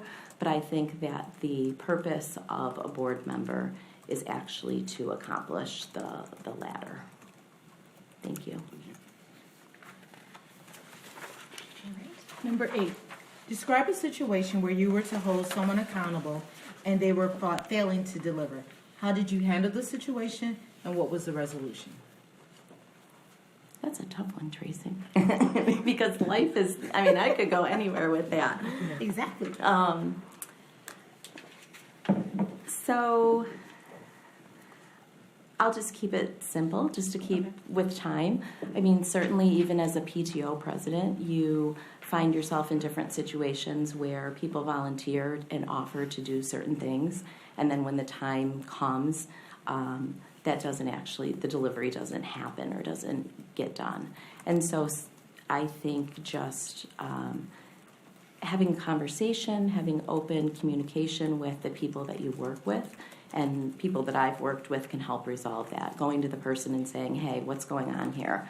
Is there a reason that we're at point B and we should maybe be at point E? Is there something going on that I can help you with? Is there something that's prohibiting you from doing it? Maybe you don't understand it. Maybe, frankly, life circumstances have gotten in the way and have prohibited you from, moving forward, which we can all understand. We all have great intentions and things happen along the way. So I think just being open and having open communication has helped me in the past, and then figuring out a way how to move forward, whether it be to help that person so that they continue on in the position that they've offered to do, or if they're just at a point where it's not going to work for them for time reasons, or just it was more work than they had anticipated, what we can do to help fill that position. So those are things that have kind of happened to me, both like on the PTO board and certainly in committees that I've led and been a committee chairperson for. Thank you. Okay, describe a situation where you worked with a group of people and they went in a different direction to which you were adamantly opposed. How did you participate in the group's discussion and the ultimate decision? So we would face these problems both at the Michigan Dental Association on the board, just like any board or any group of knowledgeable, intelligent adults, we would have conversations. And, to be quite honest, I was never really in the position where I was over here with everything, but if I was, or when I've seen other people in that position, I think ultimately the goal is to be an active listener, to hear everybody's perspectives, to give everybody the respect that they deserve in getting their perspective heard. I think that can also offer an opportunity to hear something that you certainly did not think of on your own, which could actually sway your decision, because we all have our own opinions on things. And sometimes when you hear someone else's reason for their distension, it can give you a different understanding.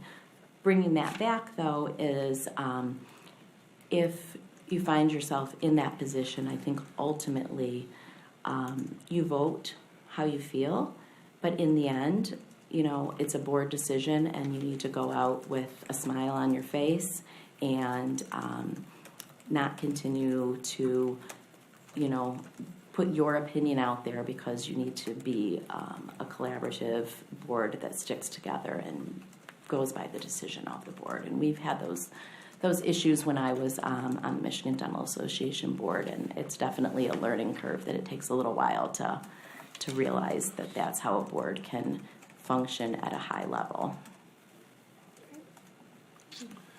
What kind of time commitment do you believe is involved for this position? And besides attending regularly scheduled board meetings, how much additional time, average hours per week, are you willing to commit to the board tasks and functions? So besides, I've done a little homework, on what the board does, and I know that there's monthly meetings and that there's board retreats, and there's there's 2 to 3, I believe, committees that board members sit on. I've also learned that there is, I would call them liaison assignments to the schools here in Novi Community Schools, that each board member is assigned per semester to attend to functions, even if it's not your students or your child's school. And so on average, I mean, this is really just a ballpark average, I would imagine that there would be a commitment of 10 to 20 hours a week that would need to be put towards the board commitment. And if not, there, and there potentially would be more. You guys are having 4 meetings to interview 21 candidates. So obviously that's above and beyond what was thought was needed at this time. So I think the flexibility that you need to have to be part of the board in your time and your willingness to commit to the board needs to be there.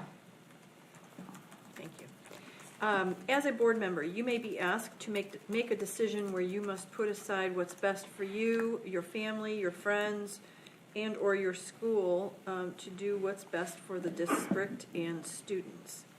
What does this mean to you? I think that that's an important aspect of a board member, whoever that may be, is to understand the big picture of what the decision means for the Novi Community School District, not just for your personal interests or your family or your students or your neighbors, because I know that, we all are friends with our neighbors and we have other, social relationships with people who have students here in the community. And so I think that that's important to just have a bigger picture of what is the mission and the vision and the strategic plan of the Novi Community School District. And I know that there will be hard decisions, especially in a financial, in the financing aspect of what the financing is and the crunch of it and making decisions, and everybody wants everything and trying to determine priorities and what's important to our school. So I feel like that is a difficult thing to do as a board member, but it's necessary to have a board member who can be a successful board member and be a part of the community. Thank you. Well, back to me. So is there any additional information about your candidacy that you'd like us to consider that you've not already shared with us in this interview or in your application? I don't think so. I think that I just would like the board to know that I'm a passionate, I'm a perceptive person. I'm prepared. I want to serve the Novi Community School District more than what I'm currently doing. This is an opportunity for me to do that. I feel like, although I'm a dentist and I don't have experience within the district as a teacher or as an administrator or having worked in schools, I'm very passionate about education, both my own children's, and I like to be kind of a go-to person when people have struggles with their kids on many levels, both here in Novi and in other areas of education. And then I also think that school safety is important, and it's become, more in the forefront lately. So I think that God bless you. I think that is important and something that, is going to be, some decisions need to be made locally and at the state level and in many places. So I think that it's just important to keep our students and our staff safe at all school events, and God bless you. Thank you. And I think that I have the skills and the character to be a good board member. Thank you. We appreciate you being here. We Thank appreciate you. your application. And thanks. Yeah. Thank you for your time. Follow-up questions. Just- Excuse me. Does anybody have a follow-up Yeah, question? I just wanted to, a quick second. Yes. Could you expand a little bit? You mentioned all your different roles as part of the American Dental Association, Michigan Dental. What specific, I'm looking for like committee specialties, or what kind of different roles have you played within those? You named that your position, like you're on the board, but are there specific committees or any specialty that you worked with within the Dental Association as part of your trustee experience? You know, the Michigan Dental Association Board of Trustees, we have many, many, many committees. Okay. And one of the jobs was to be a liaison for different committees. So it went from ethics to new dentist committee, leadership development, finance. So depending on what year you were in, each year you were appointed a different liaisonship. Oh, so you would rotate accordingly. And you would go to their committee meetings, and you were really just there as a liaison between that committee and the board. Not that that would be maybe your area of expertise. So I did have a lot of experiences in a lot of things that I didn't know as much about when I started, and it was just a nice, diverse way to learn different things about governance and how different the structures work. One of my passions, because I started off really young when I graduated from dental school, I was already involved in organized dentistry, so was new dentists and leadership development. So as just like anything, whether it be at Like the orientation process and then... actually leadership development in the sense that getting people to volunteer and feel comfortable with the structure and the organization of the dental association and feeling comfortable that they could someday feel like they were in a position to be a board member or a leader. So I started the LEAD program at the Michigan Dental Association, which was a program based off of a committee that I was on at the Jewish Federation. And it basically was an immersion program where someone could come in as a layman and a volunteer and learn each time they had a session about a different aspect of the organization. And then in the end, they were pretty well trained to be a board member. And so it was just an immersion program at a time where volunteerism is sometimes a little bit not... I mean, the 21 applicants is an amazing thing. You know, we're at Deerfield and we try to get parents to volunteer to come to the science, you know, be on the science fair committee. And so, yeah, just leadership development and having people be involved and active in their community. Thank you. So, thank you. Are there other follow-up questions for Ms. Ruskin? No. Thank you. Okay, we thank you again for Thank you, coming. Kathy. I'm sorry I got cut off by my sneezing. Oh, there. that's okay. And thank you guys Mr. for your Menace wanted time. to do cologne I this evening. appreciate it. Have a good evening. I'm going to grab a tissue. Would you mind letting Mrs. Holly know that we're ready for the next candidate? Thank you so much. I apologize. Are you sure you're not wearing a cologne? Nope. Okay.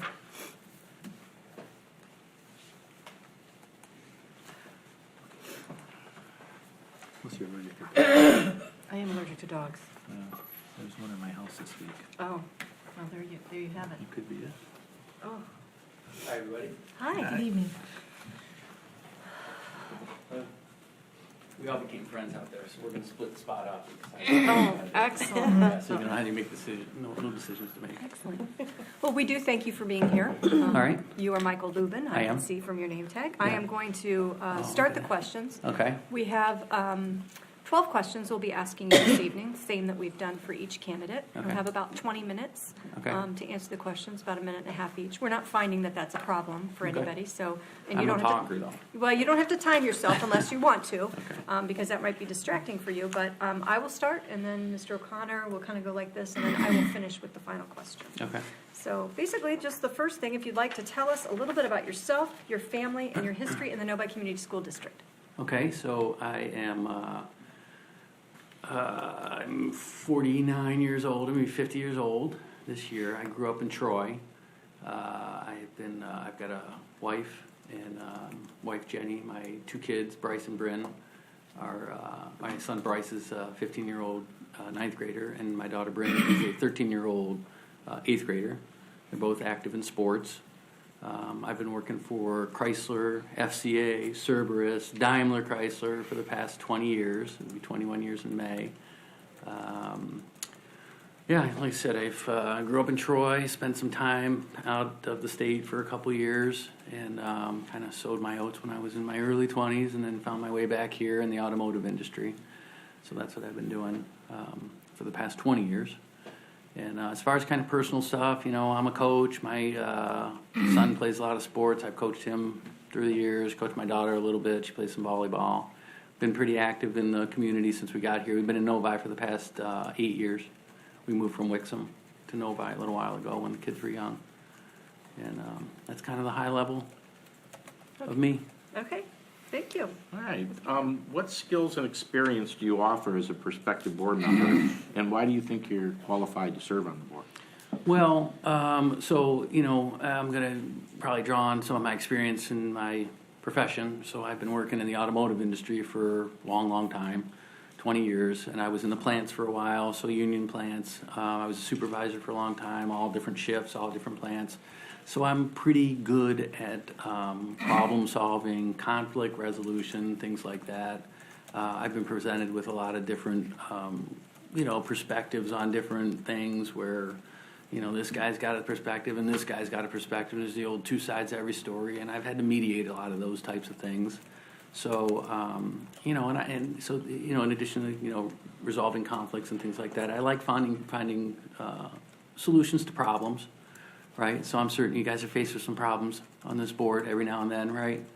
So I like talking about them, debating them, coming up with, some fair solutions that, that we kind of logically arrive at. So, I think so I tell you about what kind of skills, that's why I'd like to be on something like this. I've been involved with the community for a long time from kind of a distance, and I'd like to get more involved is really what it is. I think I can help. Thank you. Okay. Question number 3, are you an advocate for public education? And if so, explain why. Yes, I am an advocate for public education. I come from a lineage, well, actually, I don't. My wife's a teacher, though, in South Lyon. She is a reading recovery teacher. And my father-in-law was a teacher for 30 years in the Troy School District. My mother-in-law is actually a retired teacher at St. Hugo.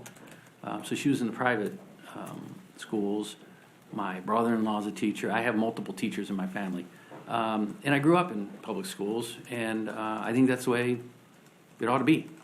There's some things, I'm not going to go into the details of, exactly what I think is, the better or worse. But there are some things that, occur in public schools or in private schools that I've talked to some friends that I don't necessarily agree with. And talking to my wife, she tells me, and, through conversations with her and some of her colleagues, the rigors of the training is much better in the public schools. Plus, we pay the taxes for the public schools, so I don't want to pay something for something I'm not getting. So, I think everybody should be, I am an advocate for public schools. I think they're effective, too. Okay. What is the role, in your opinion, what is the role of a board member? And then also, two-part question, what would you consider micromanagement as it pertains to this role? Well, so the role of the board member, as I understand it, is kind of govern the whole thing, right? You guys kind of oversee the big picture. In as far as the role of the individual, I think it's just to kind of make sure that things are heading in the right direction, right? I mean, you don't want to get off task. You want to make sure that you're focusing on frankly, the kids, right? I mean, what is best for the district, the kids, and how can you help influence that? So you want to have good debates, productive debates in here that ultimately, result in some good initiatives, resolutions, whatever you want to call them.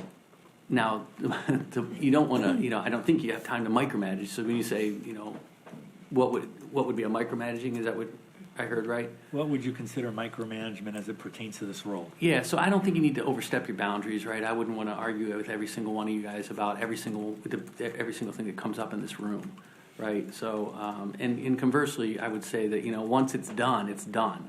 I wouldn't want to come back and say, hey, did we really, let's revisit this thing that we made a decision on as a group 6 months ago.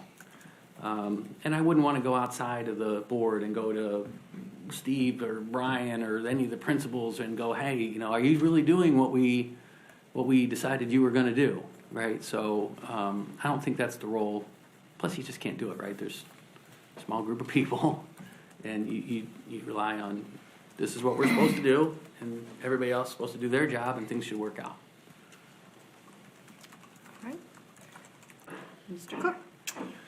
What are the strengths of the Novi Community Schools? I wrote them down.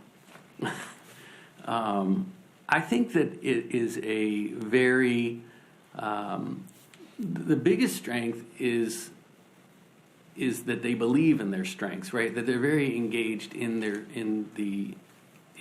what they're trying to do. So everybody, from the board to the teachers to the students to the community, is locked in on what's going on in the district. I think that Novi's got a solid reputation, more than a solid reputation, as an educational. This is where you want to be educated, right? So I think people don't want to lose that, and you can kind of tell, right? I mean, you can see that people are really, the notes that you get, just kind of the vibe that you feel when you talk to Dr. Matthews or Dr. Weber or any of the teachers or even the students, and just stuff that goes on. So I think the strength is the feeling that you have in this community. You see things and you kind of, it kind of draws on itself, right? It's kind of a self-perpetuating thing. And of course there are, they're highly trained teachers and they're great facilities, and they're really ahead of things like even things like the book clubs and the coffee with the superintendent and just the personal touches that you have. I think that's really kind of what it is. It's a small community, and you really feel like you're getting good value here as a member of the community. That's how I feel. All right, thank you. Here's a situation we want you to analyze. A parent calls you with a complaint about a teacher at the high school. The parent thinks the teacher is being unfair to his or her child. How would you, as a board member, respond to the parent? So a parent calls me as a board member and says that they think a teacher is being unfair. And this is just out of the blue, right? To their child. The teacher's being unfair to their child, and I'm a board member in this scenario. Okay. I'd have a very brief conversation with them probably about it, because I wouldn't want to get into any particular details. I don't think about that. This is not unlike, since in situations that I've been in where I've been a manager and I've had supervisors who supervise, high-low drivers or workers on the line, and that worker will come to me about the supervisor. And I'm like, look, have you talked to this guy about this? That's really where I would go first. Have you talked to the teacher? Have you talked to, and then, usually they'll say, oh, yeah. Well, I haven't talked to him, but, so-and-so has talked to him. Well, have you discussed this with him? So in this case, though, I don't know what the rules are, but my guess is that you are not you don't really engage something like that. So I probably wouldn't engage it more than a very incredibly brief conversation, and I really wouldn't ask for any details. And I'd refer them to the teacher or the principal or someone else, with support, right? I'm not just going to say, hey, go away, but, can I help? Let me know what happens after that conversation type thing. All right. Um, Mr. O'Connor. All right. What is more important to you and why? Board member accountability to each other at this table, or board members holding our superintendent accountable for district performance? Which is more important and why? It is definitely, it's the superintendent. I would say that holding the superintendent, not just the superintendent, everybody in the district, holding them accountable for the things that they're supposed to be doing to educate the kids, right? To keep the things that we have going. And the reason is simple, right? I think that that's why we're here, right? That's why we're here. That's it. That's the end of that. I think that, you're here to make decisions that are in the best interest of the district and the kids. And I think if you do that, really kind of you're accountable to each other by the end of that equation anyway. I think you'd end up, doing both by taking care of the first one. All right. Number 8, describe a situation where you were to hold someone accountable and they were failing to deliver. How did you handle the situation, and what was the resolution? So I've had that a lot as a manager and as a supervisor, and really it comes down to performance appraisals. I don't really love the way we do our performance appraisals in where I work for multiple reasons. They're tough to do no matter what anyway. They're just not it's tough. They're very subjective. But I use them, And so when I have somebody who's not accountable, that's an avenue that I can use. But the way I do that is I make sure that expectations are very clear up front, right? So we have a process, and at the beginning of the process, you set expectations and you set goals. And in the middle of the year, you say, hey, here's how you're doing on these goals, and you're not doing very well on a couple of these, and here's where you're headed. If you don't improve these things, here's where you're headed. You're going to get this rating. Do you understand what I'm saying? And, sometimes, I modify that a little bit, but sometimes you have to be direct depending on who you're dealing with. And then if they don't meet the expectations, I had no issues with saying, look, I told you this is where you're going to be, and this is where you are. And generally, I haven't had any issues with that, right? Because I told them at the beginning, if you do this, this, and this, you'll be here. But if you don't, you're here, and here's where you're heading. So it usually works out if you just tell them what you expect. And I have that with even kids that I coach.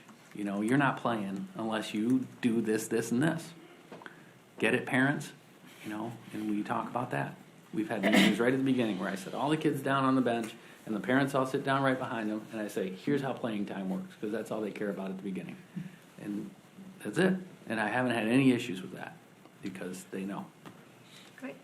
Okay, describe a situation where you worked with a group of people and they went in a different direction to which you were adamantly opposed.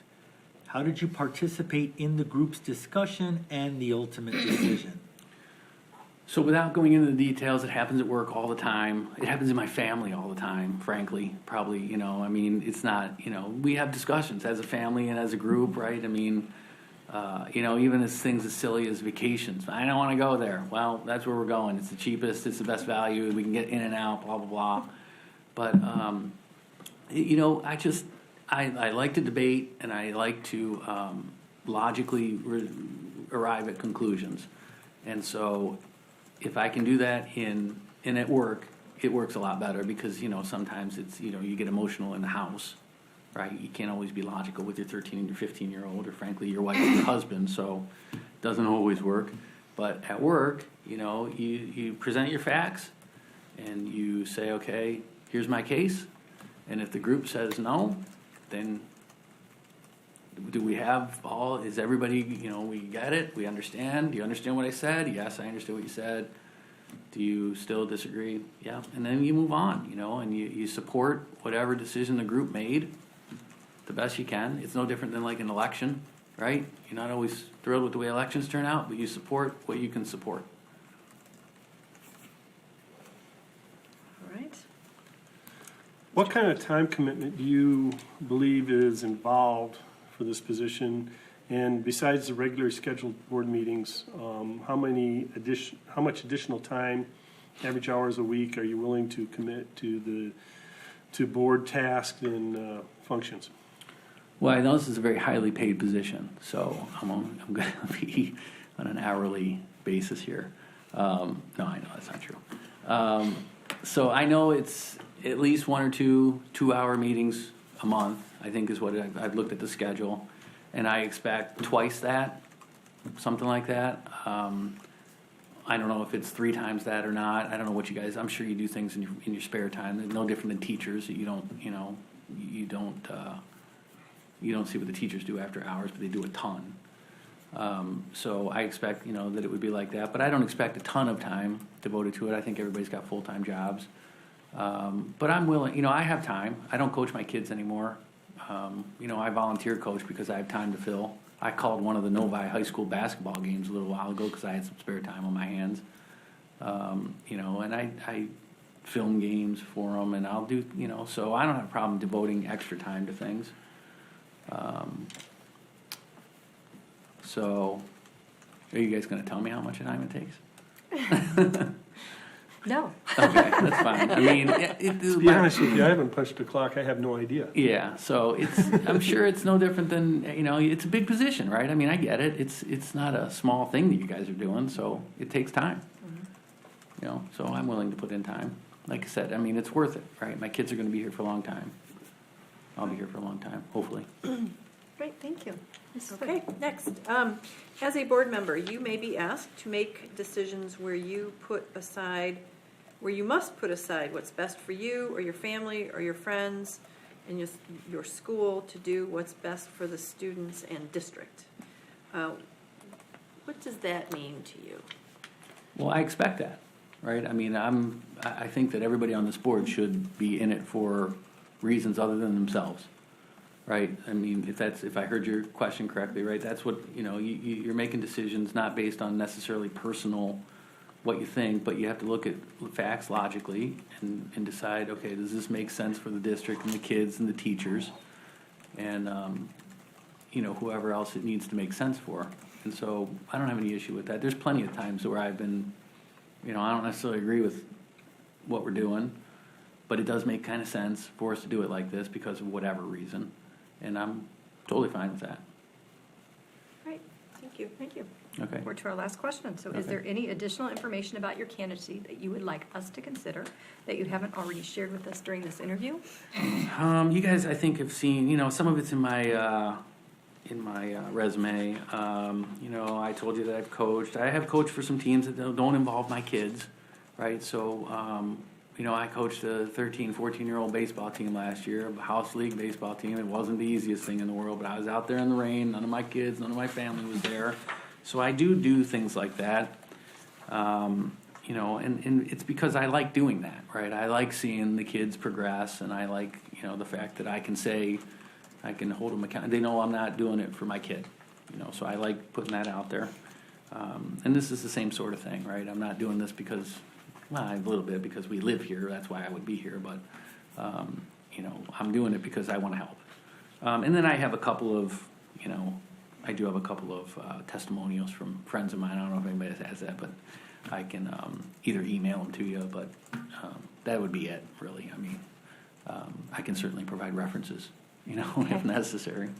Okay, So, we appreciate that. All right. Testimonials are always nice, so feel free to forward them to the board. I mean, I have a copy of them right Were they included here. in the application? Did They you? were not. No, Oh. I just actually solicited them a little while ago. I can just hand them to you. They're just from three. One of them's the vice president of the You know baseball. what, why don't you give them to Mrs. Holly on the way out? and Okay. She can add those to your application. Yeah. Okay. I'll do that. That would be, That'd be great. Okay. that'd be great. Okay. Yes. All set? Are there other follow-up questions that anyone has, Mr. O'Connor? Yeah, just a quick one. On your application form, you said you wanted to impact positive change in the community. Mhm. How would you do that? Man, that's a good question. I'm just reading what you said. Yeah, no. I think it was a little bit of a generic statement, but what I would do. I mean, there's some things that I would change, right? I mean, I think that there's a little bit of a So I'll go back. I'll go to the basketball thing, right? I felt like that was one of the biggest things to happen in this city, sports-wise, forever. It was undeniably the biggest sporting event to happen to this city probably ever. And maybe it's because my kid was in the thing, but I didn't really feel like there was a huge sense of community around it. There was a pretty good turnout at Breslin, but there was not that great of a turnout at Callahan Hall on Tuesday. And I felt like a lot of the kids didn't really know about it. So I would, and it's not just sports, it's other things, right? There's a ton of things that go on in this district, and that might be even one of our little bit of a downfalls, is that, hey, everybody's got something going on, but does everybody really know who's really accomplishing things? And so to, whittle that down, I would think, I think communication could improve a little bit in terms of, even our website, I think could use some sprucing up. Not everybody communicates by Twitter, and I don't, right? I don't know, but I know a lot of people do, and I'm not saying to get rid of it or anything, but I think the website could be better. I think the communication could improve. I think, I would like to improve the sense of community in this community. Okay. It's kind of Novi is not, a homegrown thing for me. It's like, it doesn't have a downtown per se. It didn't grow from inside out. It kind of, so I think that could improve. Great, thank you. All right? All right. Okay, thank you very much. Thank you, Okay. Mr. Lubin. If you want to make sure you give those to Mrs. Holly I so will. she can, and just ask her that we said to add them to your application. I will. And then you can ask her to send our next candidate in. I will. Okay, thank you. Thank you. Thank you very much. We appreciate your interest. Okay, we have one more, then we'll take a break. That was number 3, right? We're on 4 now? That was number 3. We are on number 4, and it is 7 We o'clock. got 8 tonight, right? Yeah, but we're going through them a little Okay, faster. good, that's good.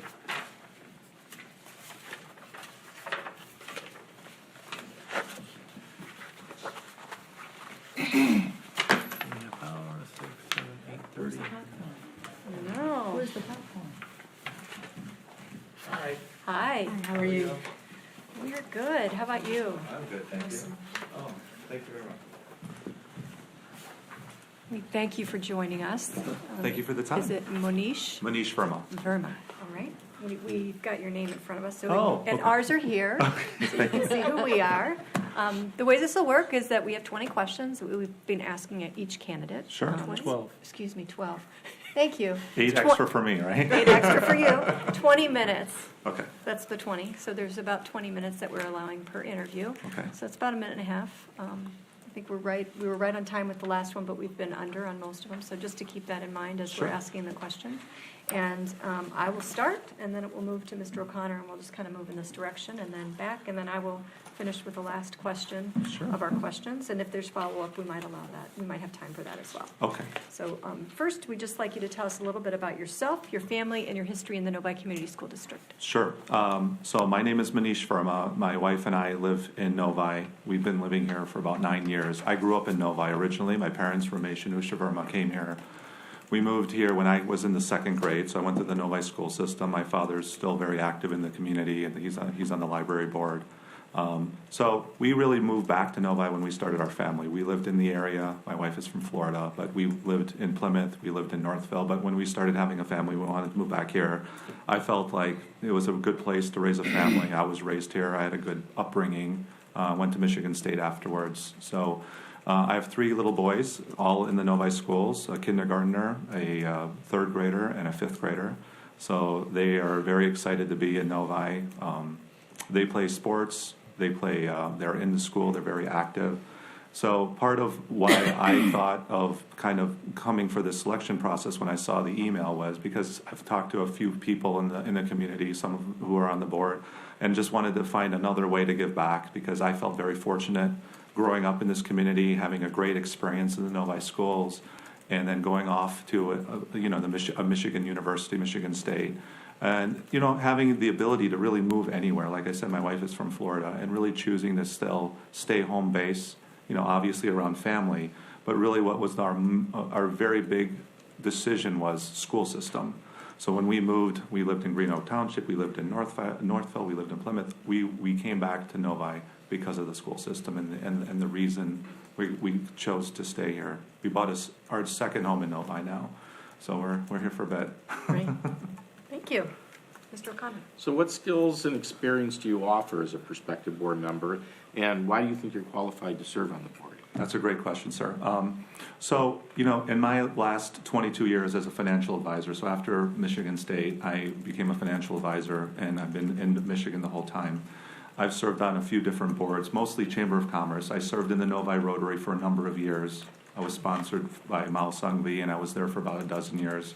And then I've also been on the Thai Entrepreneur Board, which is basically a board. There's a Michigan chapter that's still thriving today. I was the vice president of that board for 1 year. And then I was also on the first Chamber of Commerce for the Indian ethnicity in Michigan. So I was part of that board for 5 years. I was the president of the board for 5 years. My tenure ended last year. And I think that a lot of the experiences that I've had in those various roles, working with the community, building rapport with other ethnicities, building rapport with the community, and especially being on the board where kind of everything buck stops with you, right? I mean, you have to kind of make the decisions and really work with board members and work with the other community members, a lot of which are usually there on their own time, to make things happen. So I think a lot of that value I brought back to the table for something that I'd like to do here. The reason that I decided to put my name in the selection process is because I have 3 little kids. I felt that when I went through the school system, it was fantastic. I still think there's a lot of great things happening in the school system. I just wanted to see if there's anything I can do to help make it better or continue what's been going on for what you've been doing for the last 35 years since I've been here. So that's why I put my hat in the ring. I like to give back. I think it's part of our civic duty. My father taught me that. He's been giving back since he retired. He was doing it before, and he continues to do it now. And so, and I looked at the fact that I'm no longer on a board level on the other things that I was doing. I decided that this would be a great opportunity. I've talked to a couple people who are on the board privately at school events, at community events, and just kind of was thinking of running myself when there was an opportunity in a November election. And my wife saw this, she got a little excited, and she's like, "Hey, weren't you thinking of doing this anyway?" And then so she's very encouraging of me to do this. She's a little bit more introvert because I was asking her to do it. And I said, why don't we both put our names in the ring? But she's very active at the school level. She's at my kids' schools as many times as they'll let her. She loves to be at the schools. And so she felt, that's where she adds a lot of value. And she's a homemaker now. So I really like the opportunity to give back. And I think where I'd like it to be is at the school level, because it was such a very big part of my life growing up. And I want to get back to where, I think helped make me who I am today. Thank you. Question number 3, are you an advocate for public education? And if so, explain why. Very much so. The reason that we chose Novi is because of the school system. Obviously, as everyone has the ability, they can go to any school system when they're looking to buy a home, and depending on where they're going to work. My office, where I work, is in Farmington Hills, Michigan. I'm a financial advisor by training. And I've been doing it for a company called UBS I've been there for 9 years, but I've been at previous firms in the same industry for over 20 years. So we can move anywhere in the market. We chose Novi because of the public school system. I have a lot of family friends and colleagues that have their children in private school, and I think that's a decision they've decided to make for their families. I find that, if you're in a strong program, you can really have a thriving community environment where all the kids kind of know each other. They play with each other. We have a lot of friends of our kids who play together, who all go to school together. And that's very important to us, but obviously it stems from having a great education, right? And I think that the education piece of it is vital for the community. So I think being, a very good school system, highly rated in the state of Michigan, highly rated in the country, was the reason that we moved back to Novi. Obviously, having grandparents 3 miles away from you is not a bad thing, but definitely, when you're looking around in the communities that we have around us, there's some really good school systems, but I think we stand out. And I think that's the reason that, we do encourage our kids to, do what they can in school, participate at all the school functions. But why we moved back was because we're big advocates of the public school system, specifically, obviously, Novi. Thank you. Okay, what's, in your opinion, what is the role of a board member? And also, what would you consider micromanagement as it pertains to this role? Great questions. So the role of a board member, I think, first and foremost, is be an advocate for all the community. I think the family members that are out there who are having their children go through the school system are looking at this board to really be their eyes and ears of what's going on in the school system. What can they do better? What are they continuing to do? And how can they make the school system kind of retain its level and standards and continue that going forward? So I think that's the first thing, is being an advocate for the community members who live in Novi. Second, I think it's really to evaluate what's going on in the system and keep the level of standard to the level we are today. I think if you don't have a strong board who can communicate effectively with the superintendent, who can communicate effectively with the school systems, the principals, I think you lose something in translation. So I think having a strong board where you can go out, go to the events, be an active member in the community, get the visibility for the board, understand that people are watching. What are you doing for us? How can we communicate with you, sometimes offline? When are you accessible? How can we talk to you and maybe get our voice heard? I think those are very important things. So being an advocate for the community, I think, is the number one reason. Your second question about micromanagement. In my profession, I have my own team. It's kind of like what we do as a team. I hear everything that happens on my team from all the employees that are on my team. And I call them partners, because really I think you're only as strong as your weakest link. And hopefully we have no weakest links, right? So what I really think is we work together as a community. I think everyone should have an opinion. I think everyone should have an opinion that's heard. And I think once we have everyone's opinion, everyone should be professional enough to make sure that, you know, if it's not your way, it doesn't mean that's the wrong way or the right way. It just means it happens to be a way that's going to be moving forward with the board. So I think micromanaging is not a great idea, but I do definitely think there are times when maybe you're committed to something and you've been assigned that task, that's your baby and you have to run with it. I think then you have to have a little bit more time involved in that and manage it better. But I think most times people are looking at all the pieces fitting together to get the same solution answered. Mr. Cook? What are the strengths of the Novi Community Schools? Well, that's a great question. I think a few of the strengths, and there's many, so a couple of the major ones, I think, is the unity of the community. I think you see a lot of people, an example of that. You know, you saw the Novi High School basketball team play up in Breslin, and look at how many people went up, right? I think that's a huge strength. I think that as a community, when you can rally around your kids, I think that shows a show of support and it shows community. So I think that's the number one thing I would say is there. I think the baseline of how we hire teachers is pretty strong. I see a lot of talented teachers teaching our kids. And I think that's what, again, parents come back to us and want to make sure that continues to happen going forward. The third is the administrative. You know, having 3 kids in the school system, we know our principals. When I was growing up in Novi, I don't think my parents knew my principals. And I think that connection with, you know, who is Mrs. Bedford, who is, you know, the principal, who can I talk to if I wanted to reach out, and having them be accessible. And quite honestly, they encourage the parents to come into the schools and talk to them. I think that's very vital. It's a two-way street. Education is not only in the school. Education has to be at home as well. And I think if the parents kind of get that with the instruction from the superintendent down, from the board down, from the principal down, you're going to see a little bit more tight-knit community. Other things that we're very strong at is diversity. I think we have a lot of opportunity for diversity. I remember in my graduating class, I was one of maybe 4 kids of diversity in my class. And now, you know, you can see what's happened to Novi. It's happened across the board. There's so much diversity in the community, which translates to be so much diversity in our schools. So I think managing diversity is something that we've done very well. I worked as a diversity coordinator for the University of Michigan a few summers when I was attending college, and it's a very important thing to manage diversity, and manage it means in a good way. How do you kind of let it flourish in your community? I think some communities find it a little restrictive, and some communities want it to flourish. I think we live in a community and a school system that want it to flourish, and I think that's very important.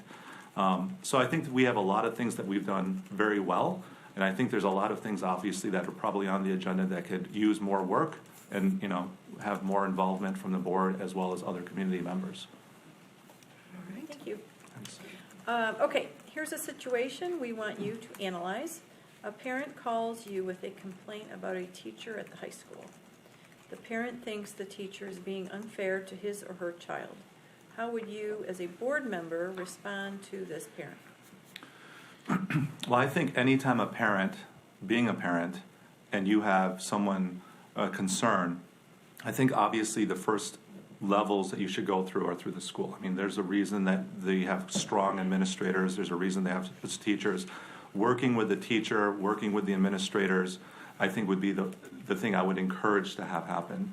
That being said, you know, I would probably want to understand what the parent is talking about, what is the problem, what is the concern, and maybe have a discussion with the administrator and kind of, I think, let the administrator really follow through on what they're you know, went to school for, what they're really there for, and kind of follow back up and say, how did that get resolved? I think as a parent in that same situation, I think when they come to someone at the board level, I think what they're trying to do is say, hey, it's a very important and I want it to go to the top, right?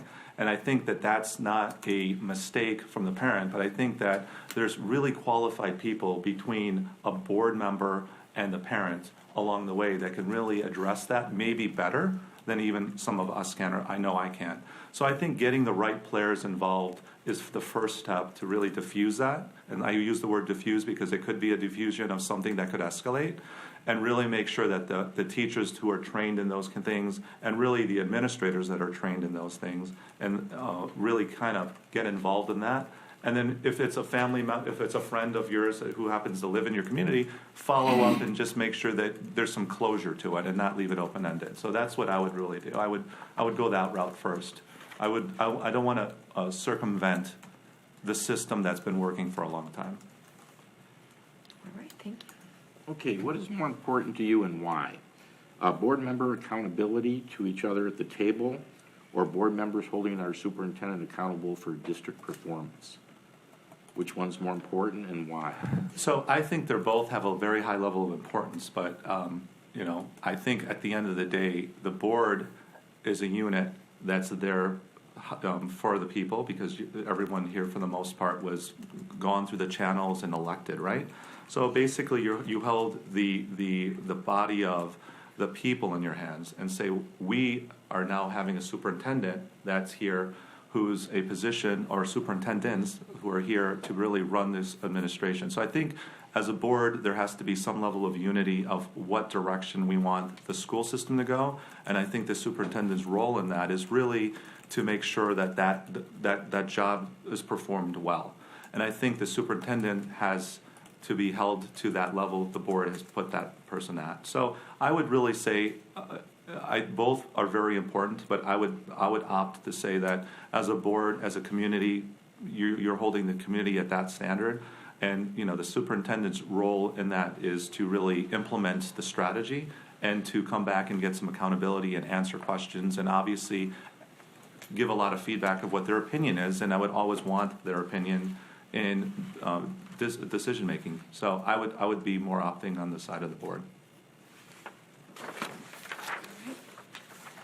Thank you. Stevenson. Number 8, describe a situation where you were to hold someone accountable and they were failing to deliver. How did you handle the situation, and what was the resolution?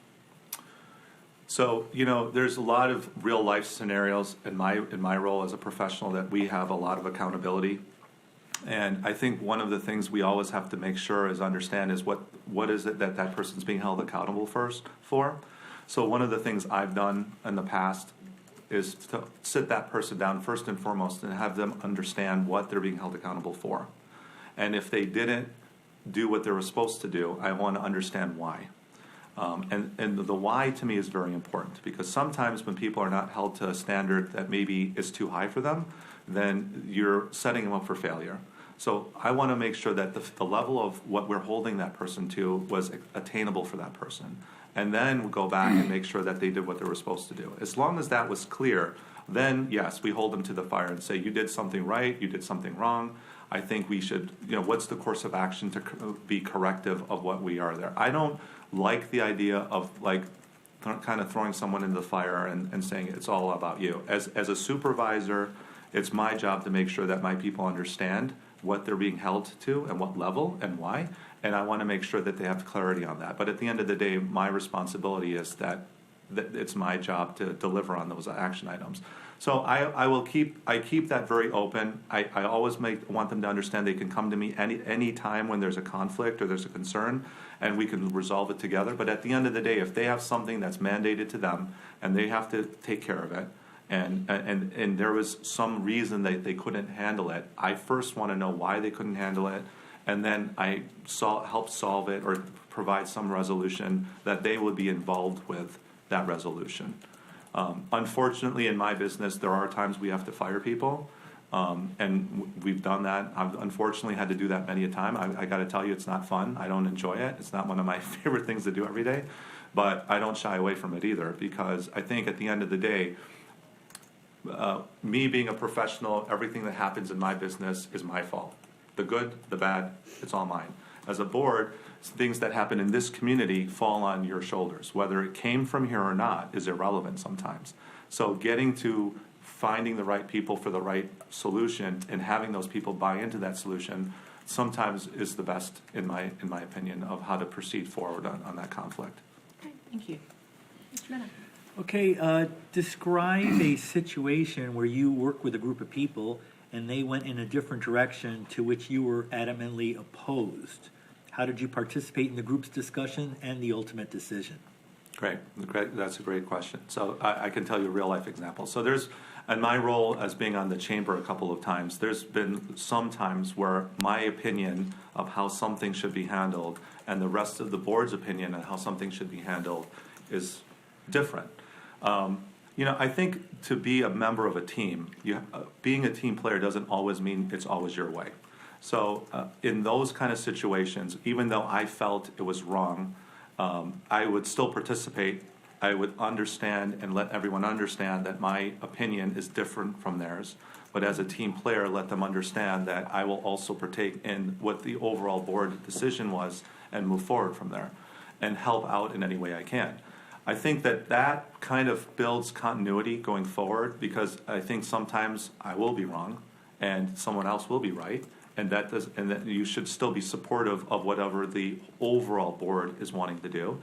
And in some situations, when maybe that conflict comes back and you are right, you still have to be there with the ideas to help resolve that situation now.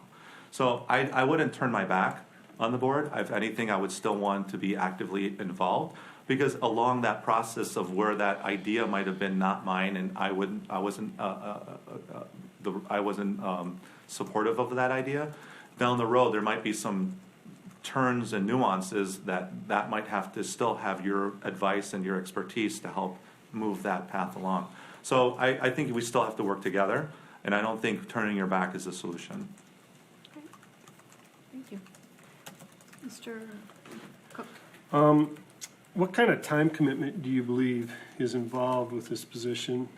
And besides attending regularly scheduled board meetings, how much additional time, average hours per week, are you willing to commit to board tasks and functions? So my opinion of this is that I think most people have a full-time job. This is kind of like having another job, 20 some hours per month. I think there's going to be times and ebbs and flows where there might be more time commitments and there might be less time commitments. But I think as being an advocate of the board and being an advocate of the community, part of the role as a board member is to be visible. Going to events at the local schools, all the schools,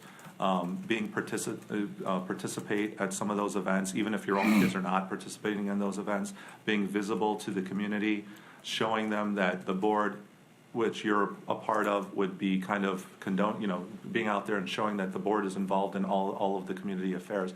So I think and I don't think it's work. I think it's fun, because as we were chatting outside, everyone has all these things their kids are doing, and all of us are in the community a lot as it is, right? So some of it might be overlap, where a basketball game for one son, a soccer game for another son, a commencement ceremony for your neighbor's child.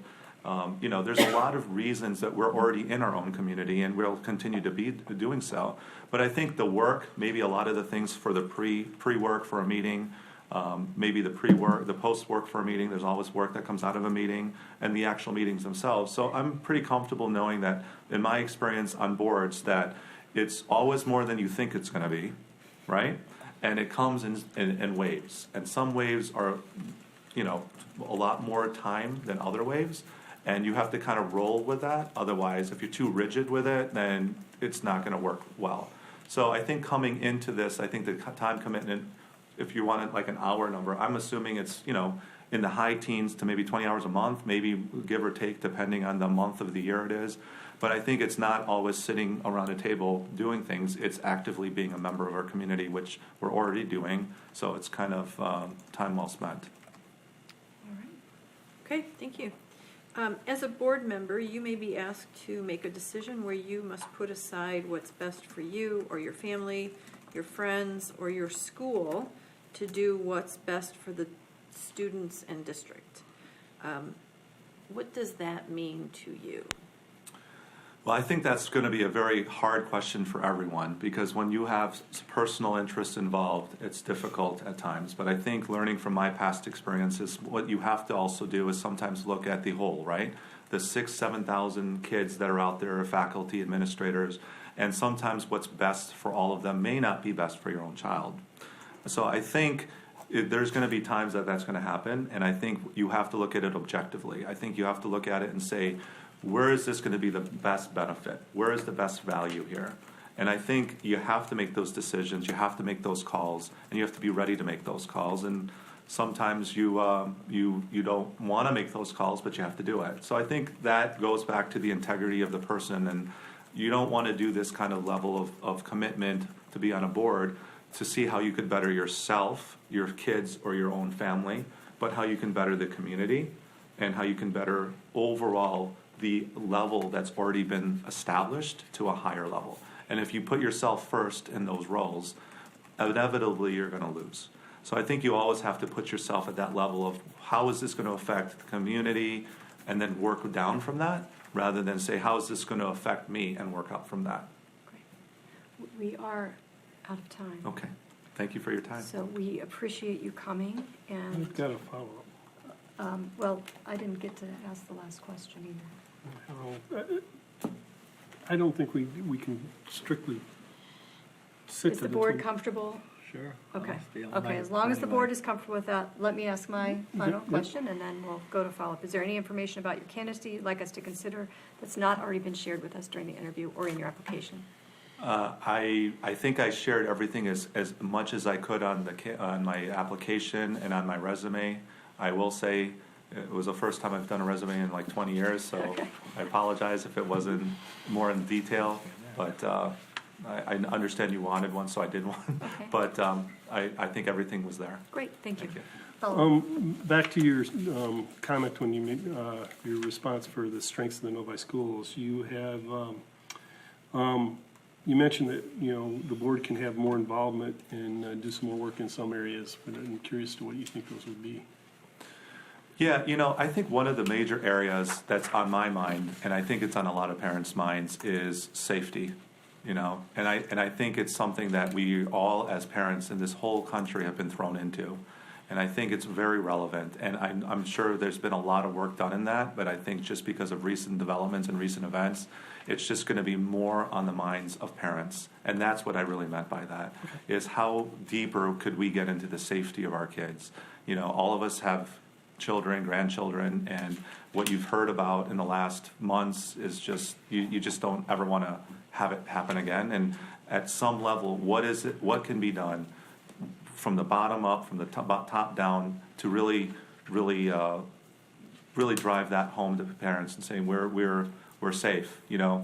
I think that is one of the things that really, as a parent, keeps me up at night. Sometimes it doesn't allow me to go to bed, honestly.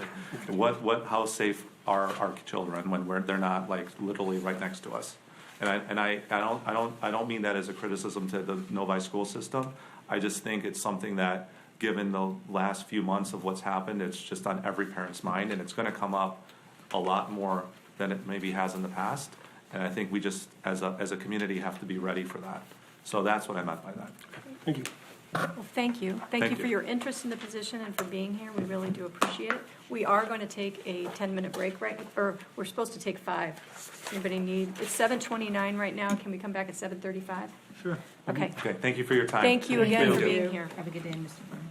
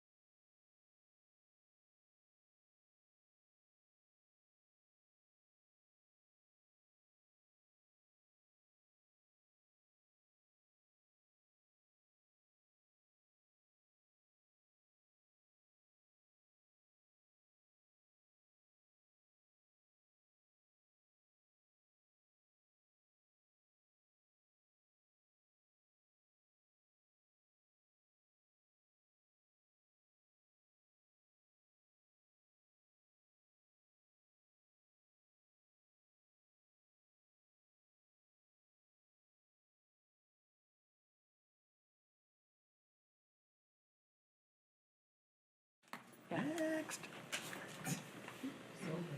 Now we're going to start getting. We are back Yeah. to our candidate Thank you interviews so this much. evening on Thursday, the 29th. We are awaiting our next candidate. I hear you.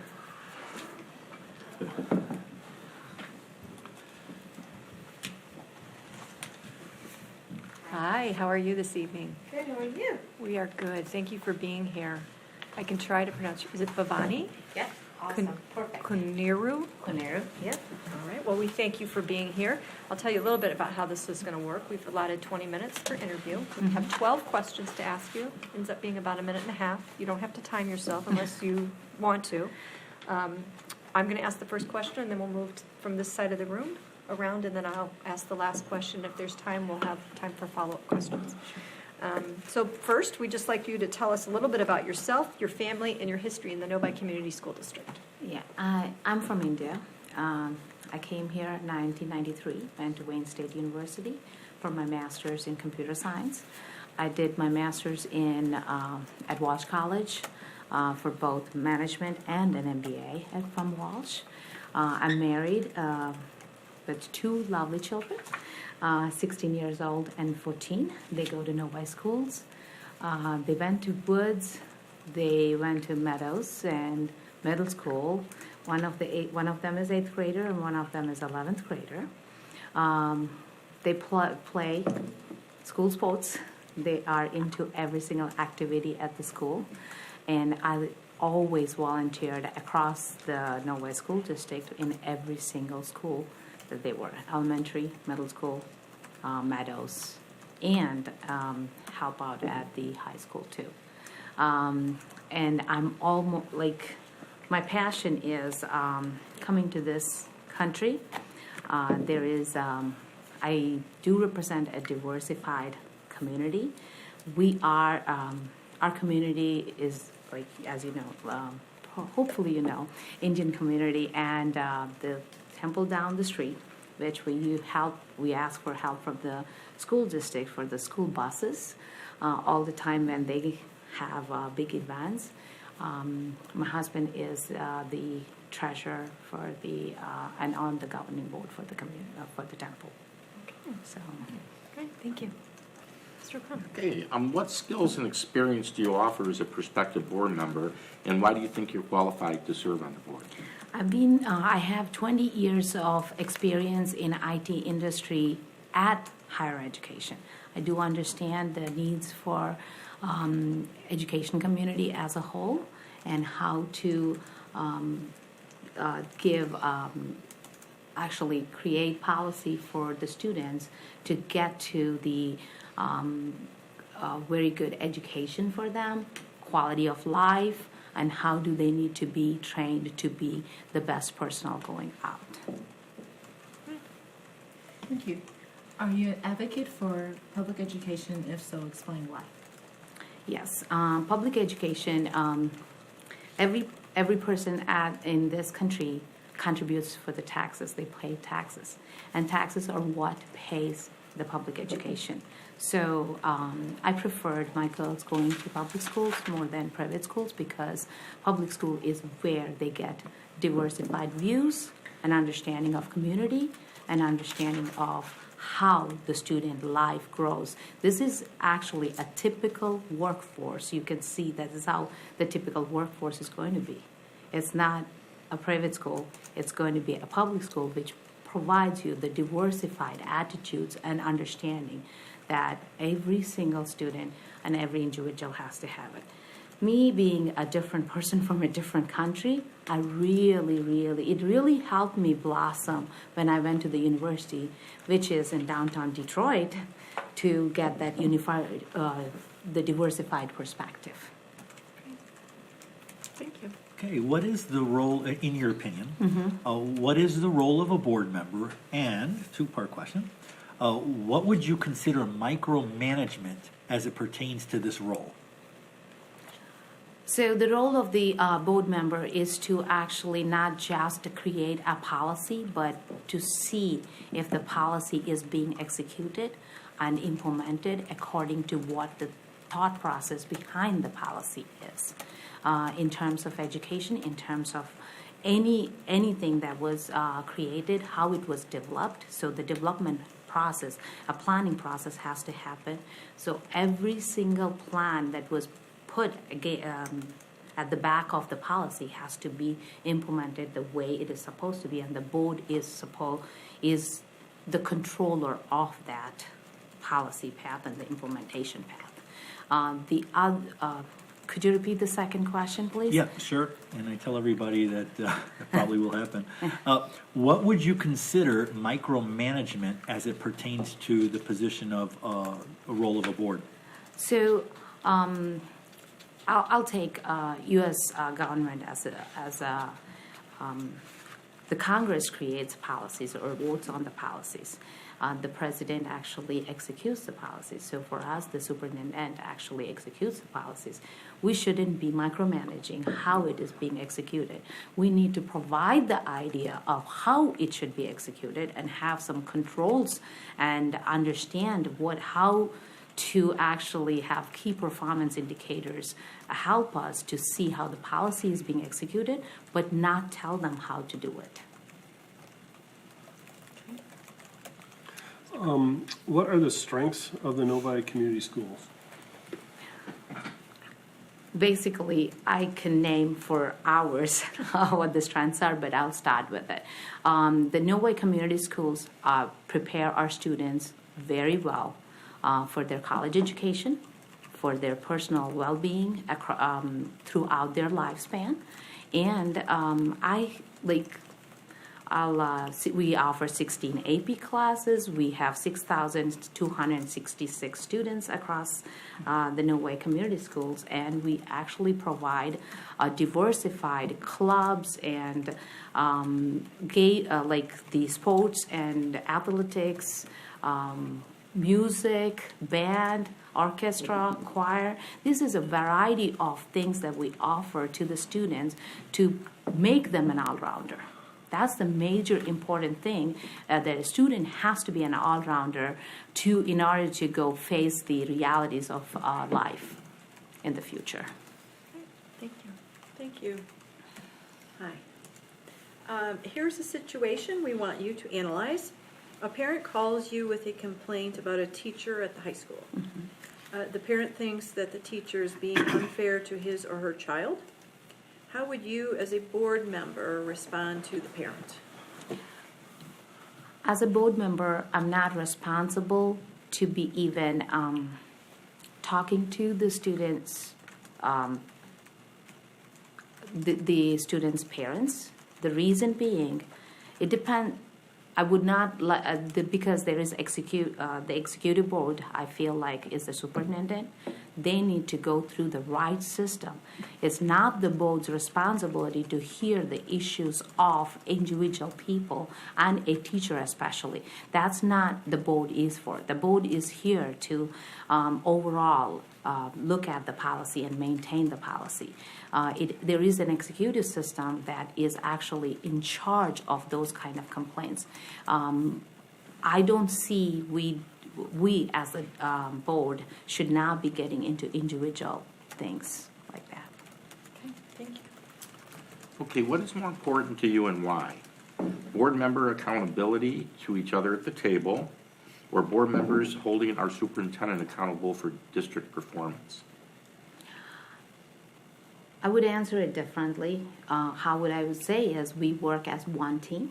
The board actually works as one team and makes the superintendent accountable for how the things are being executed across the school district.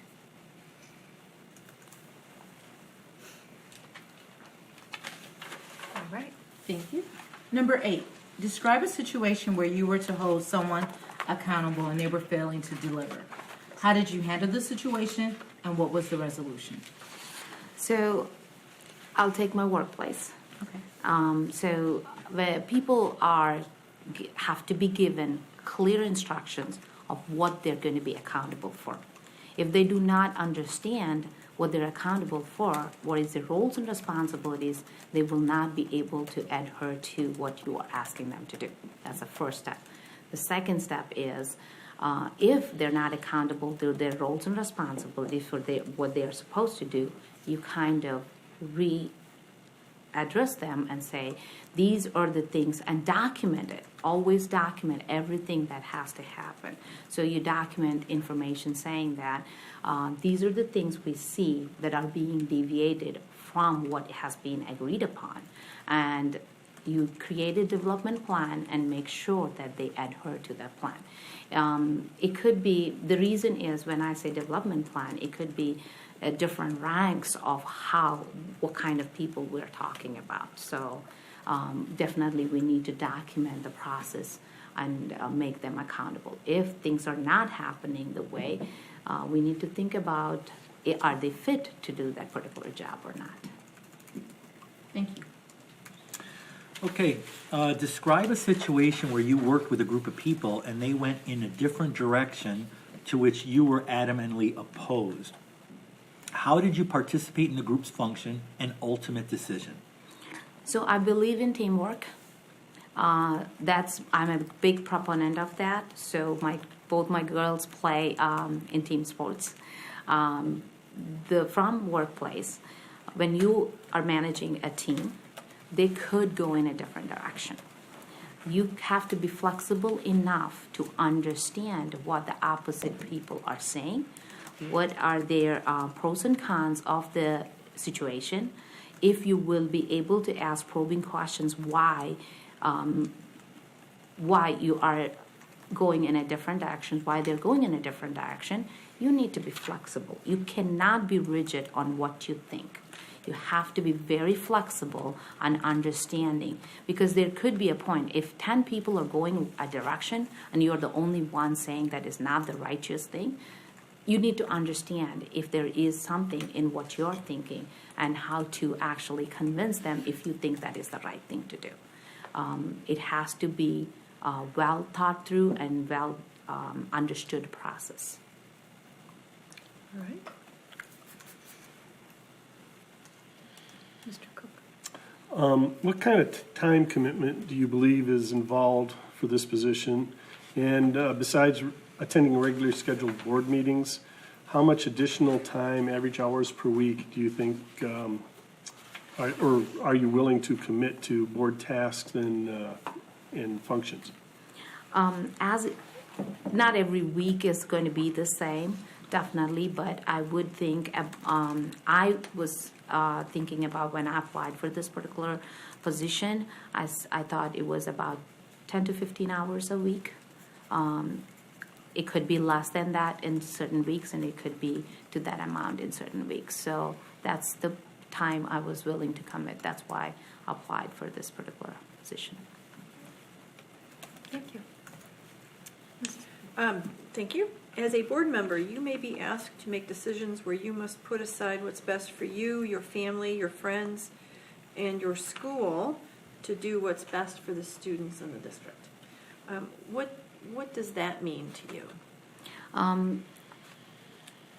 As a family person, I'll say family is my first priority. But when it comes to a board, when you're trying to help out the community at large, what is it takes? You have to understand what it takes to actually dedicate yourself to do that. When I was going to apply for this job, that's the first thing I have thought about it, because there's no space for family when you make certain decisions that are not, you won't think about the family. You won't think about your near people.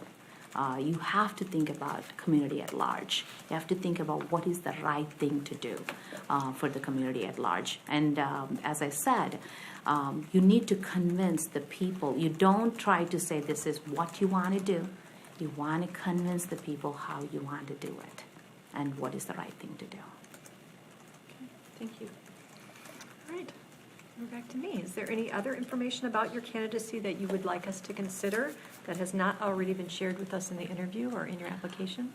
No, I kind of put my case in my application a lot, because I would like to see we are a diversified community, and I would like to represent the diversified community and do the right thing for the school board. And definitely my answers are short because that's how I expect it to be, because I do not like to take too much time from people because everybody's times are very valuable. That's how I see it. Thank you. Are there follow-up questions that anyone has for Ron? Sorry. No. We thank you so much for your interest. Oh, thank you. And we thank you for being here tonight with us. And that concludes the interview. Oh, thank you so much. Yes, thank you very much. Have a good evening. Thank you, too. Hey, Bobby. Yes. The last three candidates, I think since we came back, the cameras aren't switching. Oh. To the candidate? Yeah, to the candidate. You see their Are back you the whole time. guys aware that the camera isn't switching to the candidate? When they come in, obviously there's no one here right now, but Let's see if you can show us a shot of the front of the chair. Flip the camera. There you go. Okay, Okay. so that's how we need it. Thank you. Nice catch, yeah. thank you. Well, yeah, I'm not looking at it. No, never mind. But she's sitting over there, so. Yeah, so she's able to see it. I don't like to be on camera, so I usually look up like, Right, thank you. Hello. Mr. Harpino, thank you for being here. I'll explain a little bit how this works, even though you have been through it before.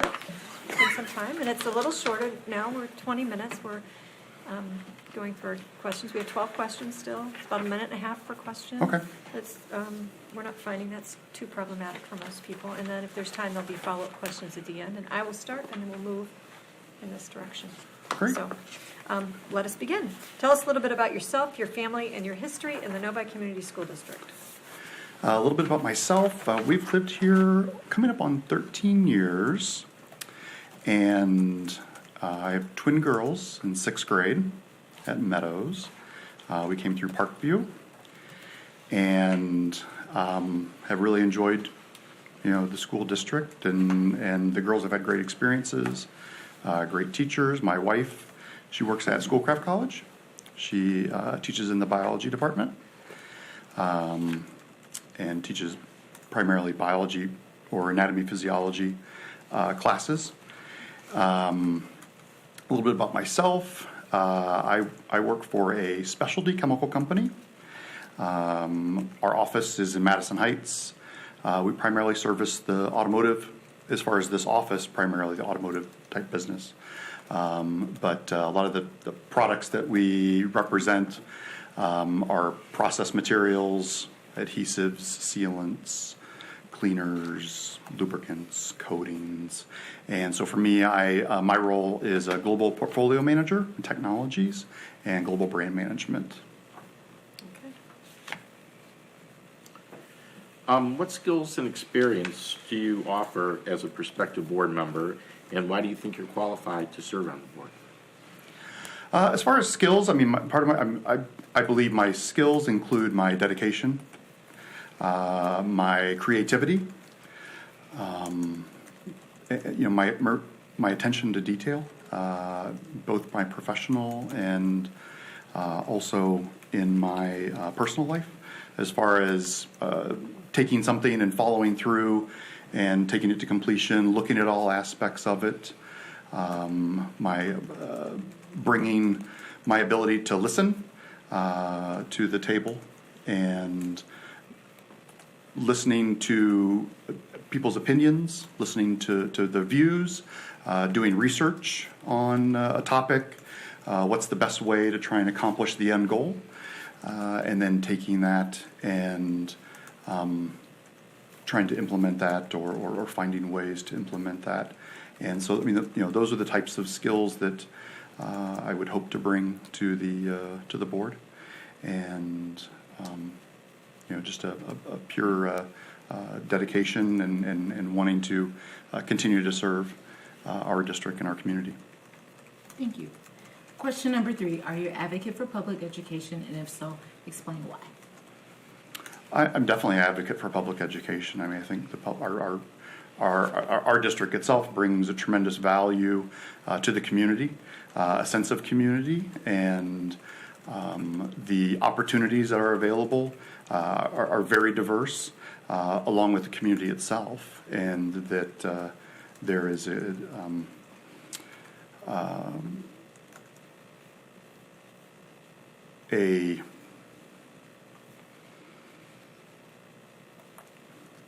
can't think of the right word, but that, you know, having a strong public education, having a strong education, you know, something that will allow you to build and for the future is paramount, and you know, having that presence in the community, having a strong public education school district helps in just building that overall community and being a successful person. Okay.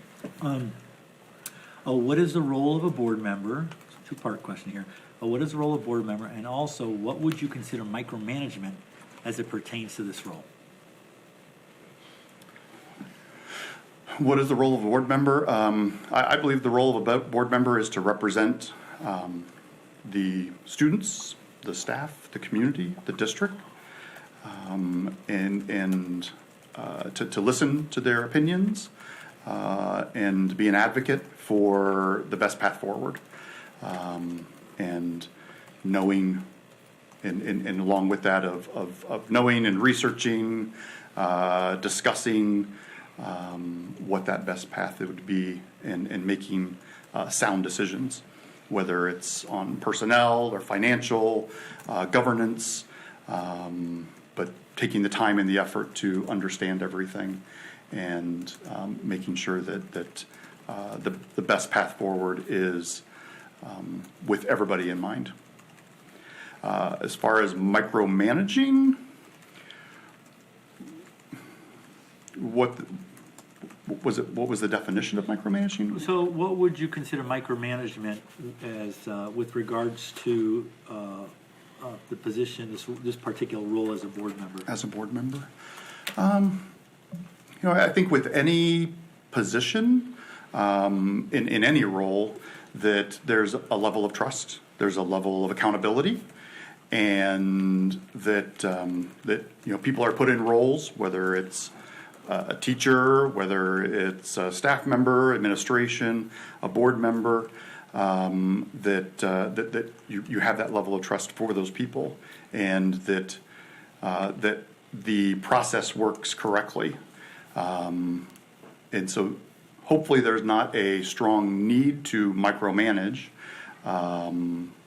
as a board member, and that the kind of the, I don't know if it answers your question completely, but that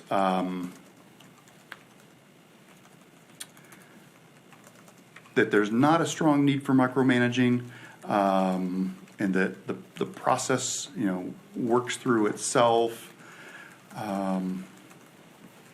You know, I'm not a micromanager, but I'm a very detail-oriented person.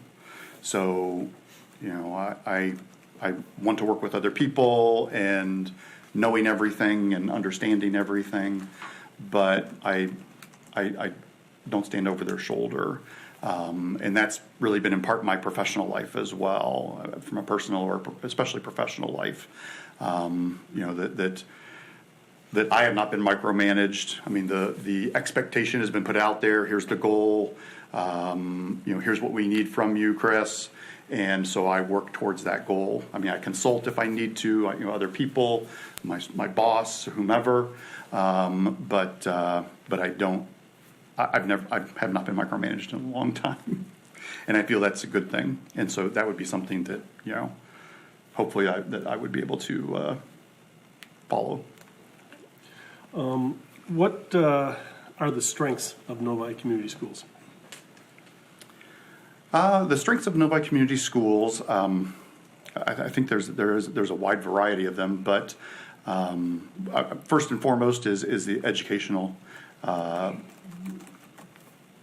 background, or the educational foundation that is available, the opportunities that are available to our students.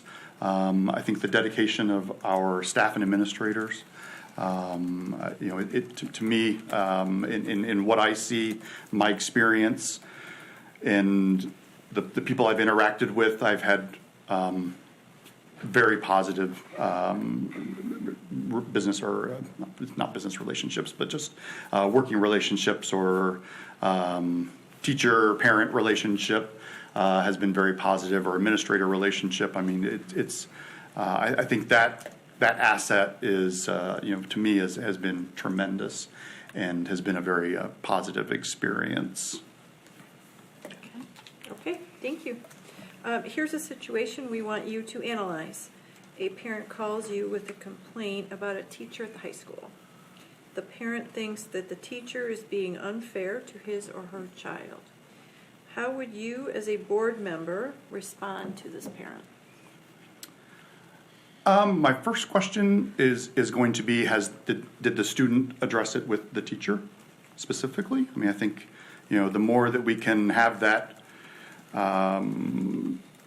teacher-student interaction as that first layer of review and connection, then it just helps further down the line of, mom and dad are not always going to be there to, help in answering or knocking on your boss's door, and that, has that been accomplished? Has that been reviewed or considered or taken place?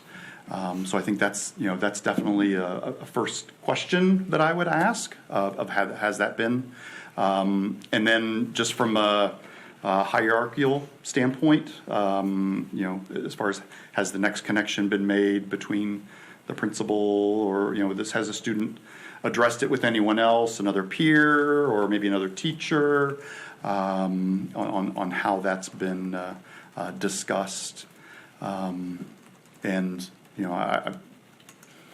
for me, kind of the last resort that I could think of would be, having a board member to have a direct interaction, and it escalates up to that point.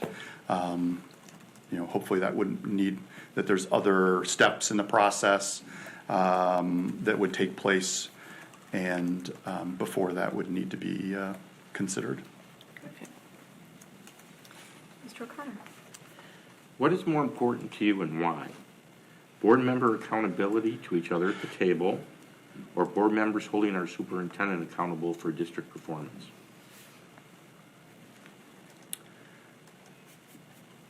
Board member, I'm sorry, say it No one more. problem. What's more important to you and why? Board member accountability to each other at the table, or board members holding our superintendent accountable for district performance?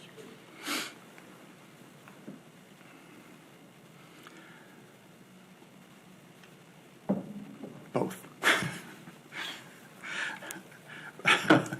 And why?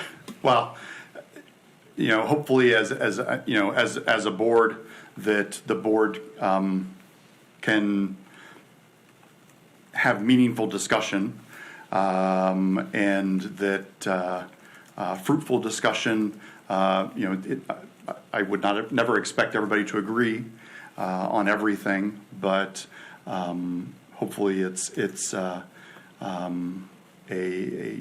positive discussion. But at the same time, that there is, of course, as the superintendent, being the top of the administration pyramid, that there is an accountability there as well. Just depending upon the topic or the discussion points. If they're directly connected to each other, if it's a topic and holding, the superintendent accountable, or if there's a discussion within the board itself. But hopefully that there would be enough positive things, enough positive discussion moving forward, that I hold myself accountable at a high level. Hopefully everybody else would as well. All right. Mrs. Stevenson. Yes, number 8. Describe a situation where you were to hold someone accountable and they were failing to deliver. How did you handle the situation, and what was the resolution? Well, from a professional standpoint, I've had a few, in my role, I work in global teams. And so most of my communication is email or phone, a lot of email. And so not knowing what everybody is doing on a daily basis or where they are at, it's kind of like, here's my priority, or here's the project we are working on, here's the timeline for it. And sometimes those aren't always met. And then trying to understand, why are they not being met? And so how I try and first address it is trying to understand what their maybe limitations are. Maybe it's they didn't understand what I was asking about. Maybe that with having so many different languages and people that that English is not their native language. English is about the only language I can speak, but that to me that's always kind of the first place of did they understand what I'm trying to accomplish in this project, and then as it goes forward, if we're still not meeting it, then it's continued discussion, trying to find other people maybe in that region that may be able to help out or helping me again better understand what the delay is, what the issue is. Maybe it's something completely unrelated, but in the end, if there's a continued delay, then it's kind of again moving up the ladder, moving to the next spot, and not saying this person is not getting me the information, but again trying to. I'm always trying to keep it positive and saying I'm trying to understand why they're not delivering at a certain time. These expectations or these objectives. Can you help me understand maybe what they're dealing with, type of thing, and that things like that help kind of indirectly that help in getting things accomplished. Okay. So describe a situation where you worked with a group of people and they went in a direction to which you were adamantly opposed. How did you participate in the group's discussion and the ultimate decision? Adamantly opposed.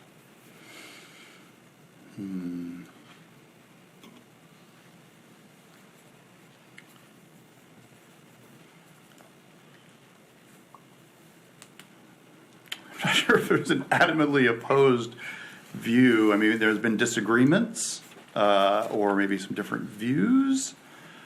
But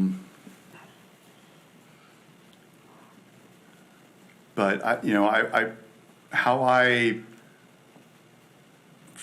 first try and take it is kind of understanding what their view is. I mean, it's they have what they feel is a strategic goal or a path that they want to go down, and I don't always maybe feel that maybe it's not the right path, but I want to understand why they feel that way. That why is that the right path, and in part by asking questions. So trying to ask questions that help maybe me understand better, but also to maybe they understand. Or helping them to better understand what the project is or what the end goal is, so that maybe it changes their mind a little bit, or it takes it maybe in a slightly different direction. It may not completely 180 it, but it just kind of takes us all down the same path with the same objective.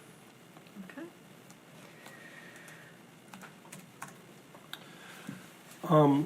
What kind of time commitment do you believe is involved for this position? And besides attending regularly scheduled board meetings, how much additional time, average hours per week, are you willing to commit to board tasks and functions?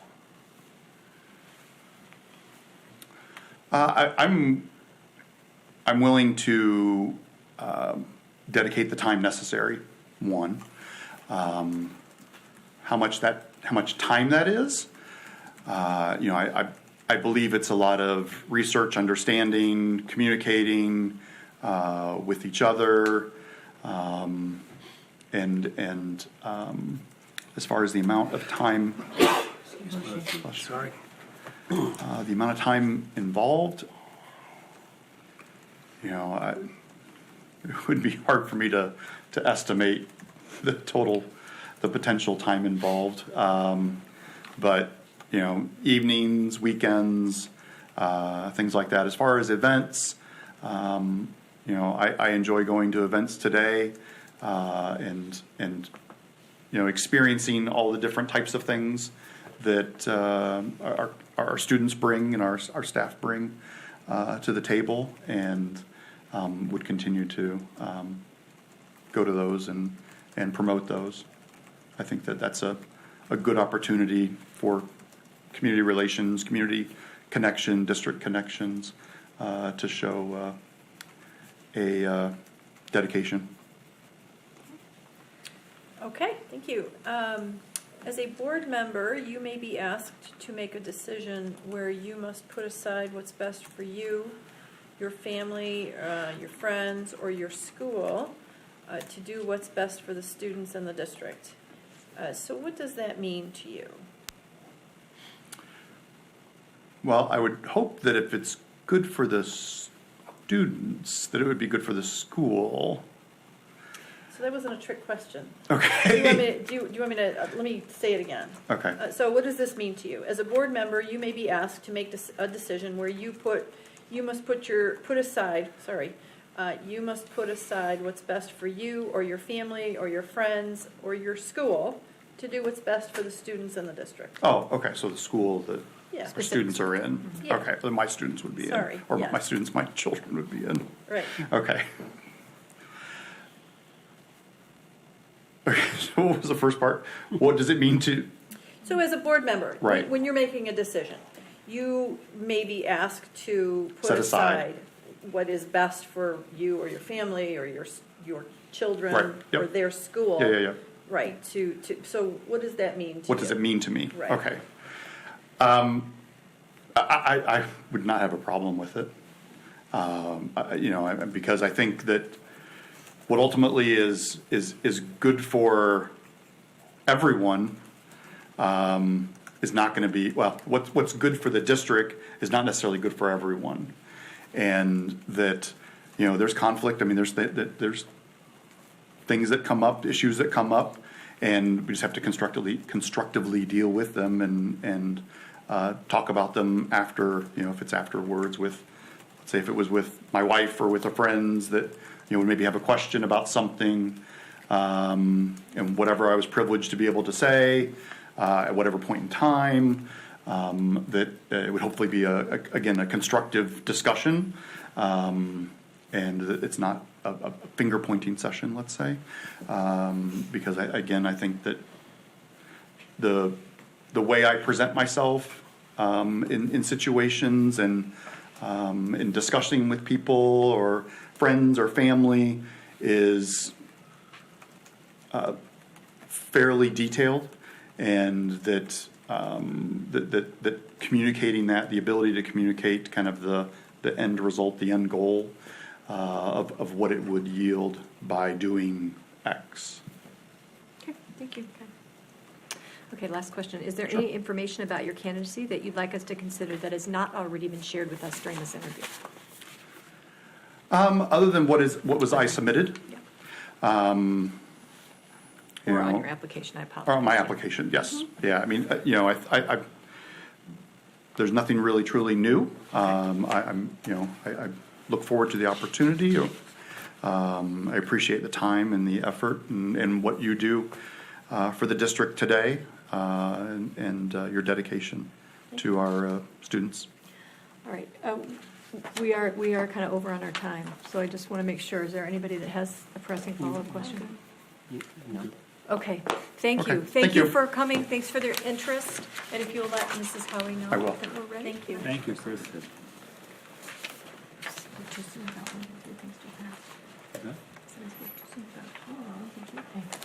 We slowed down. That one was short. I'm timing every one. That one wasn't short. Yeah, it was. Oh, no, you're right. We could go over. Sorry, just wrong start timing. That's all right. You're allowed to be wrong occasionally. What are you two doing over there? Oh, Are you I'm laughing sparring at over- them. She's laughing Yeah, at I know. Our banter. We have a system for that anyway. Don't we? Hi. Open and honest dialogue. Open and honest dialogue. Oh, thank you so much. Great, thank you. Thanks for being here. Thank I'm you. Bobby. We talked earlier on the phone. Yes, Thank you I'm for your Mahasti. flexibility. We really do appreciate you No being problem. flexible and coming this evening. And would you like to pronounce your name for us? Yes, my name is Mahasti Mafi Shahidi. Great. Well, thank you for being here. The way this will work is that I'll start. We've allowed about 20 minutes per interview. It's about a minute and a half per question. We have 12 questions that we'll be asking. And then after I ask the first question, it will go to Mr. O'Connor, and then we'll move in this direction. Sure. And then back. And then I'll close out with the final question. So if you'd like to begin by telling us just a little bit about yourself, your family, and your history in the Novi Community School District. Sure. I moved to Novi in 1997. I used to live on the north end of Novi, and my daughter was in Montessori school at the time, and I was working in a private school that was close to the Montessori school. And then after a while, I decided that it was time for my daughter to enter the public school. She was at Brookfield Academy for 4 years, and I thought, okay, I want her to go to a good school. And I didn't, at that time, the Walled Lake School District wasn't as appealing because it was a C+ school district, and Novi was getting A ratings. Although I was in the Novi community, living in Novi with the zip code of Novi, I was not in the Novi school district. So my husband and I decided to look around the south end of Novi so that my daughter can get a really good education and come here. And so at 3rd grade, she came to Novi Community Schools, and we were fortunate enough for her to get an excellent education here. You offer the best education because my daughter actually graduated from Novi High School and went to University of Michigan undergrad, completed her education, got accepted to accelerated nursing, and now she's going to go into pharmacy. So she's doing very well, and I attribute it to Novi schools. I have 2 other children who went to private school with me when I was working as a teacher at a private school. And then 2 years ago, we decided to transfer them out and bring them to the Novi school districts because I got a job as a principal and I left my school district. So it was time for them to spread their wings and to start a new chapter in their lives. Thank you. Okay, what skills and experience do you offer as a prospective board member, and why do you think you're qualified to serve on the board? Okay. I've been in the education field for 20 years. I was a teacher for 17 years. I student taught at Walled Lake. I subbed in Romulus, so I had that urban background, cultural diversity. I also subbed in Novi, so I know this side of the town too. And then now I'm a principal, and I work with Yemeni students, refugee students, Detroit zip code, but Hamtramck community. Very different. My teachers are generally African American and white, but my students are Yemeni with 85% Yemeni and 15% African American and Bengali. So I think I can offer you a diverse perspective. I can offer you my educational background. I can offer you what I've learned as a teacher, what I've learned as a principal, as an administrator. I've attended monthly board meetings for the last 2 years with my school. I've learned a lot about financial aspect of schools, budget allocation, what to do to help the culture and climate of schools, how to work with teachers. I've mentored and coached teachers in this job and in my last job. I was a teacher leader and I was a master teacher, and now I feel like I'm evolving and becoming a better leader in my field every day, better instructional leader and school leader. Thank you. Question number 3. Are you an advocate for public education, and if so, explain why? 100%. I did teach at a private school, Hood School in Montessori, and I'm a graduate of public school as well. I went to school in Belleville, Michigan. I grew up in Belleville, met my husband, and we moved to Novi.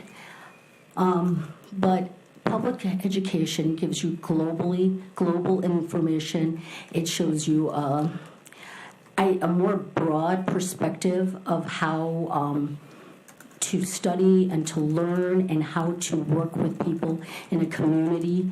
It is not just it's not just one streamlined train of thought. How do I explain it? It's very broad. It's something I like. It's it offers a lot of opportunity. There's a variety of sports, athletics involved for the students.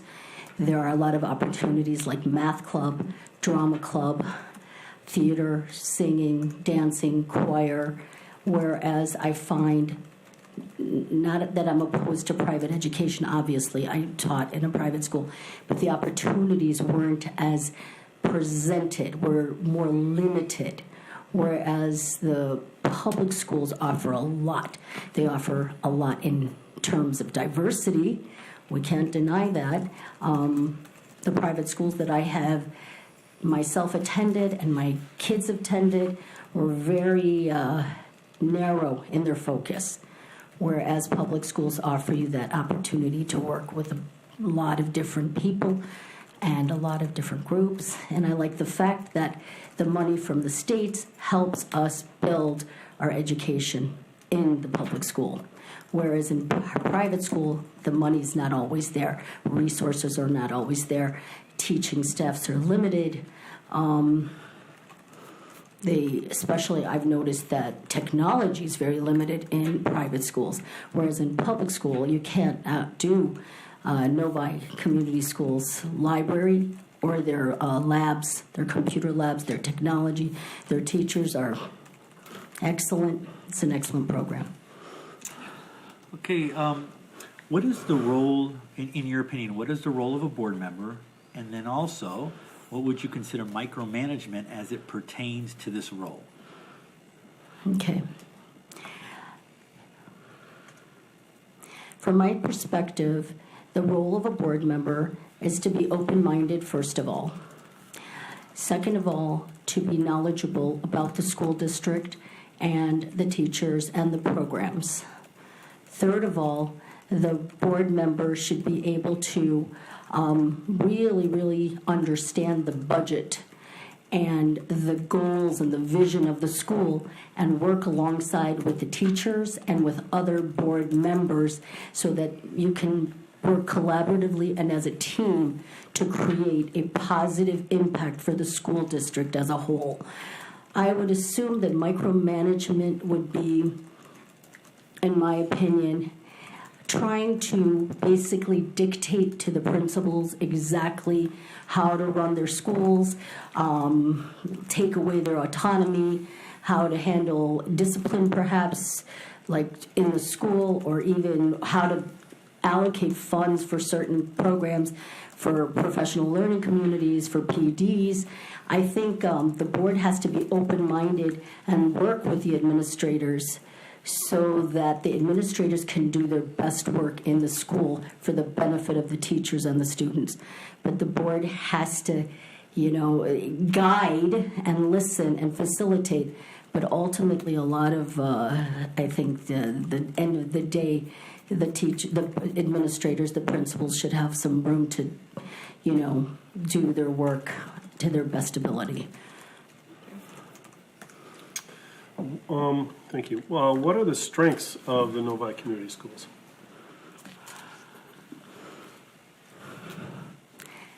Where do I begin? The community, an excellent community, the resources, the proximity of the schools, the transportation department, the busing, the food service, just the menus for the students are amazing. The teachers are top-notch. I just went to the parent-teacher conference the other night for middle school, and the teachers are friendly, sociable, personable. I went to the high school parent-teacher conference a couple of weeks ago, and my son is a freshman, my daughter is a first year in middle school, and the teachers, they communicate. Communication's number one. They communicate well. They send emails. There's always some sort of communication from Novi High School, from Dr. Matthews, from Ms. Carter, from Ms. Schreiner, from Mr. Combe. You know, these are positive attributes of your school system, that the communication is out there. Parents are not in the dark. They know what's going on. Also, you have excellent programs, athletic programs that are unbeatable every day. The basketball's winning, or, you know, volleyball somewhere. You have excellent programs like HOSA, DECA. How many people have actually won awards? It's amazing. So the opportunities, I would say, contribute to making Novi schools one of the best schools in the state. As I said, I moved here because Novi was considered an A+ school district, or A school district, back in 2001 when I came to this side of Novi. Sorry. Hi. Thank you. Okay, next. Here's a situation we want you to analyze. A parent calls you with a complaint about a teacher at the high school. The parent thinks the teacher is being unfair to his or her child. Would you, as a board member, how would you, as a board member, respond to this parent? Okay, so would I be able to talk to the parent? They've called you. They called me directly? They're talking, yeah, right. Okay. As a board member, the first thing I would do is listen. I would seek to understand the complaint before jumping to any conclusions or trying to resolve anything. I would listen to the complaint. Then, depending on the situation, I think I would ask the board member, the parent, to speak directly to the teacher first. Go back to the teacher. Find out, I know how children operate. They tell you a story, parents are emotional, they buy into that story, they don't know what's happening on the other side of the door. They're not quite sure what's happening in that classroom. They only know what their child is telling them, and they're emotional, so they're going to buy into what their student said. But you need a broader picture. So I would tell this parent, you need to have perspective from the classroom. You need to know what your teacher is going through and what's really happening. So I would ask this person, this individual, this parent, please talk to the teacher first. Find out how your child is behaving in the classroom, why they feel that things are unfair. Perhaps the teacher doesn't even recognize that the child is feeling targeted or feeling that something is unfair. Clarify those issues. Give it some time. I would tell them, give it some time. If you don't see any resolution, if you don't see anything changing, contact the principal. Talk to the principal next. That's how I would do it. I'm thinking of myself as a parent as well as a board member. Talk to the principal next. Explain your concerns. Tell them what's been happening. Tell them you spoke to the teacher. You talked to your child. Things are not resolving. Next step, talk to the principal and see how you can solve this as a team. Perhaps the principal will tell you, let's work together. Me, you, your child, and the teacher, to come up with the result that you are looking for your child. Thank you. You're welcome. What is more important to you and why? Board members, accountability to each other at this table, or board members holding our superintendent accountable for district performance? Which one's more important and why?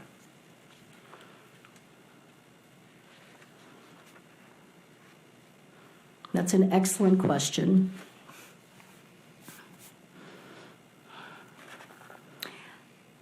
I think at the end of the day, the superintendent is going to be the one who directly affects the principals, who directly affect the teachers, who directly affect the students. I do feel that the board members should have a loyalty to each other and be on the same page. But the superintendent is the person that I'm looking for him to be accountable, or for me to be accountable for him, because I'm entrusting my administrators with him and the teachers with, with the administrators and the students with the teacher. So I think that's my best answer for now. Thank you. You're welcome. Number 8, describe a situation where you were to hold someone accountable and they were failing to deliver. How did you handle the situation and what was the resolution?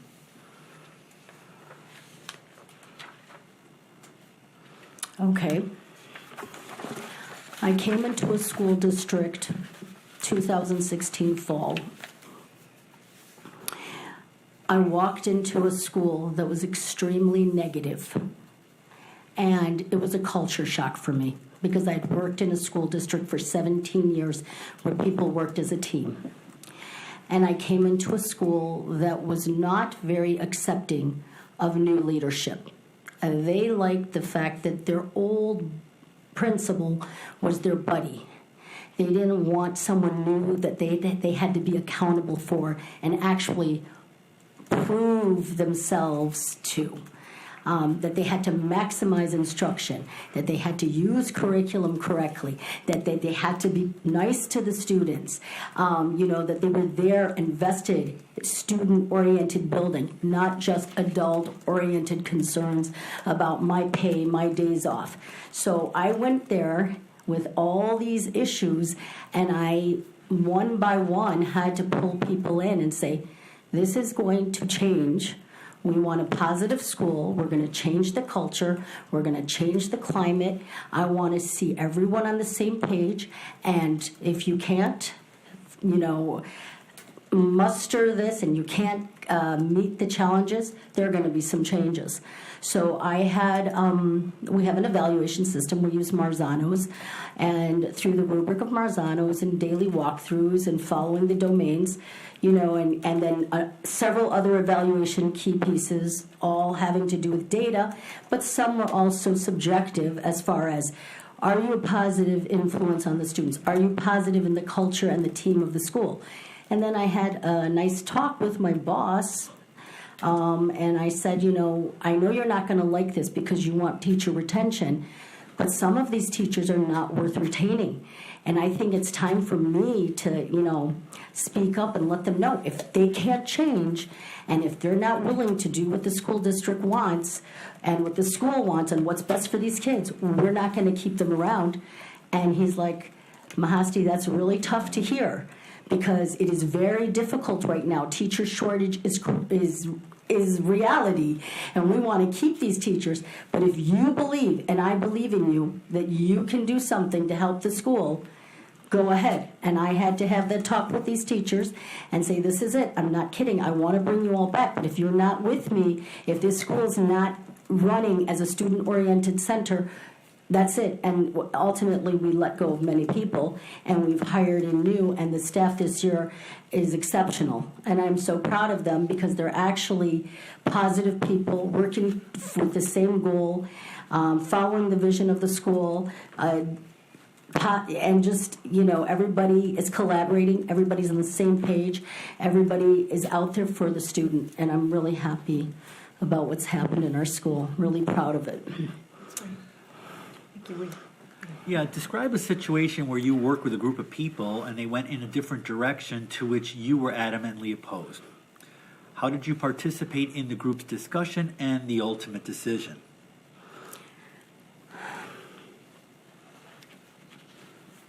Okay, a lot of things are coming to mind. I'm just trying to think of something that would be applicable.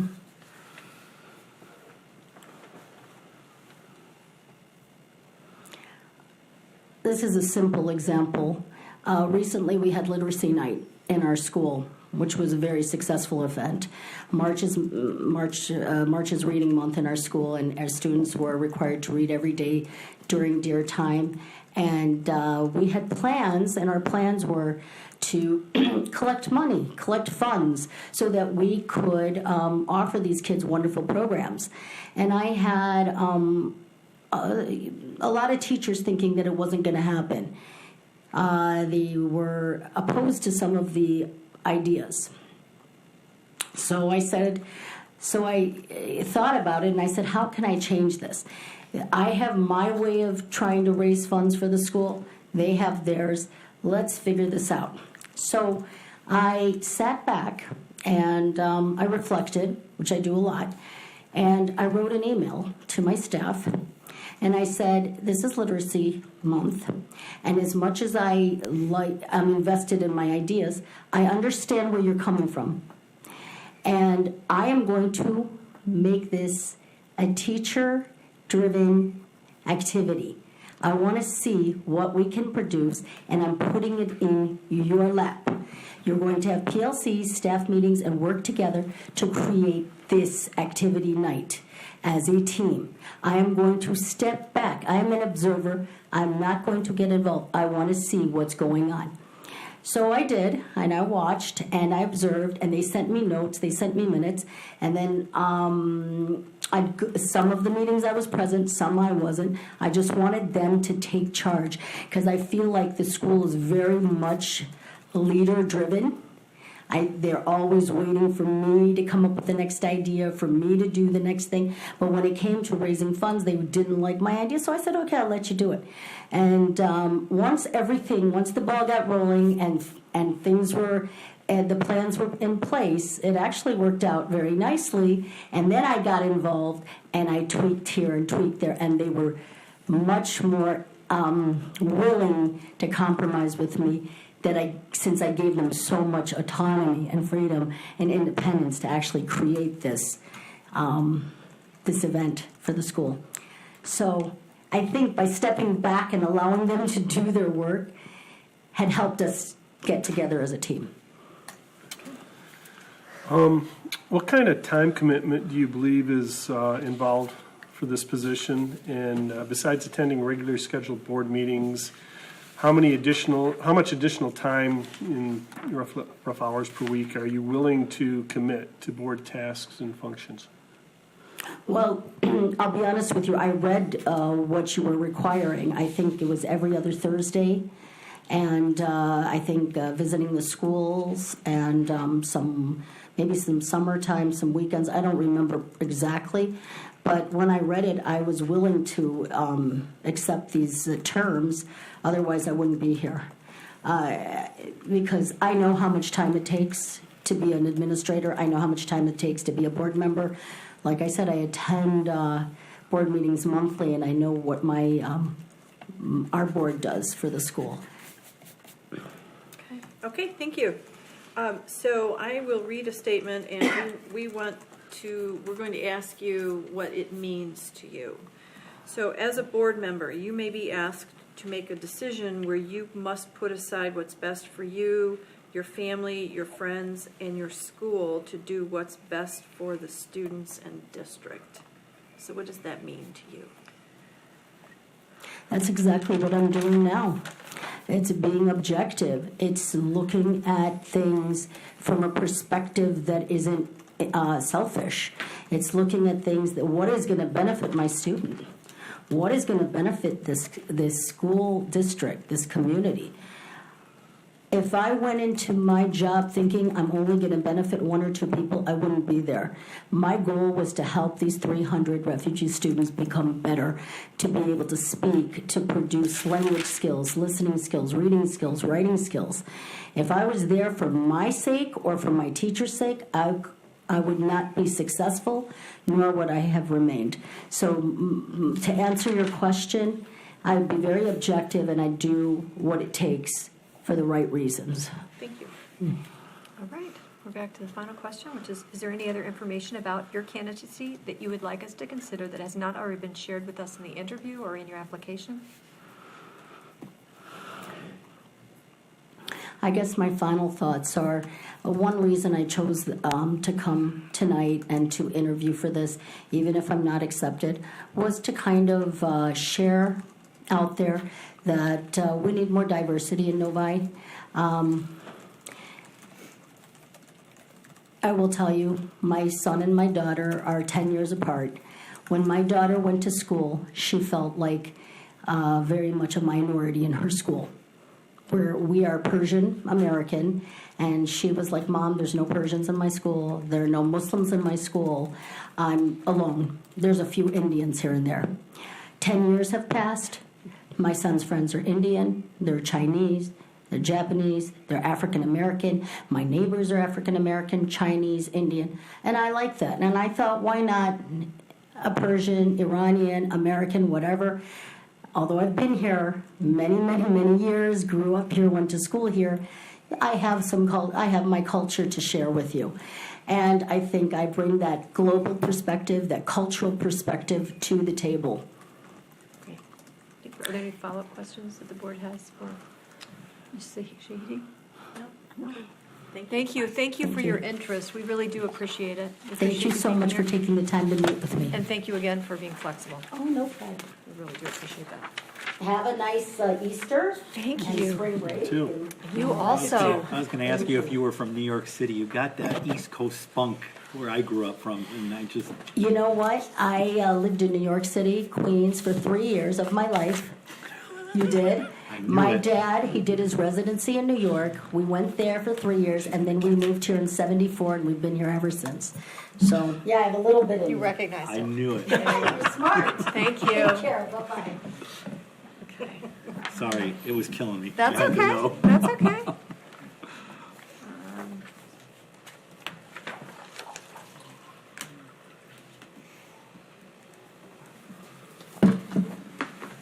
You talk first. I'm counting. Oh, I'm like- okay. Okay. I'm the only child. I can do those kind of things. Yeah, that's fine. I just wasn't sure if you were mumbling under your breath or what you were doing. Yeah, is it time for a cup of coffee around here? Good evening. Whatever you want. I'm sorry. That was it. Yeah, find a good one. Sorry, I can't see the name. What was that? Okay. Mr. Smith, thank you. Thank you for your flexibility. Sure, I know you've been bumped around a little bit. That's fine. We do appreciate that. The way this will work is that I will ask the first question. We have 12 questions to ask you. We've allowed about 20 minutes. We've gone over, we've gone under, but that's the ballpark that we're shooting for in order to keep it reasonable. So I'll ask the first question, then we'll go to Mr. O'Connor. We'll move this direction, and then I will close us out with the final question. And if you don't understand a question and need clarification, please don't hesitate to ask. Okay, thank you. All right. So the first thing is if you'd like to tell us a little bit about yourself, your family, and your history in the Novi Community School District. Appreciate that. Well, thanks for staying so late. It's been a long day, I'm sure, for all of us, so I appreciate that. And I appreciate the audience member for supporting the candidates. I've lived in the district for 21 years. I reside in Island Lake with my wife, Amy, and our 3 children. I dropped off our eldest, who is soon to be 16, this morning at the airport for her trip to where's she going, to Galapagos Islands with the Spanish class. So it's kind of crazy. So she is going to Ecuador, I guess, first, and then they make their way to the islands. So she's our eldest. Our middle daughter, Tiffany, is in 8th grade at that building, and then our son Thomas is 12, and he's a 6th grader at Meadows. My wife and I are business owners in the community. We own a financial services firm on Town Center Drive. We've been there for, 10 years. The business has been in Novi for the last 18 years. So that's me. All right. Thank you. Mr. O'Connor. So what skills and experience do you offer as a prospective board member, and why do you think you're qualified to serve on the board? I believe, Mr. O'Connor, my primary skill set was developed over the last 30 years as a leader in a Fortune 500 company. American Express was the company that I started with back in 1989, and through spending time working with others, learning how to be collaborative, learning how to provide hope when hope is needed, yet to be clear in defining reality, which is, I think, a leader's job, to define reality and provide hope, has allowed me to be relatively effective in working with groups of others and changing things effectively, and not having to do it in a manner that's full of conflict and argumentative back and forth versus, again, maintaining more collaborative effort. Also, as a business owner, I'm results oriented. So I believe that an example of that would be, as president of the Novi Educational Foundation, we've improved our ability to fundraise, which allows us to impact more lives. And some of you are familiar with the work that we do at the NEF. But it's not just about getting along with people, it's about getting along with people and getting results. And that's what I've done for the last 30 years. Thank you. Question number 3, are you an advocate of public education, and if so, explain why? I'm an advocate of public education, yes, Ms. Stevenson, and demonstrated by the fact that we have our 3 kids in the Novi Community School District. I grew up in Grand Rapids, Michigan, and attended Immaculate Heart of Mary from 2nd grade through 8th grade, and went to Grand Rapids Catholic Central for 4 years. My wife went to St. Anne's in Warren, and then attended Bishop Foley for 4 years. So the intention when my wife and I married and started to have our family was to have our kids go through a Catholic educational program just like we both did. And we moved in May of '02 to Island Lake, and our first daughter was born in July of '02. And we began to familiarize ourselves with the resources that Novi offered, in particular, in our case, Deerfield Elementary, which was 250 yards away from our front door. And we toured the school, and we were actively involved in our parish, which is St. James here in Novi.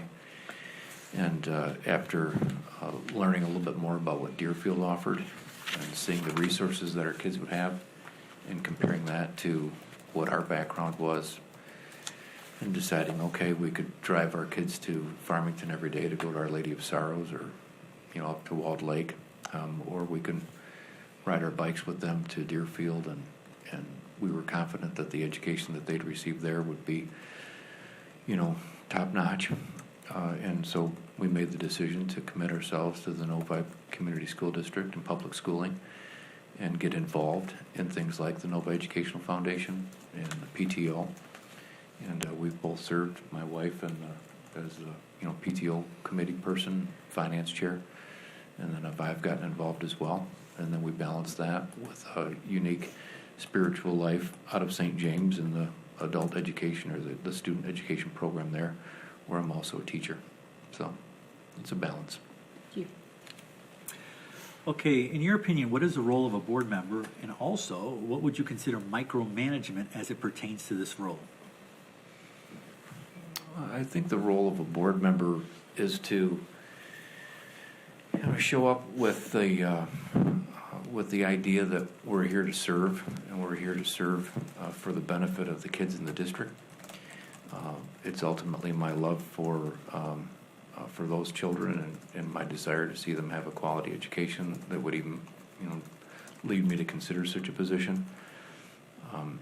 I think then, therefore, our role as board members would be to put in place procedures that would allow for the people that we're serving, the residents of Novi, to see that their tax dollars aren't being, excuse the pun, willy-nillied on bad hires, that we run as a transparent organization, so that individuals can see how we make decisions as it relates to who we're hiring in an administrative capacity, whether that's the superintendent, or looking and exploring at decisions like privatization of things like the cafeteria services.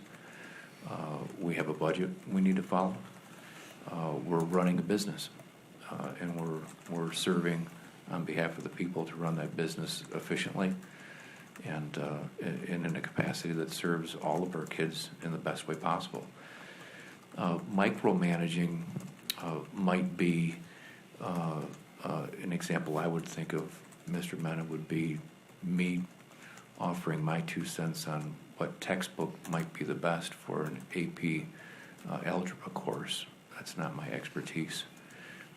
I don't think it's micromanagement to really do our due diligence and insistence if we're looking at hiring a principal for one of our schools, and understanding the criteria.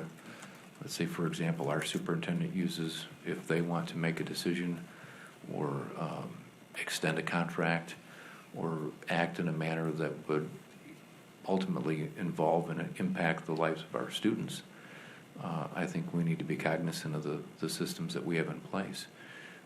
But I think that's the definition of having a process, is it's that removal of discretion when making decisions. So I think we need to be careful whom we would grant discretion to, and it's ultimately our responsibility to make sure that those systems that we have in place are transparent and designed for the benefit of the kids.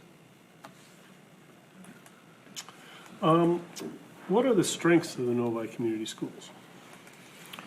Oh gosh, you reviewed some of those numbers at your last board meeting where we were tops in Oakland County, tops in the state with regards to our students' growth progress year over year. We compare very favorably with Troy and Birmingham, and I think those 3 school boards came up in the top 1, 2, or 3 spots in almost every category.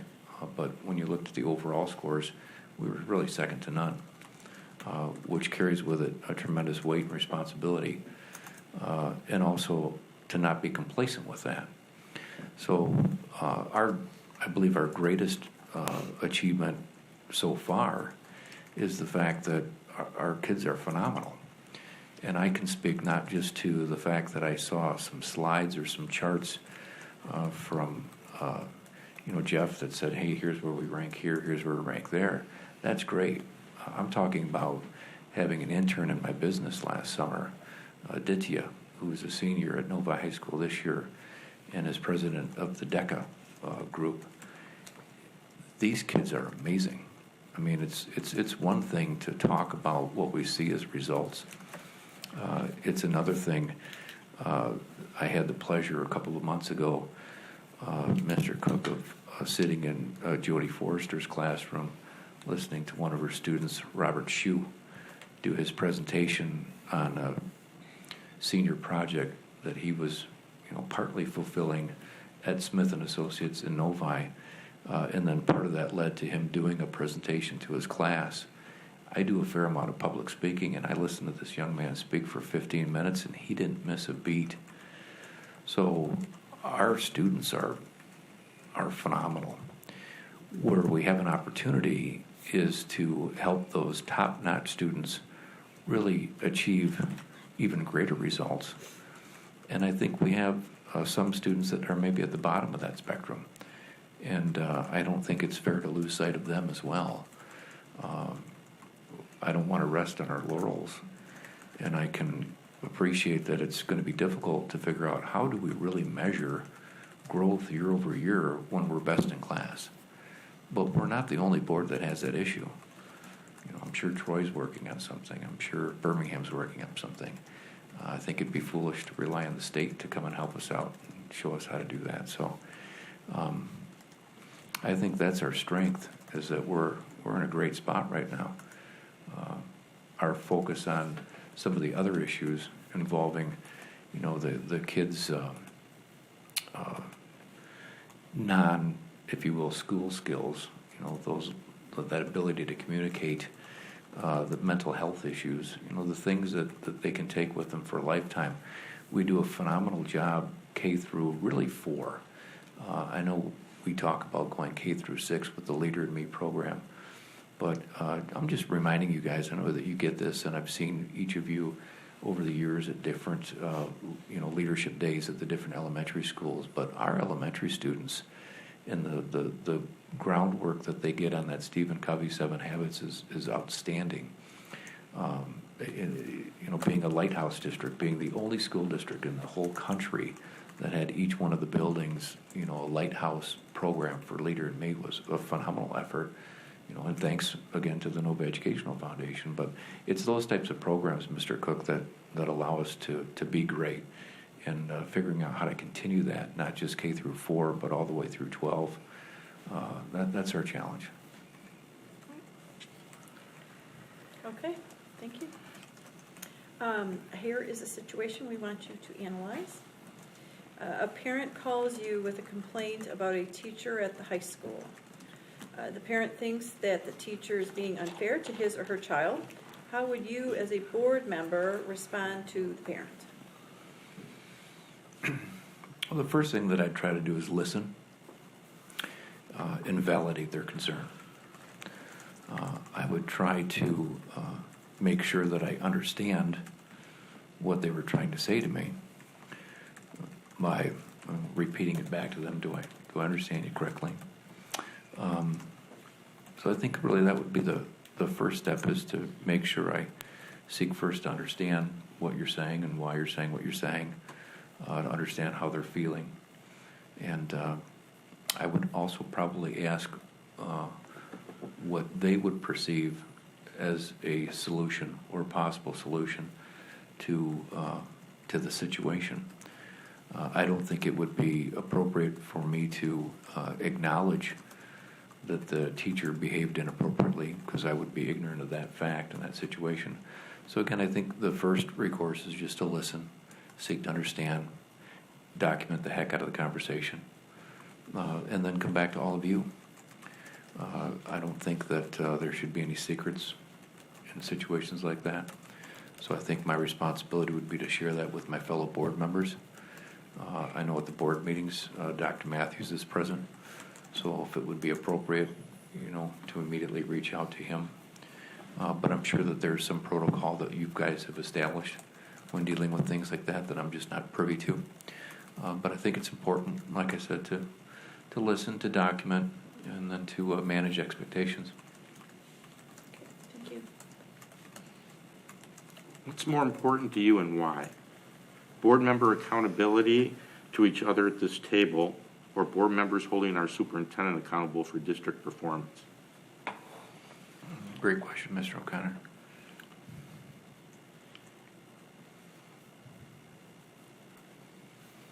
I would say ultimately it's holding our superintendent accountable. I think that loyalty is a phenomenal quality to have.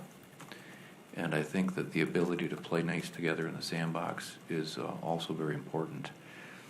But my guess is that if I were elected to serve as a board trustee, I would be elected because of my commitment to provide our kids with the best possible education. And the person that we hired to really spearhead that is our superintendent, if I understand everything correctly. So I don't think that there's a much more important task that we would have as a board member than to have the right people in those jobs, and to be sure that if we hired someone and they said they were going to do A, B, and C within a certain time frame, that we would hold them accountable to doing what they said they were going to do. And then if we all expect to hold other people accountable to that, then my assumption is we would hold ourselves accountable to the same thing, which would then, by default, accomplish the first thing you asked, which would be loyalty to each other, or accountability to each other, if you will. Thank you.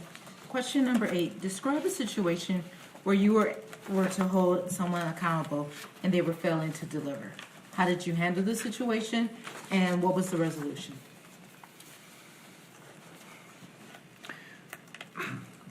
About a year and a half ago, within our firm, we hired an operations manager who, from 2004 through 2010, served as my executive assistant when I was a vice president within our organization. I knew this man well. I'd been to his home for social functions. I'd been to the funeral home when his father passed. We kept in touch when I left that role, and over the next 10 years he stayed on in different capacities within the organization. And ultimately, I hired him to come into our private practice and serve in a slightly different role that I thought he could do. My trust and love of this man were off the charts. My expectations of him were also very high. I did not do an appropriate job assessing his readiness to do the tasks that I was asking him to do. I knew that he was loyal. I knew that he was hardworking. And I thought that that would be enough. And it was a great business learning for me as well, because trust and loyalty and how much you care for somebody are all wonderful characteristics. But if he doesn't have the ability to do what I'm tasking him to do, then he's going to fail at what I'm asking him to do. And that's in turn what had ended up happening. I put a timetable in place. I provided additional training. I provided additional resources for him to tap into to improve his results. We met on a weekly basis to review his progress, to monitor any roadblocks. And we found after about 6 weeks that just progress wasn't being made. And because we were meeting on a weekly basis, by the time we met for the 7th time, John pretty much knew what was going on. And I said, you know, I care about you too much to watch you to continue to fail. And I think I know you well enough that you would admit that you're failing. And he did, and we agreed to part ways, so I had to let him go. So sometimes, you know, when you're addressing conflict and you give it enough attention or time, it can work out. There's other times where it doesn't. But it doesn't mean that you have to blow up the relationship or point fingers or have it be a negative thing. So it actually turned out, I think, to be positive for John and positive for me. Thank you. Okay, describe a situation where you work with a group of people. I know you don't do that too often. Work with a group of people and they went in a different direction to which you were adamantly opposed. How did you participate in the group's discussion and ultimate decision? A recent and relevant example is in my role as president of the Novi Educational Foundation. It was my desire, Mr. Mena, to improve and increase our fundraising. It was my desire to have a greater footprint in the grants that we were able to give teachers, in the scholarships we were able to give students, in the programs that we were looking to bring into the middle school and the high school. And the sense that I had amongst the group as a whole is things were okay the way they were.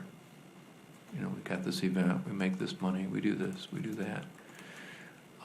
And maybe it's because I have kids that are in that age. You know, I had a kid that was getting ready to go into middle school. I had a kid that was getting bullied. I had a kid that was going into high school. I had fear and anxiety and angst and all the stuff that these kids are dealing with. And I just felt compelled to do more. So it occurred to me that it was the Novi Educational Foundation, not Tom's Educational Foundation. And along with my executive team, we made a decision to hire an outside consulting firm that worked with nonprofits.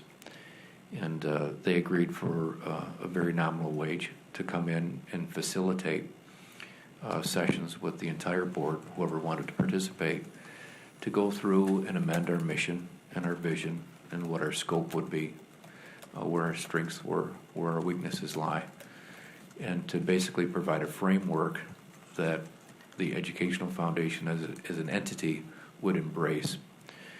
So when I pulled back and sought to get more involvement and to get more input so that we could all sing from the same sheet of music, that was the first step in at least gaining some common ground.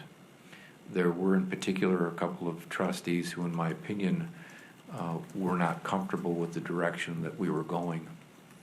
And unfortunately, you know, that led to some you know, candid conversations about, well, as a group, we made a decision and voted that this is the direction that we were going to go.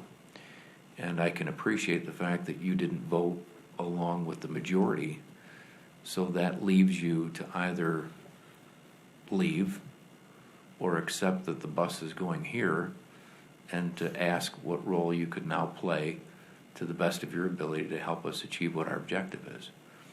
So in a group, if you're committed to a goal, there may be some methods or means to hit that goal that not everyone agrees with all the time. But again, it goes back to Mr. O'Connor's question about, is there a loyalty or an accountability to each other, that we're all here ultimately for hopefully the same purpose. We may have some different ideas on how to get there, but if you keep that end in mind and you put aside personalities and egos, I think that you can generally work through things and recognize that you're not always going to be right. There were times that I was wrong with some ideas that I had.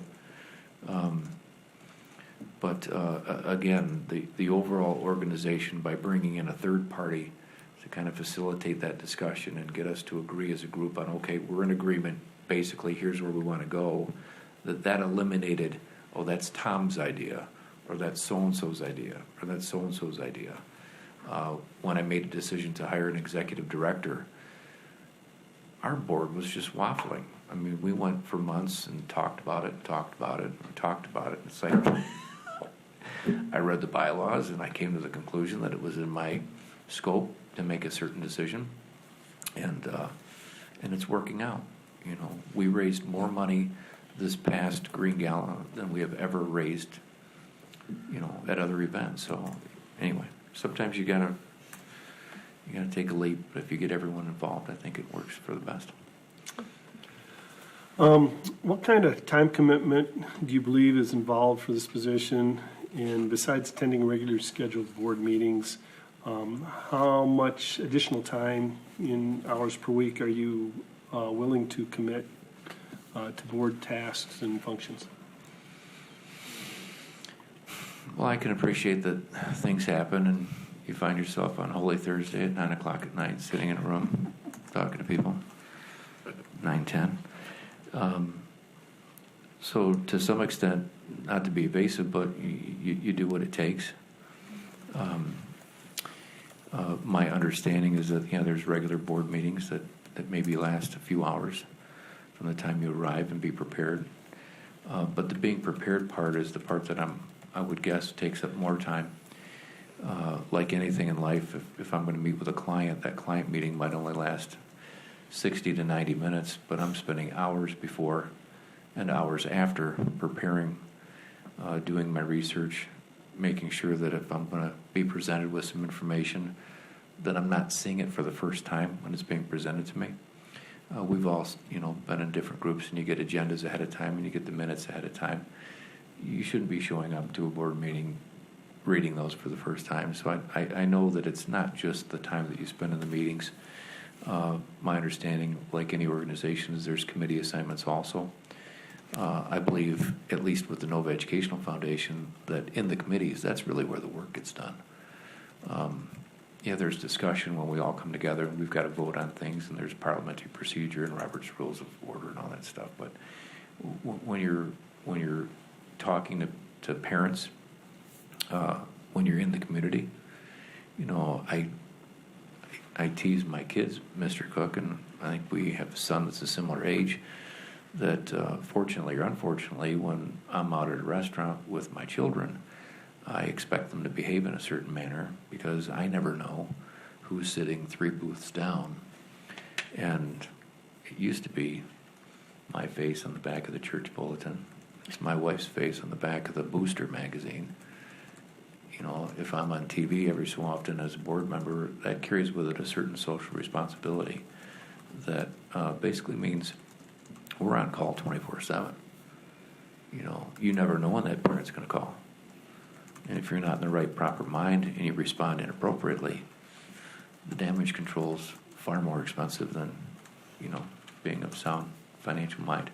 So I'm sure, to give you a standard answer, I don't know if it's 15 or 20 hours a month. I don't know what it is. But I know I spend a lot of time as president of the Nova Educational Foundation. My term ends June 30th, and I'm looking to do more, which is why I'm here tonight. Thank you. As a board member, you may be asked to make a decision where you must put aside what's best for you, your family, your friends, and or your school to do what's best for the students in the district. So what does that mean to you? Not to oversimplify it, but it's to do the right thing. As an elected official, even though I was not elected to serve as president of the Nova Educational Foundation, why do you get involved in this? There's not a ton of power that comes along with being a board trustee for the Novi Community School District. We're just a little tiny speck on a great big planet. But from the time I spent in Deerfield to the time I spent with Julie or Mr. Brickey in Meadows, gosh, the middle school's a battle zone sometimes. It just seems like with all the stuff that goes on there. The high school's overwhelming. I get lost. I'm so impressed that those kids get from point A to point B in the 7 minutes or whatever they have to change classes. I don't know the last time you guys picked up a backpack, but my 10th grader's backpack is heavy. It's really heavy. So those kids are why we're here. If there's a decision that might not be Tom's favorite decision, but I think it benefits more kids, then that's the right decision to make. Okay, thank you. That brings us to our final question. Is there any other information about your candidacy that you would like us to consider that has not already been shared with us in the interview or in your application? I just want to make sure that you're all crystal clear that my involvement with our students is real. I've had the opportunity to be in every single elementary building, and I understand the differences that maybe Village Oaks and Orchard Hills has versus Parkview or Deerfield. I have a concern that we have kids that come into our school district in 6th grade or 7th grade or 8th grade, and they unfortunately, by no fault of their own, haven't had the benefit of the 7 habits of highly effective people and lack the intercommunication skills or interpersonal skills that some of our kids have. And that's part of what I'd like to see us improve on. I've worked with these children not only at the coffee shop, but in my business, and I've never stopped to be amazed at really how talented they are. So I have a vested interest. I've got another 6 years where my son will be a participant in Nova High School. I hope only 6 years. So that's it. I appreciate the time that you've all given me. I know it's late, so thank you very much.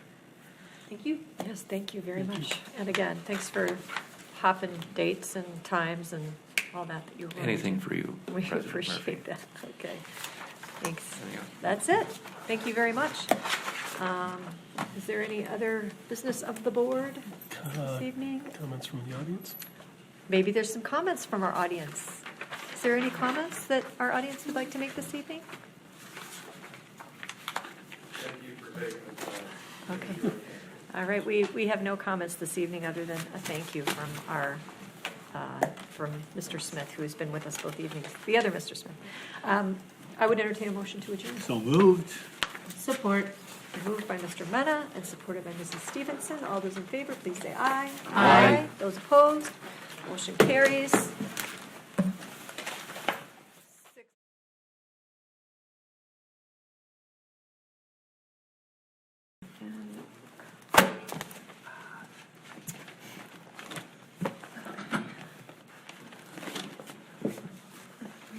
Have time for a quick question that has nothing to do with today? Sure. Did any of you hear about the film Angst? Yes. Tonight. So you guys did. Yeah. The what? The movie Angst. They're showing it East Road tonight. Middle School. They sent it out on a list, sir. Yeah, but, so I've got a kid in 6th grade, a kid in 8th grade, and a kid that's in 10th grade. None of them could tell me that they heard about it, knew what it was about, when it was. So either all three of my kids are clueless. Well, I don't, do they announce it to the school? It's more of a parent thing, I think. It's a documentary. Everybody, what I saw from Nicole said it was for students and parents. I wanted to go see it tonight, but I had something else on my schedule. Yeah, right. I know. It would have been nice. I actually looked, there's a place online that you can look to see where else it's showing. Oh, that's smart. But I did not get through Smarter than me. looking. Shoot, where's my other? Okay. Oh, right there. My handsome brother. It's the Smith brothers. Here, sit on this. One of you has way more hair than the other. My older brother. Oh, there you go. None of my kids heard about BCBA. Oh, I don't get that. I'm not kidding. Are they on this thing called Facebook or Twitter? Yeah, they're on all Tom that looks stuff. so short sitting down. With his own legs. It's 6:30, so we're, I don't know, sun's out there eating, we're leaving here at 6:20. Where's my board book? There we go. Oh. It's like, oh, was it going to make me sign in My again? coalition put it on. Yes, it did. They're the first one. Did you get a new car, Dennis? No? I've got it for about a year. It's nice. Yeah, our Work. documentary. It is. Special meeting. Yeah, it's like 55. My password and my. Is it supposed to be for parents? It's for everybody, I'm thinking Jake. Did it start at 7 tonight? Does it start? 6:30. Oh. Wow, we are really close to 6, but we're still waiting on Paul and Tracy, it looks like. I'm so tired of being here. I saw her today, and I was like, oh, Mark, can I take a I don't think you're alone in that sentiment, but, you know, it's all about the sacrifice. Right? So you do what you have to do.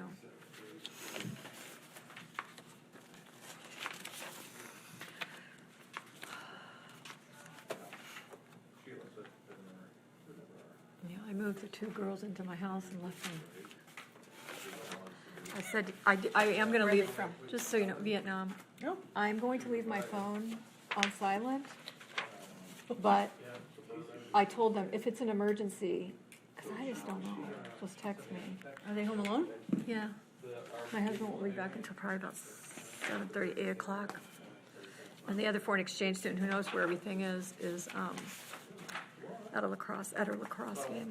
So you have 3 foreign exchange students? Well, I have a girl from Spain that's mine, and then these 2 girls from Vietnam, and the gal down the street who's hosting them is chaperoning the orchestra. I think it's an orchestra field trip that's this weekend. Oh, okay. So she's chaperoning a field trip with one of her daughters, and she had asked me some time ago, would you be willing to have them come stay? And I was like, I'm yeah, bored not out. realizing this would all be in the middle of it. So needless to say, that's why I got a late shower, look like I do.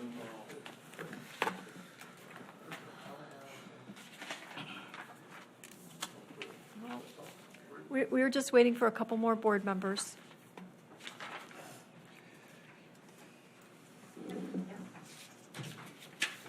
That's a good signal. Betty's in the back. You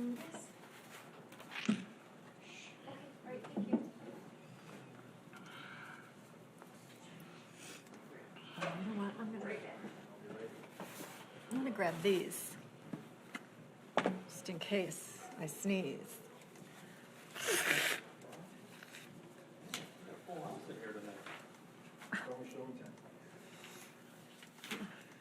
Hey, there's a stranger in the building. As part, I meant to send this to you. I went through, now that we've gone through this initial process, I went through this document, and I was gonna send it to you for future. Oh, But well, we can- I think we talk about it as like, the next time, like, maybe when we do a board self-evaluation, we do a little debrief. Well, I mean, because this. You're welcome to send it to me. I this just will think be it's part something. of this is still part of the board operating procedure. Now that we've been through the process, isn't this out of the board operating procedure? board Yes, now? yes. So that's why it's still relevant to try to come up. Oh, yeah, for sure, for sure. I mean, you're welcome to send it to me and I can keep it, but I think that's something we need to discuss as a group.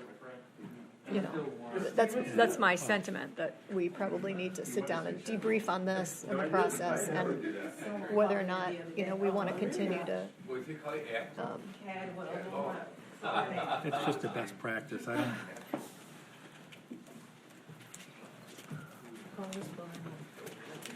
Paul's pulling in? Yep. Okay, perfect. Okay. Just a couple more minutes downstairs, if you don't mind. Oh, okay.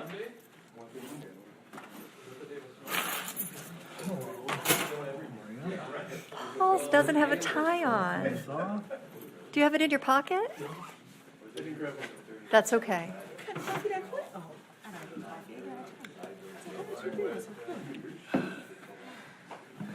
All right, I'll give you a minute to Breathe?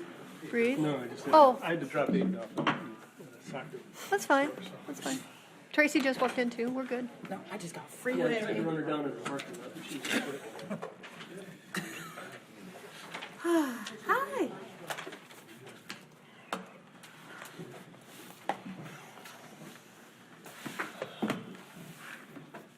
All right. Can I? Okay, we're ready downstairs when you are. Oh, they are ready.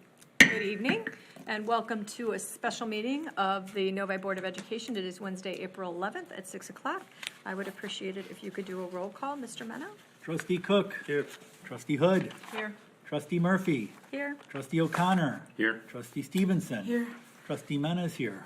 All right, I notice we have Pledge of Allegiance next, so if you would rise and join me for the Pledge of Allegiance.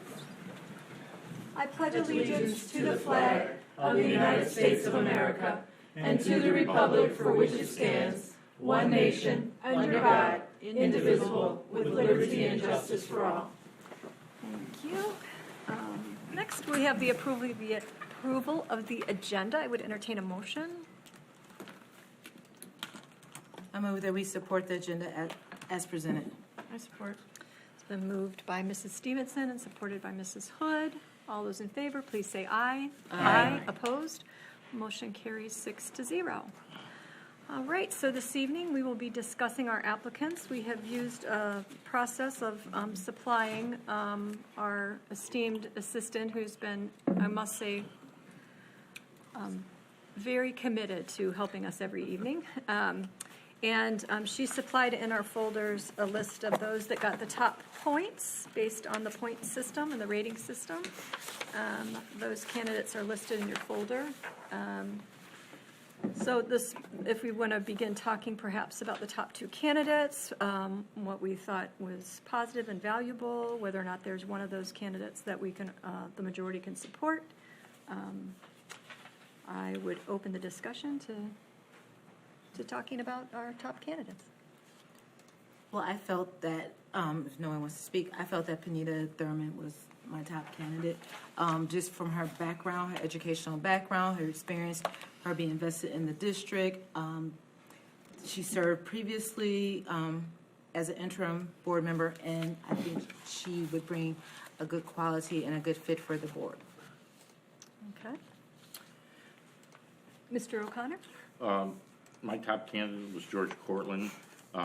Clearly he, has more experience than anybody else since he has served more than 20 years on the board. He understands school finances. Clearly, since it's only an 8-month appointment, there's no learning curve with him at all. I thought, in terms of the question about advocacy for public education, I thought he answered it the best. In fact, he's the one that talked about meeting with our legislators, establishing relationships, lobbying for things. He hit that, out of the park. He did address one of my concerns.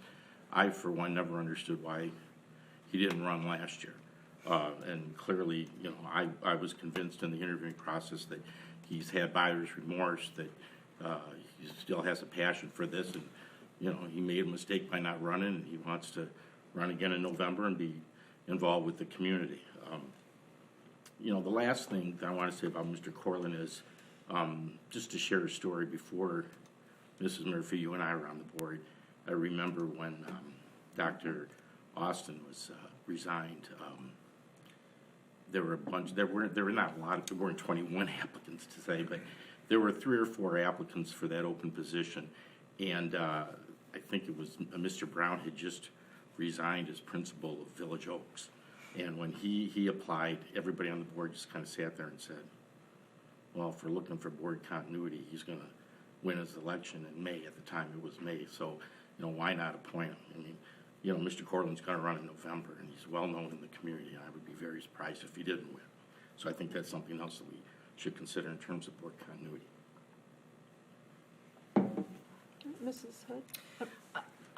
Yeah, before I talk about names, I just wanted to, this has been a really long process, and I think everybody on the board would agree that we had a great, really impressive group of parents who came forward to apply for this. And so I spent hours and hours and hours going through my notes and reviewing resumes and applications. So it was a very rigorous process. And I had a few criteria that I was looking at initially, and then the interviews helped. So I just wanted to talk through my thoughts on that first. So there were 3 main things I was looking for. One was really a demonstrated activity in school organizations. So we had a lot of candidates who took part in leadership spots, in PTOs, in booster organizations, in parent councils, the NEF. We had a lot of strong candidates because they already have a good foundation of how our schools operate, participating in school-focused activities, and really an interest in driving results for the district, for the kids in the district. So that was one piece, the demonstrated activity in school organizations. And then the other one was, or the second one was demonstrating a high level of understanding of the role of the board, of a board member in the community and in this setting. So many candidates expressed that it's obviously important to listen to parents when you run into them in Kroger, listen to parents, provide feedback where it's necessary, but also embrace and respect the difference between the board's role in the district, which is governance, and the administration's role, which is running the schools. So that was my second criteria. And then the third one was, I think almost every candidate at one point in their interviews really included, when we were talking about the value and the strength of Novi schools, they included our diverse student population, and that it brings a value to their children's educational experience. So, and I believe that too. And I think our schools reflect the world that our kids are going to operate in when they graduate, whether they go to college or straight into the work environment. So I think it's important, if it's possible, to increase the diversity that we have on this board. So those were the 3 primary criteria I was looking at before I heard anybody speak as I was going through applications. One additional, just as a side note, one additional thing that was interesting or important to me was the importance of public school advocacy. So, and that goes beyond just supporting Novi schools. I was looking for somebody who really values what public schools brings to any community. So my top candidate, given all of that, my top candidate was also Panita Thurman. She had been on the board before, and I think she was appointed by Oakland Schools the last time, right? Mm-hmm. That's how she ended up on the board before. So she is my top candidate. We had a lot of good candidates, but she was really my top candidate. Other board members? Mr. Mena? Yeah, I think we were talking, I think you had asked us to talk about the first two on the list. So what I like to say about Mr. Cortland, above and beyond what Mr. O'Connor had already said, and I agreed 100% with his comments. Mr. Cortland has been a longtime member of this board. We're looking for somebody to fill a seat through the end of the year. And based on his experience on the board, the fact that he's a longtime volunteer and probably arguably the #1 cheerleader for this district, and not to say that the other candidates were, we had a lot of great candidates, but I did feel, since we're talking about these two candidates, that he would be an excellent choice to fill this role, as he can step in fairly easily with the experience that he has. Mr. Cook, you look like you're about ready to say something. I'll call on you. Well, Mr. Cortland was my top pick also. I don't think there's an event that I go to that he's not already there. He is vested in this community. He has been on this board. Like Mr. O'Connor said, the learning curve to bring him up to speed is non-existent because he's done it so long. The advocacy, he's fought for all the kids in this community, and I don't think there's anything he wouldn't do for these kids.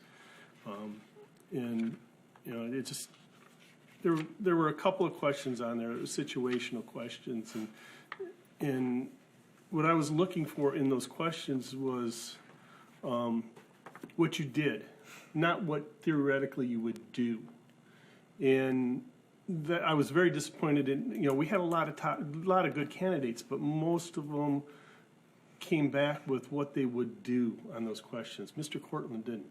He actually stated examples of what he had done. Even in areas where it wasn't necessarily a situational question, he even gave examples of what he had done for advocacy for the schools or the time he spends for it. So to me, he rose to the top with those few things easily. Okay. Well, I would just say I'll preface my comments similarly to Mrs. Hood. I really went through, I know we had our list of questions. I know everybody was kind of looking maybe for their own kind of things through those questions. I went back to the list that the MASB kind of put out about checklists for qualified school board candidates, partly because I knew so many of the candidates and really wanted to try to remain as objective as I could about the candidates. So kind of looking at that, and also I did have some criteria that about involvement in the district, people that had kind of proven to be committed to the district through their involvement and leadership. I also, for me, I value people that have kids in the district that might bring a different perspective. We currently have 3 board members, soon to be 4, that will no longer have kids in the district, and I think that's something that adds value. I think that adding to our demographic mix, it's not often you get the opportunity to actually appoint someone. Usually someone is selected, and it actually gives us the opportunity to help our board reflect the demographics of our community a little better. Not that would exclude anyone, because that's certainly not what I'm saying, but I do value that. I value the diversity in our community, and to Mrs. Hood's point as well, there were a lot of candidates that also found value in that. I think that Mrs. Thurman, she was my top candidate as well. For many reasons. I think that she has been heavily involved in this district. She served as a PTO president. She's currently on the NEF. She's been an involved volunteer with Destination Imagination. She has a track record of putting children first. She's also she gave a merit pay presentation for all of us at one point. I know Mr. O'Connor arranged for her to do that because she's got some experience in that through her professional work. I looked for people that, hopefully didn't have personal agendas. Some of the things that they said need not apply, need not appoint was something that's on the MASB website, and they had several criteria on there. So I really tried to look from that perspective too. Are there candidates that I felt like, maybe they have an idea of something they want to change. That's probably not good. I didn't see that in Mrs. Thurman either. I saw her as being someone that had budget and financial experience. She has been a strong advocate for education across the board. To me, she really does kind of embody what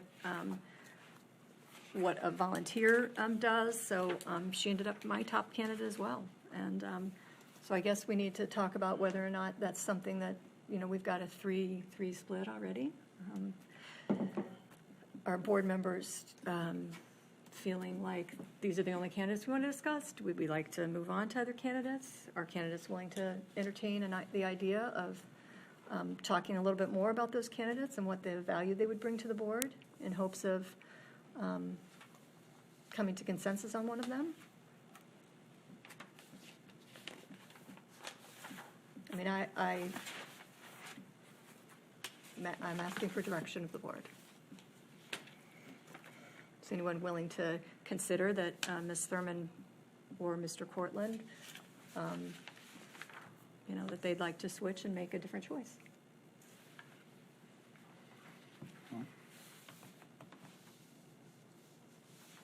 Were you going to say something? Well, I mean, I don't know if anybody else has anything to say at this point. I mean, we have other candidates here. Yes, well, we can move down the list. We can talk about some of the other candidates, the next candidates, or we can talk about any one of those that someone would like to bring up. The next candidates up on our list in terms of the points that people got were Srinivas and Monish, and then we've got several that are just under them. But there was a big jump between those two. Well, not a huge jump, but a decent-sized jump between those two and the next one. So if we want to move down our list, I'm comfortable doing so.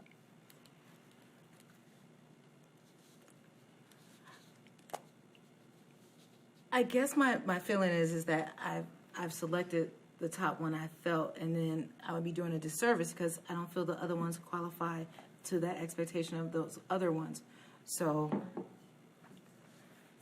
for sake of time, I would prefer to just talk about the first two, because I don't feel like I'm going to change my mind. No, I'm not going to change my mind about the person I've selected. So I don't know how we go from having a 3-3 tie to select the person that we want to all agree upon. Well, I mean, I am willing to consider other candidates. I don't, clearly, it's what we should be doing as a board. Mm-hmm. We're split here. So I would imagine that's really all we can do right now, unless we're all going to hold steady. And we've got 21 candidates who applied. I thought there were a lot of excellent candidates, and I'm willing to just go down the list and talk about the next candidate. Okay, so you're not willing to consider Ms. Thurman as a candidate? She wasn't top on my list, so there's other candidates that I'd like to consider. Okay, other board members? I think we should talk about other candidates.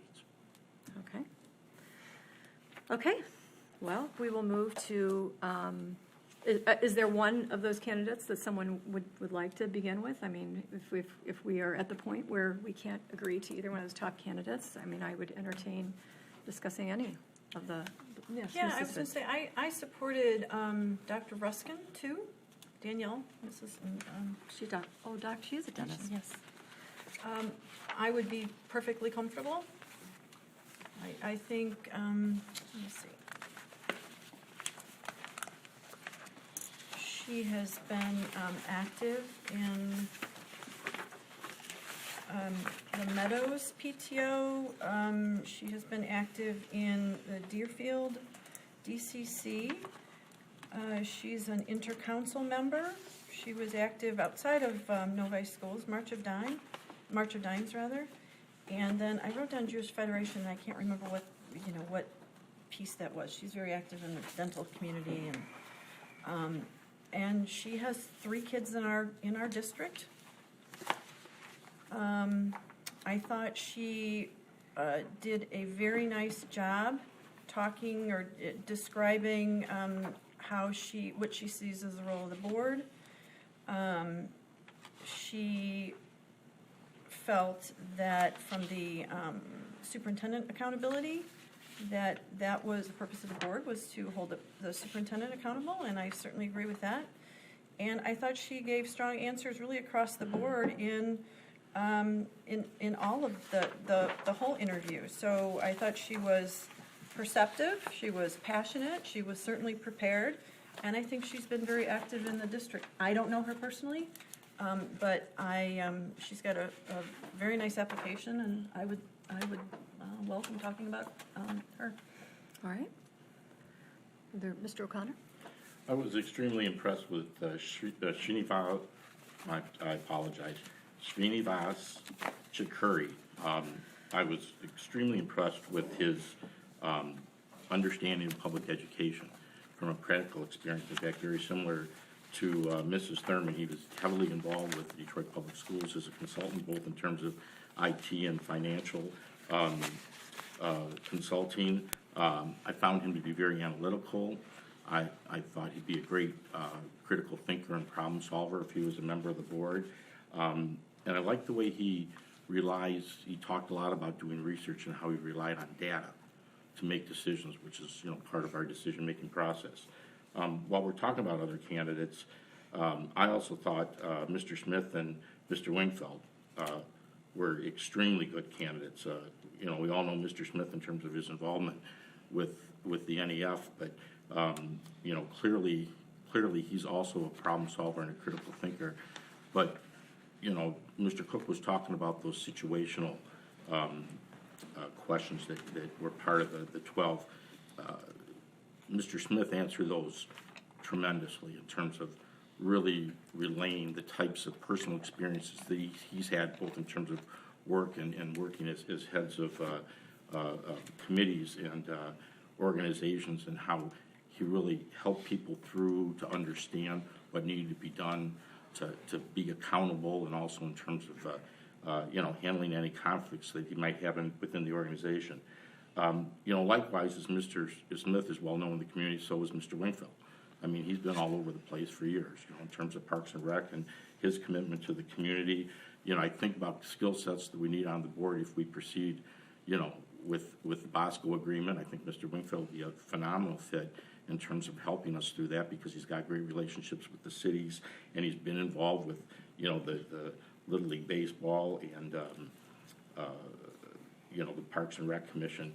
And also, again, when it comes to the public advocacy in terms of education, I thought his answer was second to Mr. Corlin's in terms of, he very clearly said that charters have an unfair advantage in our state, and I thought that was very perceptive that he shared that with us, which is, quite frankly, the feeling of not only this board, but, Oakland County in general. So I thought that was extremely insightful that he had that base of knowledge. Okay. Other board members want to chime in on any of those candidates? Any candidates? Sure. Well, I'm thinking any of those instead of, any of those four. Srinivas, Danielle, Tom Smith, or Harold Wingfield. I mean, is there, unless there's another one you want to bring up, it seems like it would be wise to kind of, let's talk through those and see if there's any of those that, we've got a majority of the board that can support. Mrs. Kathy Stevenson. I felt like the next person that I would probably go with would be Mashiti Shahidi. I don't know how to say her name. I apologize.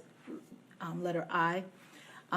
Back to what I was saying before, I feel like the board needs to have some people on the board with educational background, and she works for a private school, and she was a graduate of a public school. She brings a lot of diversity to the board as well. She brings the lens of being an administrator in a building. She talked a lot about listening to people. She has some good community resources, and I feel like she would be able to bring some good information and some good insight to our board as well. Okay, so now we've got five other candidates. Is there any other candidates? I'd just like to echo what Mrs. Stevens said. I thought she'd be a good asset in terms of curriculum development, et cetera. She's got a lot of background in that area. Okay. Mrs. Murphy? Yes, Mrs. Hood. I would echo what Mr. O'Connor said about Mr. Smith. He was also one of my top candidates. And I think Mr. Smith is a doer. It is obvious from the NEF perspective. I don't know that Novi District would have Leader in Me and Playworks and a lot of that without him driving that. So I would be comfortable with Mr. Smith too. Okay. Other board members? I'd like to throw in a couple words on another candidate, if I can. Sure, go ahead. I mean, we're going to. I know. Go ahead. I was also impressed. I mean, listen, and I don't disagree with what you say. You guys have been pretty eloquent about some of these candidates. But I would be remiss not to mention Mr. Manish Verma. I was very impressed with him. I like the fact that he has a financial background, something that we lost on this board, I feel, when we lost Ms. Glebsinski. Clearly, he has a strong interest in diversity, has a lot of community involvement.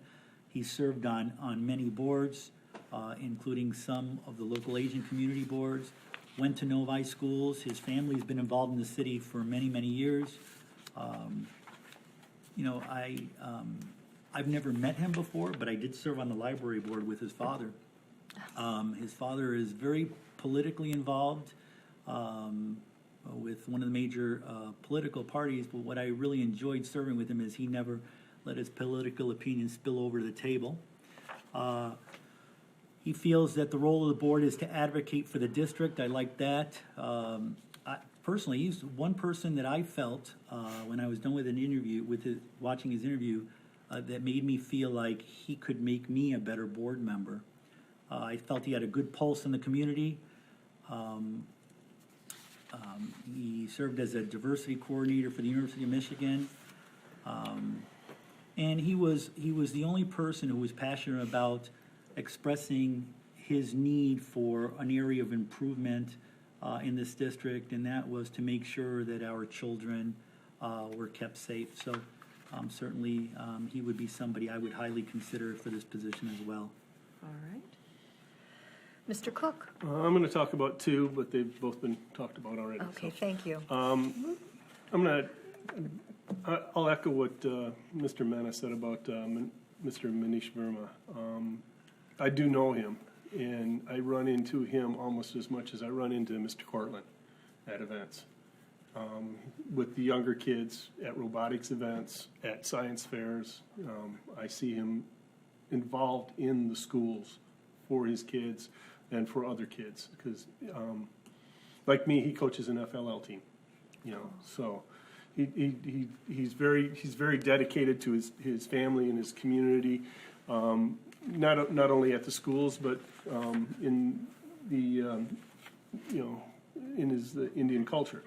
The other one I'll talk about, but because both of them, when asked about the strength of the Novi schools, second to diversity, a lot of people said the achievements and achievement, and that was a question. I was looking for something a little bit more than achievement. What's causing the achievement?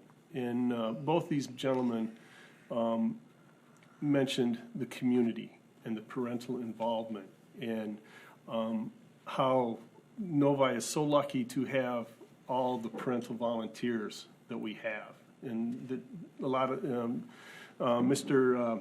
Srini Chirakuri mentioned that the volunteer activities are oversubscribed because we just have that much those many parents that care about their kids' education. Mr. Chirakuri, he's a data geek. That's, I guess that kind of that drew him to me. I like somebody who uses data to make decisions and analyzes the data, and what he's done with the finance, when he was contracted by the DPS, that it just, I think somebody who would look into things that deeply, on because for some of the situations we're into, we're setting the bar for the rest of the state and the rest of the county, and I think somebody like that would be a great asset. So I would back both those two wholeheartedly. All right. Other board members? Oh, Mr. O'Connor? Just to echo what Mr. Cook said, if you're looking at skill sets for an 8-month period when we want to try to complement what we have on this board, I don't think it's just another data geek as Mr. Cook. Mr. Cook's an engineer. And I like the fact that this is a data geek, if we're going to use that term, that comes from a different perspective in terms of financial, public education, that IT analysis, et cetera. So, obviously Mr. Cook, is a data geek from a different perspective. So I think that's good in terms of complementary skills for the board. All right. If I can add a little bit more about him, I had a good sense that, obviously he had a good educational I'm financial. sorry, can you state who you're talking about? Mr. Chirakuri again. Okay, we're saying. thank you. Okay. Thank you. So yeah, he was a data guy, but it also has a good financial background. I felt he had a good understanding of funding rules for school districts. A fantastic and diverse background. I felt he had a knowledge in education policy in public schools. Understands spending. And also, he has a knowledge that I think would complement this board greatly as well. Well, I'll just say one of the things I do value about the people that, we have a lot of very strong volunteers in our community, and I think that of those candidates, those 5 that we've kind of mentioned now, the 2 that stand out to me the most are Ms. Ruskin and Mr. Smith. Both have been actively involved in supporting different things in our district, different initiatives. I too was very impressed with Mr. Verma. I was not aware from his applications about his involvement with the schools. I don't believe he served on any major committees, but I was also impressed with him. I liked him. We did, to Mrs. Hood's point, we had fantastic candidates. I hope we've taken all the names of these people down, because next time we have a committee, we have a full list of people that we can draw from, which will be wonderful. We finally have a bullpen. Yes, exactly.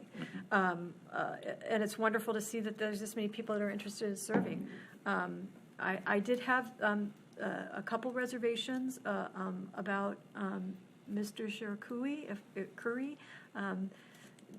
His application, he stated the 3 R's are most important, and traditional methods, and I just wasn't sure how that meshed with our current philosophy of really educating the whole child and being concerned about the emotional health. So that was just one thing that, to me, was a little, I wasn't sure about the fit, but he was very bright, very impressive. I liked his educational policy background, but I just had some reservations about some of those things that I just wondered about his fit with our kind of all of the opportunities that we provide kids, and really trying to create, things around the whole child. And so I would certainly support Mr.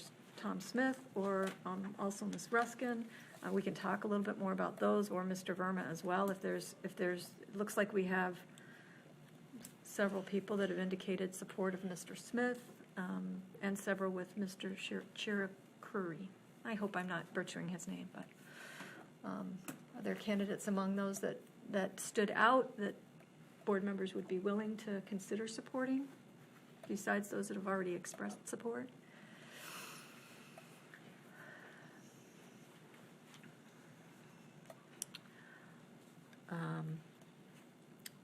Well, so do we move on down the list? Do we consider?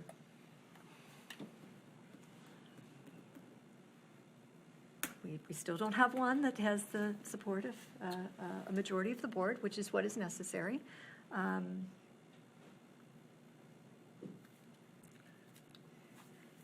Yes, Mrs. Hood. How are you thinking of gauging the support? I mean, if we don't all express support for, so several of us have talked about, I'll pick on Mr. Smith. How do we move to maybe think he'll have 4 supporters? Well, I guess that people will have to express whether or not that's something that they are willing to consider. if, I mean, that, right now, it looks like Mr. Chirukuru and Mr. Smith may have 3 people that have expressed some support for them. I don't know if there's another board member. I didn't write down who supported it. I just am kind of trying to keep track so that I know who might have that support. We can talk a little bit about either Mr. Verma or Ms. Ruskin. I mean, both were fantastic. If somebody wants to talk a little bit more about Mr. Wingfield, I was a little concerned with I want somebody that has kids in our schools. I think a lot of us are aging out. Mr. Cook's our kind of youngest parent. Parent with the youngest kids. That's, well, I was trying to be nice.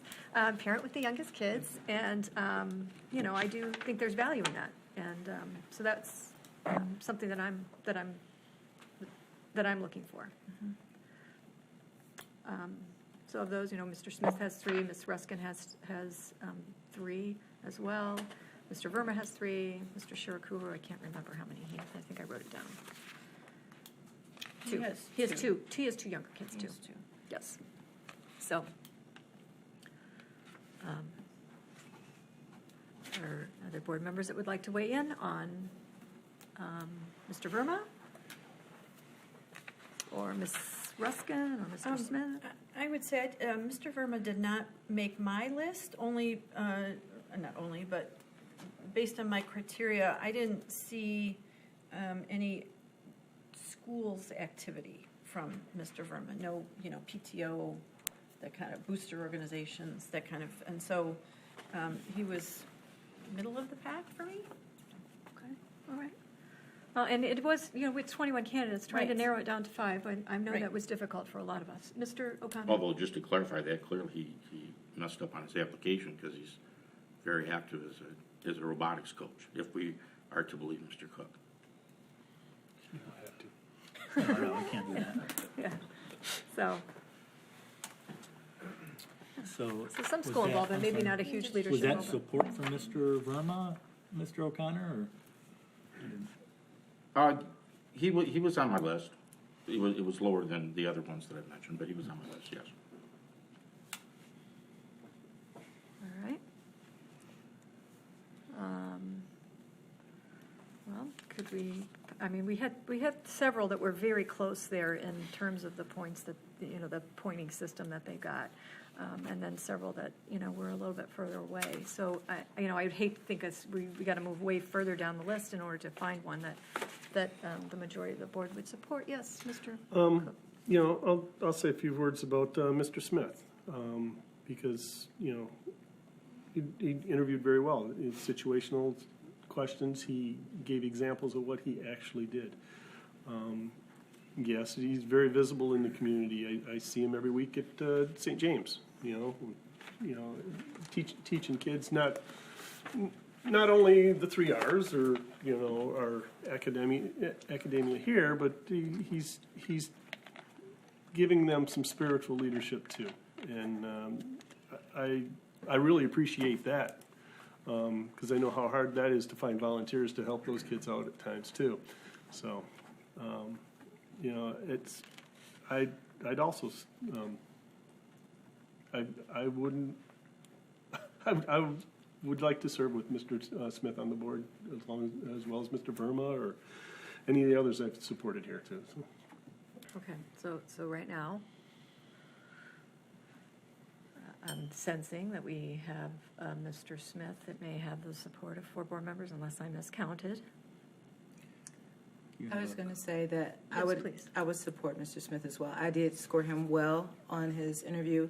I have worked with him a little with NEF, and I feel he has I'm all about the students and all about serving, and he used those words, serving students, serving children, and that's my passion. And if anybody on this board knows, I'm passionate about my children, and I feel like they're my babies. And if I can't get some diversity, sorry to say, I'm just going to be keeping it real and honest. Yeah. There's not enough our schools are diverse, our leaders are getting there in our buildings, but we're not diverse with our teachers, we're not diverse on our board. And that is why I came on the board, because I wanted to make a difference, and I wanted to know where I can make the most impact. And no offense to Mr. Smith, because you're not a diverse person. But I feel like he is passionate about children and his heart is there. So, and I did score him well on that, and that's what I was looking for. Just being an administrator, being a former counselor, I'm all about the children and making sure we're serving our children and our families. So I would support Mr. Smith as well. All right, Mr. O'Connor. So just to play devil's advocate, no reflection on Mr. Smith. I've heard 3 board members talk about the value of diversity, and yet, you know, we've got 2 or 3 board members, I think 2 or 3, supporting Sweeney Foss and Manish that had higher point totals than Mr. Smith. Again, no reflection on Mr. Smith, but, you know, do we explore this need for diversity that seems to be a theme of some of the board members here? Just plain devil's advocate. No, it's a good question. You know, I mean, I think you got to take it into the totality of it. And I mean, for me personally, I mean, I would love the opportunity to have more diversity on the board, but I think if you look at the totality of it, I mean, and the involvement that I think is important to have been involved in our district, in some leadership capacity. And I did like Mr. Verma as well, but you know, I would love to see him serve on the NEF. I'd love to see him, you know, step into a leadership role in some of the other places as well. And so that was kind of the way I was looking at it, is that if Mrs. Thurman is really not an option for this board, I think, you know, considering all the other options, you know, and obviously Mr. Cortland as well, if those aren't options that the board is willing to consider, then really taking in the whole picture and what we are looking for, who we are looking to serve with, and who we think will continue to drive the district forward is the most important thing. And I agree completely with the whole aspect of diversity and wanting the opportunity to do that. But I also think there is value in our current volunteers and the efforts and the support that they've given to this district. That's my personal feeling. Okay, So I would. Go ahead. I was just going to say, I mean, if I seriously, I didn't consider diversity. I literally just went through a list and picked who I thought were the top 5 folks, and 2 of my 5 were Mr. Cherukuri and Mr. Verma. Never met either of them before. I was very impressed with them. I'd be happy to serve on the board with them. I haven't said any comments about Mr. Smith, not because I don't support him. I know him. I think he'd be great for this board as well. I can get behind him as well. You know, if diversity is a huge thing for my fellow board members, if that's going to make or break their decision, know that I can support Mr. Cherukuri and Mr. Verma.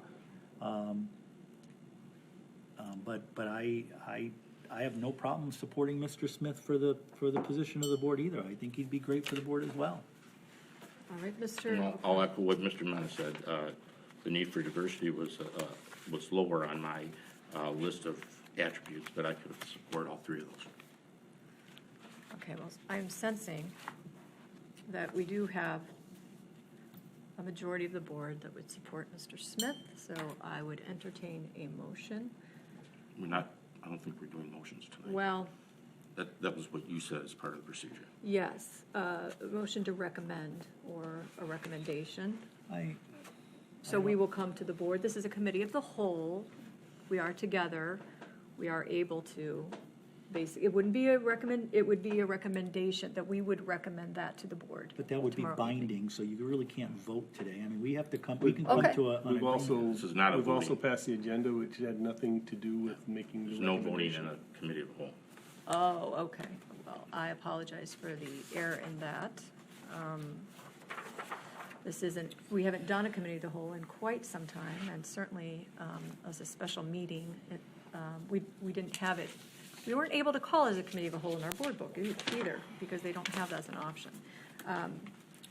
Yes, Mrs. So I was going to say, from the instructions that went out, then point number 3 for tonight was, if it appears that an applicant has emerged with the support of a majority of board members, with the support of a majority, a board member may make a motion to name an applicant for recommendation as the new board member.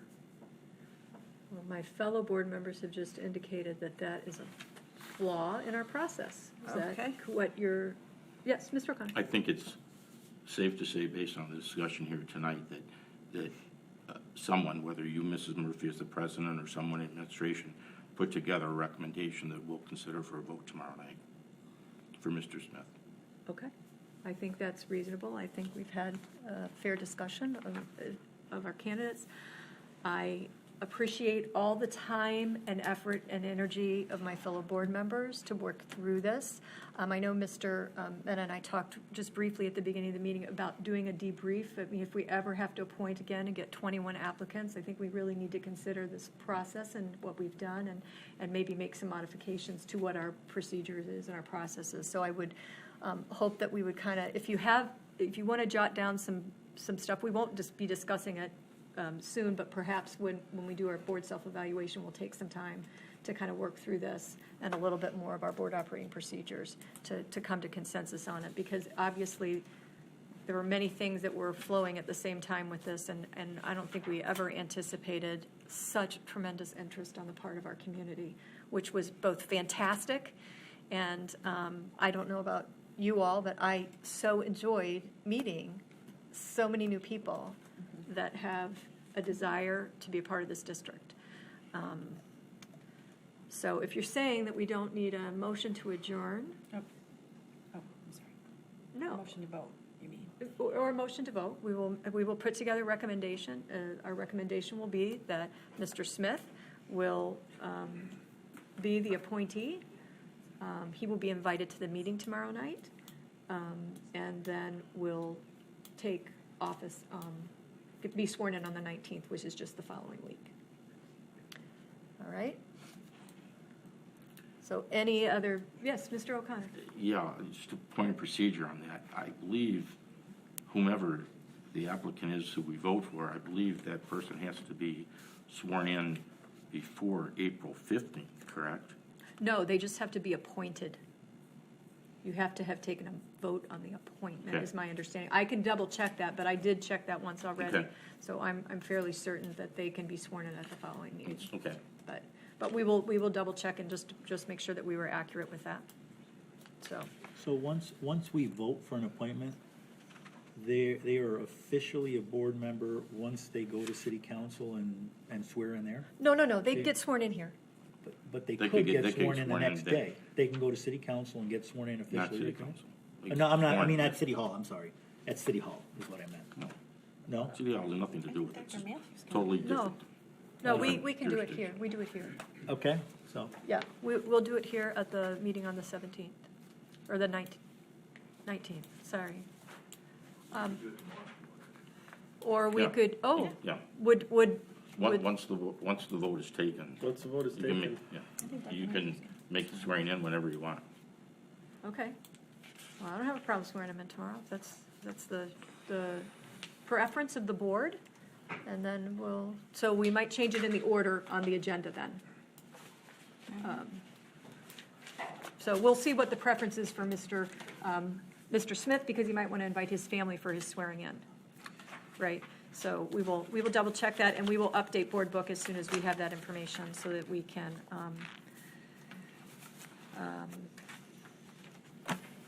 solidify that with the board. Okay? Okay. Right, so without any additional discussion, comments from the audience. This is our first opportunity for comments from the audience, and we have a comment from the audience. Would you please fill out a green card for us?